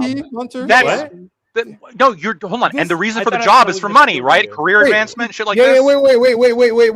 If you have a manager, if you have a manager at a store, you need a job, but the manager says you have to give me a blowjob once a month. She's a prostitute, or is he coercing her? He's not coercing her. How is that different than a prostitute? She needs the job. Prostitutes are jobs. They have jobs. They're called hookers. They do sex for money. If she doesn't do that, she loses her job. Listen. I know you got. That's not part of her qualification for being like a waitress. Yeah, there's no qualification for prostitution. So stop freaking out for a second and just follow the logic, right? Like, so if you're telling me that if I go to a hooker and I say, look, blow me once a month, and then I'll give you this amount of money per month, that's fine according to the pro sex work people, okay? Yeah. But if I go to a hooker and I say, blow me once a month, and I also want you to do my taxes. Wait. I'm not changing anything. This is changing the order is irrelevant, because I could, if you want to just if it's order dependent, then all you have to do is just make the jobs require sex first up front. Then you're okay with it. And that is what these people are doing. So someone goes and applies for a job, right? They need this job, and then the manager goes, well, yeah, the only way to get this job is if you give me a head. That's part of the job description. Yeah, that's prostitution. Yes, of course. Not why would it not be? Why would that not be prostitution? Why is it not coercion? Stop. It's coercion in the sense. It is coercion in like the ultimate commie sense, in which all labor is coercive. Yes. What? Why are you guys lost on this? I don't know. Thank you, Hunter, for understanding. Even if you disagree with it, which is fine. I would take the negative in both cases. You're okay. You're anti-sex work. Fair enough. Yes. That you can be consistent the other way around Hunter, too. You agree with? Well, I understand your logic. I just think the logic obviously is stupid. he's saying that in some sense you can look at all labor as some form of coercion. In that You need to do work in order to get a job. It's all sex work. I'm In selling order to my body. survive, in order to buy a house. Yeah, it's all sex work. I'm selling my body for money at the end of the day. To some degree optional because you can buy in to any industry that you'd like. And Hunter, he made it I just don't upfront. Hold on, I don't agree with this argument either. I'm just saying. Why are you rationalizing rationalizing it? Because it's rational. Because it's a rational argument. I understand the rationale. I'm saying he doesn't even agree with the rationale about this argument? It's perfectly Your rational. rationality is one, intent, and two. Wait, what do you mean? The intent is money for sex. The intent of the individual that is being forced money to do for work. work. What do you mean? What do you mean? What is the intent of what's the the job distinction? that they are trying money to do? for What is access the to intent and work. what's It's the not money distinction? for sex. The Or it's intent is the sex for access job, to work. Application. Whether it's you being a nurse versus you choosing to do work aligned with sex. What if they're a sexy nurse that also fucks on the weekends? Hey Hunter, you agree with that too? You don't rationalize it? Hold on. No, Hunter understands my point. Let me be. I understand your point too. I just think it's wrong. Let me be really clear, okay? Because he's not a populist. You need. I think I am. But you know what? I think I'm going to own this populist. You thing, need. you know? Let Hunter get his of point course, out. you need a competitive market for this argument to make sense. If you're a nurse and there's really only a couple job options going on, and you're like, I just want to be a nurse, and then you go to fucking school, and then you go to this place, and basically everywhere you go, they're like, you kind of need to give head to your boss. That is coercion, right, Lactoid? Because you really don't have an option. No, what if the only jobs available for a certain person is prostitution? They don't have the qualifications for anything else. Come on, that doesn't change anything. Wait, no. Yes, I would. Okay, well, hold on. You're really saying that if like no, if the economy in an area. Stop. I'm defaulting back into my belief system, which I know you are. Right, which is yes. Like, don't default to that for a second. Right, yes, right. If we roll with the assumption that sex for the work is consistency of the argument, it does make sense. If we roll with the argument that sex work is just like any other kind of work, you wouldn't possibly argue that just because an economy in any given particular area only has one set of job openings, that would necessarily mean that working there is coercion. If we assume sex work is just like any other kind of work. I'm gonna hire this argument because it's so in the opposite direction. Obviously, I know, yeah. You're against the prostitute, but for me, who I am in favor of legalizing sex work because your body, your choice, or whatever. I think it kind of fits. I don't know. So right now in law, if let's just say if to work at your law firm and any law firm in your area, you had to engage with sexual intercourse with your male law partners, whatever it may be. You just wouldn't be a lawyer, or you? No, wait, hold on. You know the real red pill to take here? Isn't this how a lot of acting works? That you might have to work in a movie position where you have to do nudes and you have to maybe make out with your coworker. But that's and you're signing up for that, and you're okay with that. Wait, you're signing up for it. No, as long as it's upfront. The intent is very clear. You are choosing to do a job, an actress position where you will be nude. That's a choice you make. Yes, and it's a choice that you make when you go. Hold on. No, you did not choose as an access to work. You did not choose to be a nurse who fucking suck someone's dick. Dude, this is a terrible argument. That's a requirement of being a nurse in that place. What are you guys doing? Hold on. What if you're an actress who you're like, all I want to do is work, but the only job. I mean, what if you're a student and you really want to be in the class? And you really want to be in the class, and the teacher was like, "Hey, if you blow me, you'll get a B." I mean, I would obviously say that's wrong. College professors not getting college women is a notable but often underspoken about loss in professor compensation. Okay, like it used to be the case, they would just get all these fucking rockets, 10 out of 10s. Now they don't. Now they get paid shit. And now they're losing professors. I think that if a woman or a man offers to fuck their boss, right? If a woman or a man offers to fuck their boss, right? That's sex work. To get ahead or whatever. That's sex work. If the do I ask a prostitute it's wrong? And by the way, I have had sex with my boss, and it's awesome. So I just want to throw that out there. It is awesome. I'd fuck a boss. And she wasn't in charge. She wasn't in charge of even my if paycheck, she made it my job dependent on it. But she was like in charge of like what the fuck I do during the day. And you guys very heavily like disregard that it's a she that you were fucking. Now, what if it was a he? It would depend on the compensation package. It's a bit creepier, right? When it's the male boss and the woman worker. So I want to answer your question. They have not bridged the intentionality. Is it? I don't get the intentionality. Is it a problem? It's not a good argument. You guys are not. Is it a problem? I don't get it. I'm saying I don't. Lactoid. I have. That's why your rationale doesn't make sense. Go ahead, I'm saying I don't get it. Can you explain it? Nope. I can't. It'll happen afterwards. So, like, I have an answer. If the other person is open to it, right? Open to that transaction, right? This is a transaction that they're willingly going into. Yes. If they are coerced into it, if this is a matter of coercion, then no. Right, we can go into any business transaction, right? Like an exchange of money, right? Like without sex. Remove sex from the yeah. Okay, let's remove sex entirely. Let's talk about an employer-employee relationship for a second. So let's say I'm a coal miner. Okay. Yeah. Would I mine coal if I didn't have to for money? Lacto, you and I can have a business transaction, right? Sure. I can initiate it, or you can initiate. Yes, employer-employee. But if I'm initiating this transaction with coercion, Lactoid, is that a crime? Stop. Wait. Do they have two jobs or one job? Do they have two jobs or one job? The job is a prostitute. The job is a prostitute, and the job that they're fulfilling. Stop. No. Okay, hold on. I got to respond. I got to respond to both. The sex. I got to respond to both. Oh my god. They have two jobs technically. Stop, Ali. Can you have multiple tasks that you have to do? Could you have one job in which you have multiple tasks that you have to get done?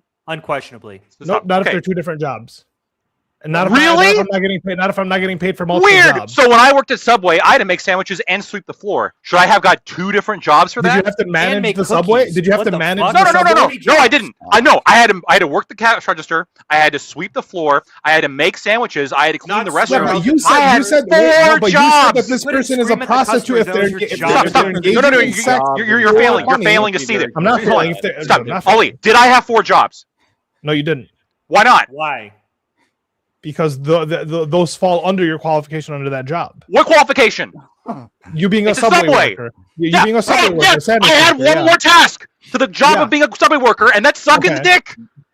How's it different than sweeping the floor, working the cash register, or selling, sucking the dick?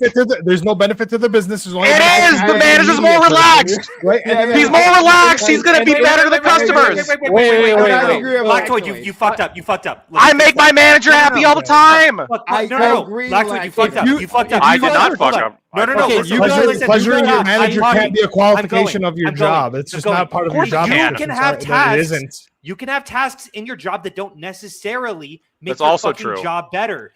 I've had mindless tasks where I go, why the fuck do I need to do this? And it's because my boss just wants me to do it, and he thinks it makes me more efficient. I have to show up on time. I can't be 5 minutes late, even though what the fuck I'm doing could obviously just been pushed 5 minutes. And he doesn't fucking care. He's like, you have to show up. It actually doesn't even matter to the efficiency of the business and the tasks. Correct. You just have to do shit. The boss sets the job what the job qualifications are. The boss sets what the job tasks are, and there's no inconsistency along with sweeping the floor, working the cash register. There could also be sucking the boss's dick. That could be a perfectly legitimate task that the job has for Subway. This is the free market. If you don't like the free market, go to fucking communist Russia. The only way this logic applies is if there's a agreed upon understanding before taking the job. Great. Okay. So there's an agreed upon understanding. So ultimately, you guys are changing the scenario.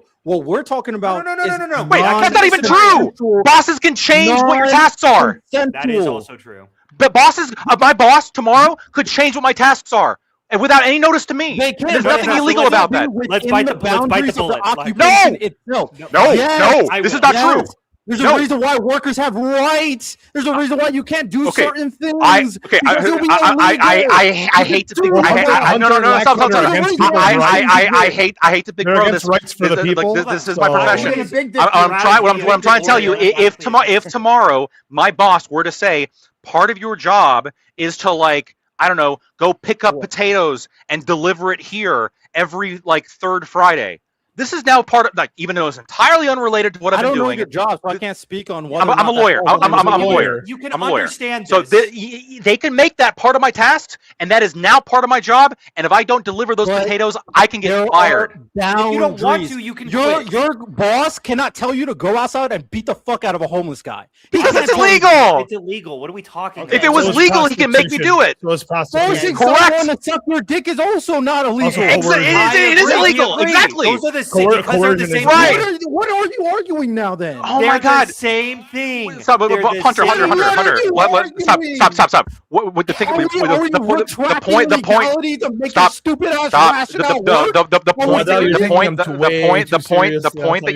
point that you're failing to realize here is, I think sex work should be legal. Okay, right now, sex work should be illegal. We're opposed on this. About the current system. Hold on. Under the current system, Under the current system, quid pro quo is illegal. You're right. It is considered sexual harassment. I started my whole point by saying this. Yes, currently you cannot do this. Agreed. I thought the question was like normative. Ought it be the case that I morally condemn this? Do I think that this is a broader problem other than just the laws of man? No, I don't. Right. So under the current law, your boss can make you do anything as long as it's not illegal, unless there's like very specific certifications or qualifications that you need for it, like trucking perhaps. He couldn't make me go drive a truck because I don't have the certifications for driving a commercial truck. But picking up potatoes in my personal car, yes, if my boss tomorrow said, that is a new task for you, I have to go do it. Now, and if sex work was legal, and didn't require a license or something, then he could also put in the job description that I got to suck his dick. And that's also part of the job, just as consistently. So are you now trying to make an argument that in this hypothetical world, your job boss can tell you to do anything that can tell you to do whatever they feel like telling you? This is currently the case with exception to sex work. Yes, legal. No, not exception. Or anything that's illegal. What argument we have? Anything that's legal. Sorry. So no. You argued in this hypothetical universe. Let me ask you this: Do you think should hooking be legal? Do you think sex work, should somebody be able to agree to pay somebody to suck their dick? Should that be legal? Do you think? Should someone be able to pay to suck your dick? Yeah. Should I go up to somebody and be like, "Hey, here's $50, suck my dick," and they say, "Okay," and then prostitute should be arrested. I think if it's like a proper kind of like established profession. Potentially. I don't have a hard stance on that one, though. Okay, can you just choose a hard stance for this conversation? Okay, no, I'll take my hard stance. So, because my hard stance is actually antithetical to what Hunter's position is. So Hunter's position is, it's bad for society, we should criminalize prostitution. Am I right, Hunter? Is that more or less correct? Okay, my position is the opposite. Yeah. I think that prostitution should be legalized. I think, along with most drugs. I think people should be allowed to engage with their body as they so desire within the free market, as long as they're not directly aggressing upon other people. And that includes, in my opinion, prostitution being legalized. And so if I am okay with prostitution being legalized, okay, I have already stated that I am okay with somebody who has money going up to somebody who might not have any money, and they need this money to survive, and offering to give them some of that money for sex. I've already said that I'm okay with this because this is how labor works. People with no money go to people who have money to like work a coal mine, to work a Subway. They do shit they don't want to do because they need money to survive. That's how like economies work, right? And so sex workers, most of them don't really want to have sex with the Johns. Unfortunately, I'm sorry, like they just don't, right? They're only doing it because they need money to survive. This is why they're doing it. So if I'm already okay with people having sex with people they don't want to in order to get money to survive, why would I not be okay with somebody's job description including like blowjobs or whatever? It seemed to me to be like perfectly consistent. You know what the Joker said? What did Joker say? If you're good at something, you never do it for free. It's possible they really enjoy it and they're like, it's possible. It's possible, but I would bet rare. But it's possible. In your you go ahead, bro.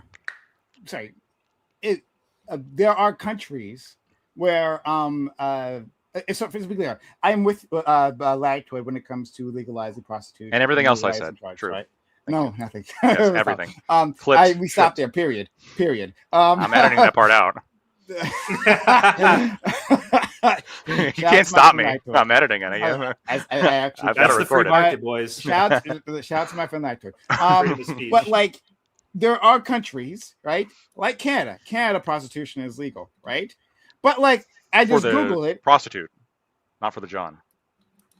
No, I don't think maybe I'm incorrect about Canada, but I'm pretty sure Canada The demand is they don't illegal, have not that. the That's supply. No, in Canada, it's in Sweden. I'm pretty sure Canada does have the Swedish model because I know this for a fact because I actually talked with a Canadian prostitute where she said that she was in Canada and the Where she cops said she was came. too overpriced for lactoid. The cops came. I would not be interested, but the cops came and arrested the John. Yeah, she was too. According to Google AI, prostitution law in Canada follows the Nordic model, where sex work is illegal, but sellers have legal immunity, with purchases being prosecuted. Yeah, okay, purchasers being prosecuted. So they go after the Johns, but not the actual. Okay, so let me.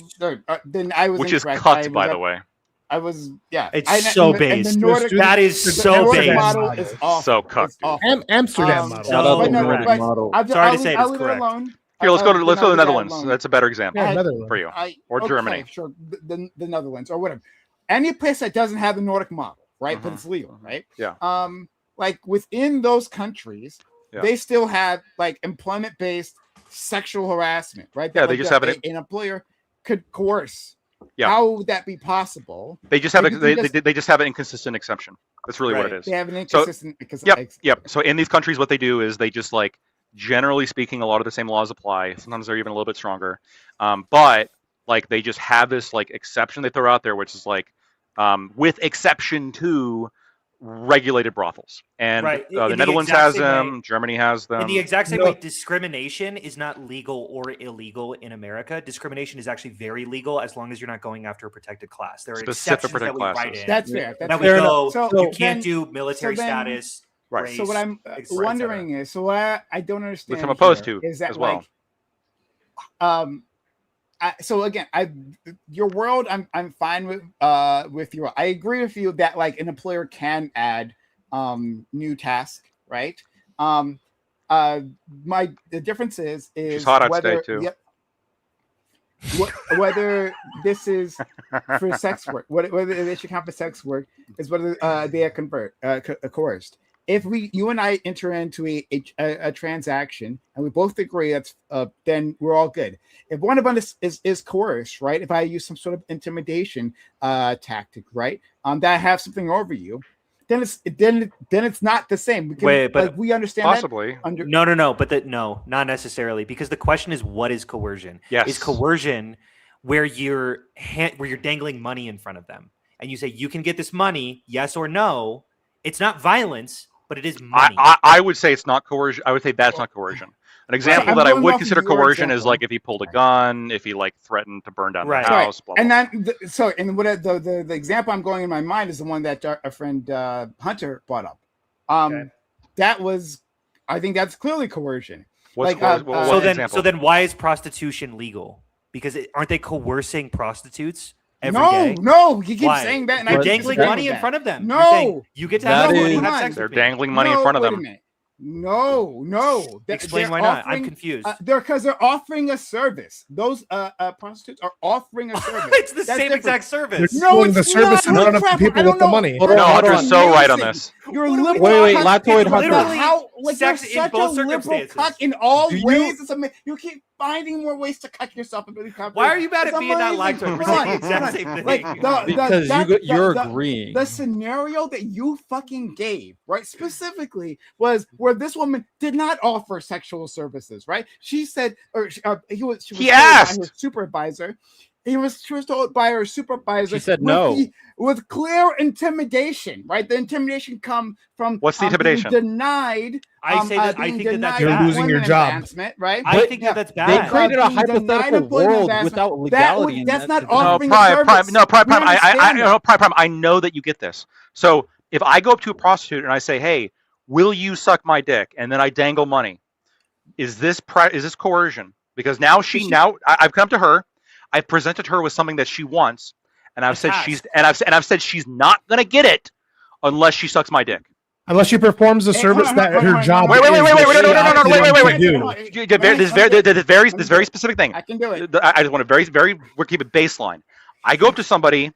I have something that they want, and they have to do something for me in order to get it.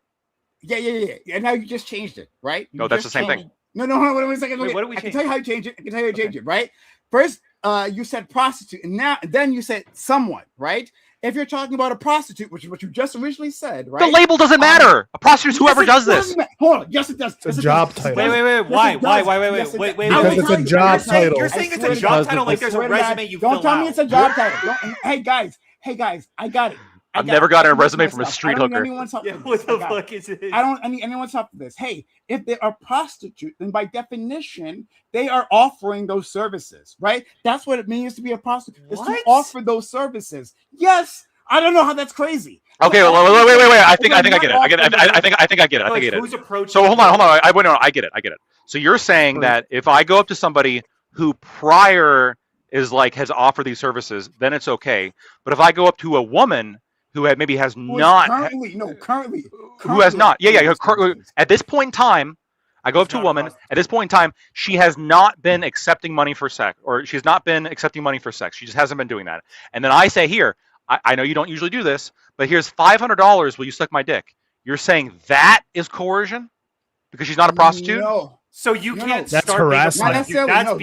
But she's not a prostitute. It's ethical to be a prostitute, but it's unethical to start being a prostitute. Hold on. Stop. Hunter, I don't need you here to do this, right? Don't worry. I got this with Lactoid. You're not helping, Hunter. I get my back up too, okay? Yeah, no, wait, hold on. Completely lost, Hunter, right? Stop trying to confuse the situation. I got it. Okay. So, I'm not trying to help you. You're not helping. I know, I'm not trying to. Back me up, Hunter. Okay, shut up. Like you're confusing the situation here. Like I got this with Lactoid. You just want to bully me. The three of you just want to bully me. That's why my friend Hunter. My friend Hunter's standing up for me. I'll have it one-on-one. Don't worry. Go. I know. Go ahead, Prime. Go ahead, Prime. When have I ever backed down from a fight? You know me. You don't. You're okay. Cool at that.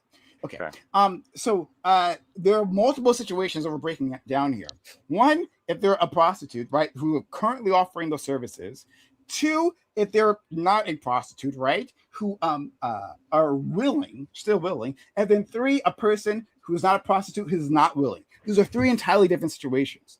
One, there is a clear likelihood, I guess I should say, right? Because a prostitute can still turn you down. You can, I hope they can still turn you down. Ask this question. I hope we can agree that prostitutes can be raped, right? Of course. Sure. Okay. All right. I wasn't sure, but okay, good. Can I change sure to of course? No, it's not for you, Hunter. Don't worry. I said of course. You're guaranteed. I said sure. I regretted it. I had the more woke answer. Get fucked. True. Yeah. Fucking chud. Yeah. Okay. Great. So with a prostitute, she's almost certainly, assuming you're meeting her rate, going to say yes. All right. Okay. Sure. With the random. Can I haggle with her? I mean, you can. It's not a good idea, but you can. No, because if they say no at like $20, can you just keep increasing it until they say yes? I mean, I don't know. You can engage in hacking if you want. Okay, awesome, great. Remember that. I will. I don't know. I don't know where this comes in. Okay, keep on. We'll bring it in. Don't worry. Sure, no problem. Then there's the willing individual, right? You don't know, right? And you're approaching them, but they're like, "Oh yeah, I've been waiting. Oh shit, Lactoid's coming with me. Yeah, why not? Yeah.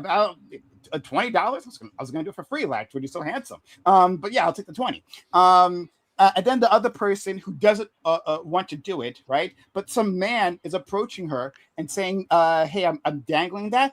Yeah, that can feel like a coercion. She did not offer this, right? But you are saying, "Hey, you gotta that's my thing." Yeah, that could be coercive. Actually, yes. Okay. So this is. Well, okay. No question. Let me respond. Let me respond, I guess, to the general proposition, which is I do think there might be some fundamental disagreement here, but in my mind, autonomy is freedom to negotiate, and oftentimes in a negotiation, oftentimes both sides are unhappy to some extent. I don't want to do my job. I'll be honest with you. I don't want to do any job. I just want money. I hold on. My boss doesn't want to pay me, and I don't want to do any work. The only reason why I do any work whatsoever is because I get money. That is the only reason. I actively wake up every day and say, I do not want to go to work today. I hate it. I do not consent. I reject this. Every day, every morning, I vigorously say this. Sounds like your boss is taking advantage of you. And then but I reluctantly, tears in my eyes, go to work every day because I have to for the money. Tears in my eyes often because just for the money. That's the only reason I do it. Okay? Yeah. Okay? Sure. Okay. Okay, we're there. And that's not particular my job. That's just all work. Okay? I hate having to wake up and get up to go to work. Is a coercion spectrum. Mm-hmm.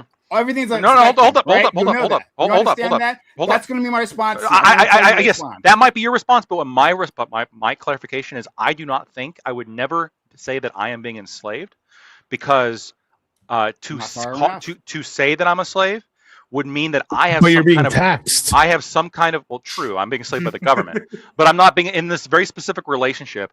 I'm not being enslaved because I don't have a right to their money. I'm not. In fact, I'm not being coerced at all. I'm not being coerced at all. You're on the No. Hold up. In no sense am I being coerced. Because that's still on the coercion spectrum. I know you think this. This is why it's at the beginning. I think there might be just a fundamental disagreement. I don't think that I can be coerced out of something that was never mine to begin with. People don't owe me their money just because I happen to be here. My boss doesn't owe me money unless me and him come to a specific agreement where I do something that I hate to do, which is work, and that he does something that he hates to do, which is give me his money. That is the agreement we have. I don't see that relationship as fundamentally different than a prostitute who, or a woman, or I guess for any job, who doesn't want to do something but gets paid to do it anyway. That is the essence of labor. That is the essence of work. People have to do shit they don't want to do. Now, the hardcore communists would say, like, well, this is why all work is coercive, and this is why everyone should be a poet. Nobody should shovel shit. Okay. Yeah. So any which way, the easy response is that there's a coercion spectrum. Everything is a spectrum. This is part of it, right? Lactoid is on one end of that spectrum. He's not actually coerced, right? He's happy to go to his corporate job. But you want to know why? Because they give him the opportunity to throw out single mothers from their apartments, right? That is a brief respite from the general agony. That is a brief respite from the general agony of having to go into work every day. He gets to crush labor unions, right? And he is so excited to do so. These are tadpoles of joy in a pond of misery, Prime. You don't understand my daily suffering. I think we're getting distracted from the point. I'll be honest. One thing I don't understand is we agree that there are jobs that you do certain things, and those things you do in that job doesn't apply to all jobs, right? Despite the job you're doing, what you're doing as legal. For example, being a UFC fighter. Just because you're a UFC fighter, you can legally fight, get your ass beat, and beat someone else's ass as much as you want. Let me. Oh God, I had 2 super chats. Okay. As long as they consent to it. Echo 83. Lactoid just doesn't understand consent. Agreed. $5. I understand consent more than anybody. I'm not sure if these are coming into me or someone else. Sometimes, I don't know who they're coming in with. I'm the king of consent. And then D-T says €6. Is Lactoid still advocating for his future daughter to get doggy styled for job access? Only if she wants to. What if she wanted to be a porn star? Are you rejecting her dreams? You don't know what my future daughter might want to do. Dude, this is such a good dismantling of leftist beliefs. I feel so I'm pocketing this shit so hard. Hey, you're gonna have to crazy. But hold on. To finish my point. So if we realize that in those situations where these tasks cannot be applied to just any other job, why are you not holding that same principle to sex work, especially unconsensual sexual activities, to jobs that are not requiring sexual activities? Why do you not hold the same principle? Hold on. There are what principle? Okay, let's go with principle only. Where you can beat the shit out of people. Yeah. Okay. You're about to do a doctor job. You, as the boss, will not tell this person to let me beat the shit out of you, right? Okay. What I'm asking. No. Yeah, I think people agree they should be able to beat the shit out of each other. Right. So whether they're UFC, everything to lactoid. Even if they're not UFC, if you and I wanted to agree to a fight, we should be able to do it. Because you can't beat the shit out of someone who doesn't want to get beaten the shit out. Yes. Wait. I have one. Was ethical. I have one that isn't prostitution or beating the fuck out of people. That's the point. Bum fights was fine. Your boss can't come and ask you to give him a massage. You can do whatever you want as a boss. That's what you're basically Lactoid is saying that should be the case. That your boss can ask you for a massage, and as long as they agree, to it. This is not hard to follow. As long as they agree, as long as they consent to it, yes, you should be able to do whatever you want. Yeah, and if they don't consent, they lose their job. What you're saying is any task that's given by your boss. They have no right. You have no right to a job, just like you have no right to your employer's money, just like your employer has no right to your labor. Right now, it's not illegal to get massages. Your boss can ask you for a massage. There is no real law against, except for it's sexual harassment. Right. It's just that now you're saying that sexual harassment should be permitted at the workplace. Yes, I wouldn't call it harassment. Well, it is harassment. If you're I wouldn't call it anarchy. No, I'm not anarchy. If you're going up to someone who's at their job, right? Yeah. You're just throwing in a new task, and it is of a sexual nature. That is sexual harassment. So it's not so much that it's prostitution. So even if prostitution was legal, sexual harassment is still a thing. Okay, so I'm gonna currently they call what I would define as prostitution sexual harassment in many cases. This is like I understand currently prostitution is a specific job that you are doing.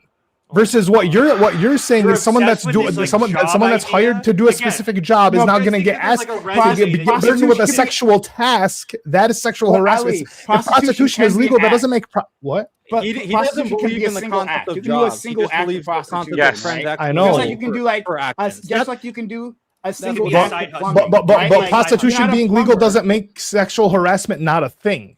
You agree? I agree. Not all cases, but some that like right. Ali. Yes, the current example that you gave, the massage. Currently, that could be construed as sexual harassment. I don't think it should be. So is Hunter, do you think? Wait, Hunter, do you agree that it should be sexual harassment or not? I'm gonna give you guys a cheat sheet. Just answer me. I don't want a cheat sheet. I don't want a cheat sheet. I want to be ignorant and figure it out on my own. What's your question? So sexual harassment, right? Yes. Should that now not be a thing because prostitution is a thing? Like massages. I think that neither massages from your boss nor nor prostitution should be legal. I think both of those should be illegal. No. Well, prostitution in the world that like right now you're saying that like sucking a dick is just as much of a task as like sweeping the floors, right?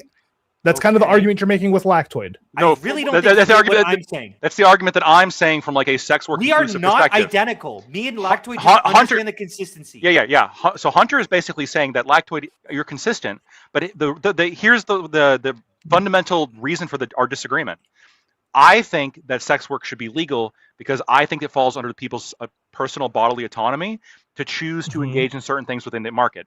Now, correct me if I'm wrong, Hunter, but reading kind of your position, you think that sometimes like autonomy needs to be restricted if it has if it has massive like social like costs. Exactly. And so you see calculus, you need to restrict autonomy, and I very rarely care about bodily autonomy. Okay, so Lactoid, explain to me how prostitution allows for sexual harassment. If prostitution is legal, how is sexual harassment not a different thing from prostitution that's being enacted at the workplace, where like you're a waitress or a subway worker or whatever, now you have to suck your manager's dick? How is that not sexual harassment? Because it's. Wait, do you think that? Wait, hold on. Do you think that prostitution should be legal, Ali? Sure. Yeah. Okay, why should it be legal? Why should it be legal to dangle someone's money in front of someone and go suck my dick and I'll give you $20? Stop doing that thing where it's like dangle money. Why? Why not? Why can't I dangle money? If you oftentimes what Johns do. Why can't I do that? Well, why can't I? Wait. Why can't do the Johns not do that? Why can't you do this or you don't get paid? That's every job description. Yes, our point. That's every job description. Yes. Yes. He got it. I'm saying, like, I'm much more open when it comes to allowing people to have all sorts of jobs. And I'm Hunter's much more restrictive. Yes, because of his fucking commie shit. That's his perspective, but I understand where he's coming from. See, at least we're both consistent. Overall, I don't think it's consistent at all, unless we fall in the framework where you can, as a boss, can tell your employee to do anything, then I can't do anything. That's just a ridiculous world that I don't want to live in. Okay, dope. But dope. Oh no, dope. no, no, That's my no. world. Hold on. Under the this is what I thought the initial argumentation was, where it was very strictly, if sex work was legal, at that point it should be applied to a job that is unrelated to sex work. And that's why I brought in the argumentation. Not unrelated Are then. there tasks you can do that is legal here, but illegal there? Of course there is. Hold on. Name one. Hold on. Wait. Name one. Fighting. Both parties consent. That is legal. It's legal. Yes. You hold on. Your boss can't tell you to go beat the fuck out of someone. You guys are missing it. Hold on. I think a UFC fighter should be able to offset without being part of it. Like even if they're retired from the UFC, even if they've never even been in the UFC, I think they should be able to go in their living room. Even if it's living room. I think they should be able to go up to their brother or their best friend or anybody and say, "Hey, you want to fight?" And the other person says, "Yeah, I want to fight." They should be able to deck each other until they break their noses off. If they so chose, kill each other. Possibly. Are you saying dueling? We should bring back dueling. Can your boss make you and your coworker fight? Hey, boss. Yeah, quit if you don't like it. Hold on. So a boss could a boss can not only force you to fight, not force, but he not could force. also beat. He also you and your beat the coworkers shit out of you. No, because you have to agree. No, you have otherwise, no. Hold on, Hunter. Otherwise, you don't have a job. No. I'm not changing it. I'm not changing it. You're saying that he said no. No. Hold on. I think he misunderstood what you're going for when you said the word force. If you're saying, do I think that a boss should be able to go up to somebody and say, "I've had a hard day. Let me punch you in the face. Otherwise, you're fired." That's your question? Yes. Yeah. I think that should be allowed. That's UFC. Again. That's UFC fighting. What's wrong with that? Yes, exactly. I can't argue with a structure that allows the boss to do whatever the fuck. Freedom. You can argue with freedom. That is completely different. Here's where you're fucked. No, that is completely different from the original premise. It was very isolated. It's the same as the premise. Riddell. This is a very simple argument. No, these are different arguments. You're having a different scenario. I'm going to reframe it. Go ahead. It is perfectly acceptable to both me and Lactoid for you to say, no, you can't fucking do that to your coworkers. You can't fucking do that to the people around you. It's actually a form of intimidation. It's a way it disintegrates society. Sure, whatever. Freedom. That's not my ultimate fucking metric for whether a society is functioning. I want to make sure everyone's okay. Actually, I want to make sure everyone's not dead. By the way. No, I'm not. I'm actually way more pro-life and yes, I am consistent. I apologize. There's a conservative. All right. How the fuck can you be voting Democrat? What the fuck? I told you. You're a pro-life utilitarian. You are a pro-life utilitarian who votes Democrat. He's a conservative. Can we have a conversation about this? I'm way more nuanced about it. Mass genocide, but I'm just gonna vote. Oh my god. Okay, sorry. What did I tell you? What did I tell you? I would love to have a conversation about pro-life. I'm way more nuanced about this. Okay. And it makes a ton of sense under my complex. You're probably not going to understand. I've got a lot of very complex. This is why. I'm sorry, Hunter. I will and context. Okay? I do want to have a conversation. I do want to have a conversation. Capable of having this conversation. I do want to have a conversation with you. We can't understand it. We can't understand it. I agree. You genuinely can't get it. You genuinely can't. I feel like Hunter has this problem with a lot of people not being able to understand him. Okay, with everyone but him. He doesn't have the problem. Everyone else has the problem. Okay, real quick, Riddell. Let me explain. Let me explain briefly. No. I wanted to do it. Wait, real quick. Okay. It is perfectly consistent for you to go, it's fucked, by the way, to just say to another person, yo, I want to fucking fight you. And then the boss can dangle that over you. Obviously, that's wrong. But if you think that that's wrong, it makes zero sense for you to say that sex work is okay. That is the consistency position. And I'm saying, guess what? Sex work isn't okay either. I would also is UFC fighting okay? What? I would. Good question. Honestly, I don't know. I would. This motherfucker was taking away UFC. This is where the left wing brain takes us. Boxing okay, Lactoid? I'm okay with all of it. I think dueling. I unironically think dueling should be legal. I think unironically, I am following there should be professional paintball, but with real guns, and it should be broadcasted on a stage. Yes, I'm fine with that. The Hunger Games was valid. So this is why I feel like there was a Korean show. What was it called? There was two different arguments being made. Lactoid, your universe, I don't want to live in. Now, when it comes down to it, Hunter, this is my issue. This is why I don't think inconsistency applies. Go ahead. So when it comes down to the argumentation, if you just because you are pro sex work being legal, if you deem it as a very specific type of action, similar to violence of beating people up in the UFC, that means that this is an action that won't be applied to a workforce, especially considering if someone says, hey, you're leveraging your power, I can't do anything about it. So at that point, the only way for you to move ahead is harm, either physical harm or sexual harm, which is why in both scenarios,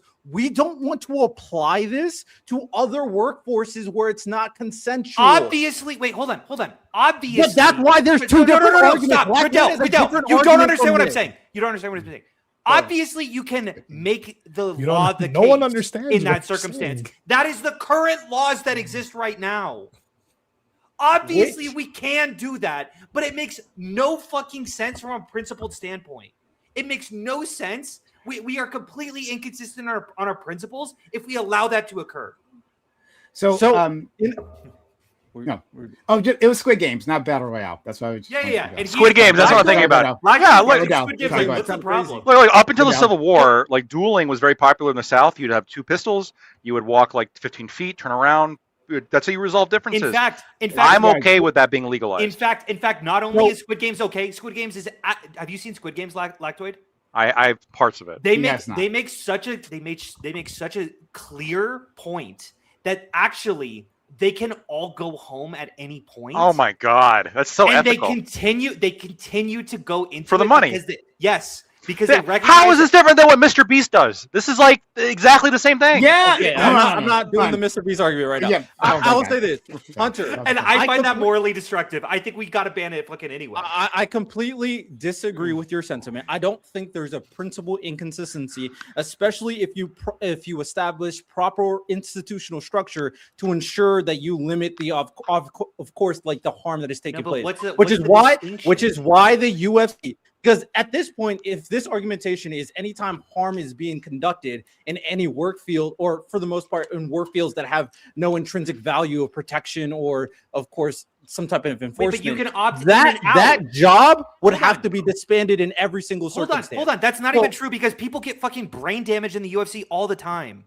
Exactly. You get brain damage at the NFL. But your argumentation is because you think there's a principle inconsistency. There is a principle inconsistency. The UFC would have to get disbanded. I agree, and it should. That is there's no radical changes to the safety of the individuals being involved. People choose to be in this field, and this field is, of course, ensured that there is a level of safety and there's a level of understanding. Of course, it still needs to work. Much lower level of safety than a prostitute, obviously.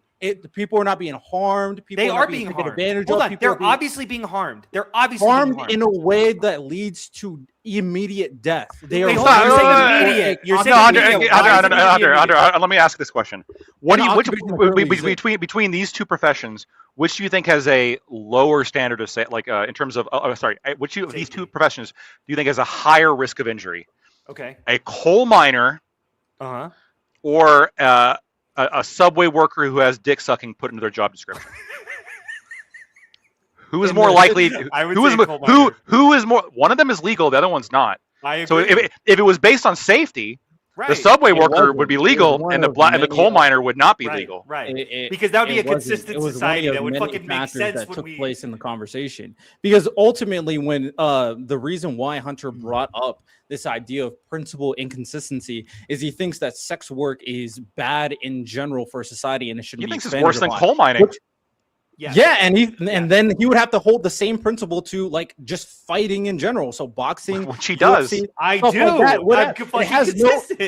It has no intrinsic value to society at that point in your stance. I agree. So, That would be. I like the testosterone of just like people punching each other sometimes. Like, he doesn't. If both of them fucking want it, why do there's care? no principle inconsistency because of course the situations are completely different. One, the intentionality of willing to engage in the field that we're talking about. Again, two different scenarios. Two, ensuring a proper institutional structure so the people who engage. Stop fucking saying institutional structure. That's an Izzot fallacy. You keep shifting into institutional. No, it's not because that's something that would have to be established if something becomes a legalized profession.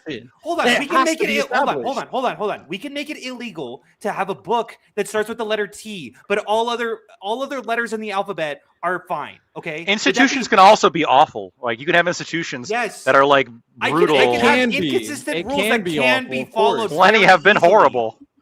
Of course, but that's an argumentation of what the quality of the institution in the situation that we're talking about right now. Establishing an institutional structure around a field that's already illegal. Who fucking cares? Make sure that you can. Of course, we don't need to put an institution. I've conceded that obviously you can have an institutional. You can have institutional barriers around inconsistent ideals. Of course you can. We have it right now. It's not an inconsistent ideal when it comes down to one, you choose to be in a field that ensures that you are not individually getting harmed for something you did not. Yeah, and you choose to be at the subway job to get your dick sucked. You can leave. You did it. You can quit. You can quit. You can leave at any point. Never been said. You can walk out at yes. You can leave at any point. Involved in a job that had the coal miner can quit at any. Yeah, and you can quit. The coal miner can quit. The commercial fisherman can quit. You can quit at UFC. You quit any of these jobs. You can leave exactly if you no longer consent to what the job description is. You can stand up and leave. All right. I would like to have that one-on-one. This keeps getting confused, but my arguments keep getting confused of others. Blackwood, you're Hunter has like literally. Wait, no. What'd you say? I'm muting. What'd you say it was? Blackwood, your stance makes more sense to me than Hunter's. I'm beyond. Thank you. This is usually the case. Okay, I'm gonna throw Hunter to the bus right now. No, Hunter, yours is terrible. I agree with I'm the Rebel. best. No one understands Hunter.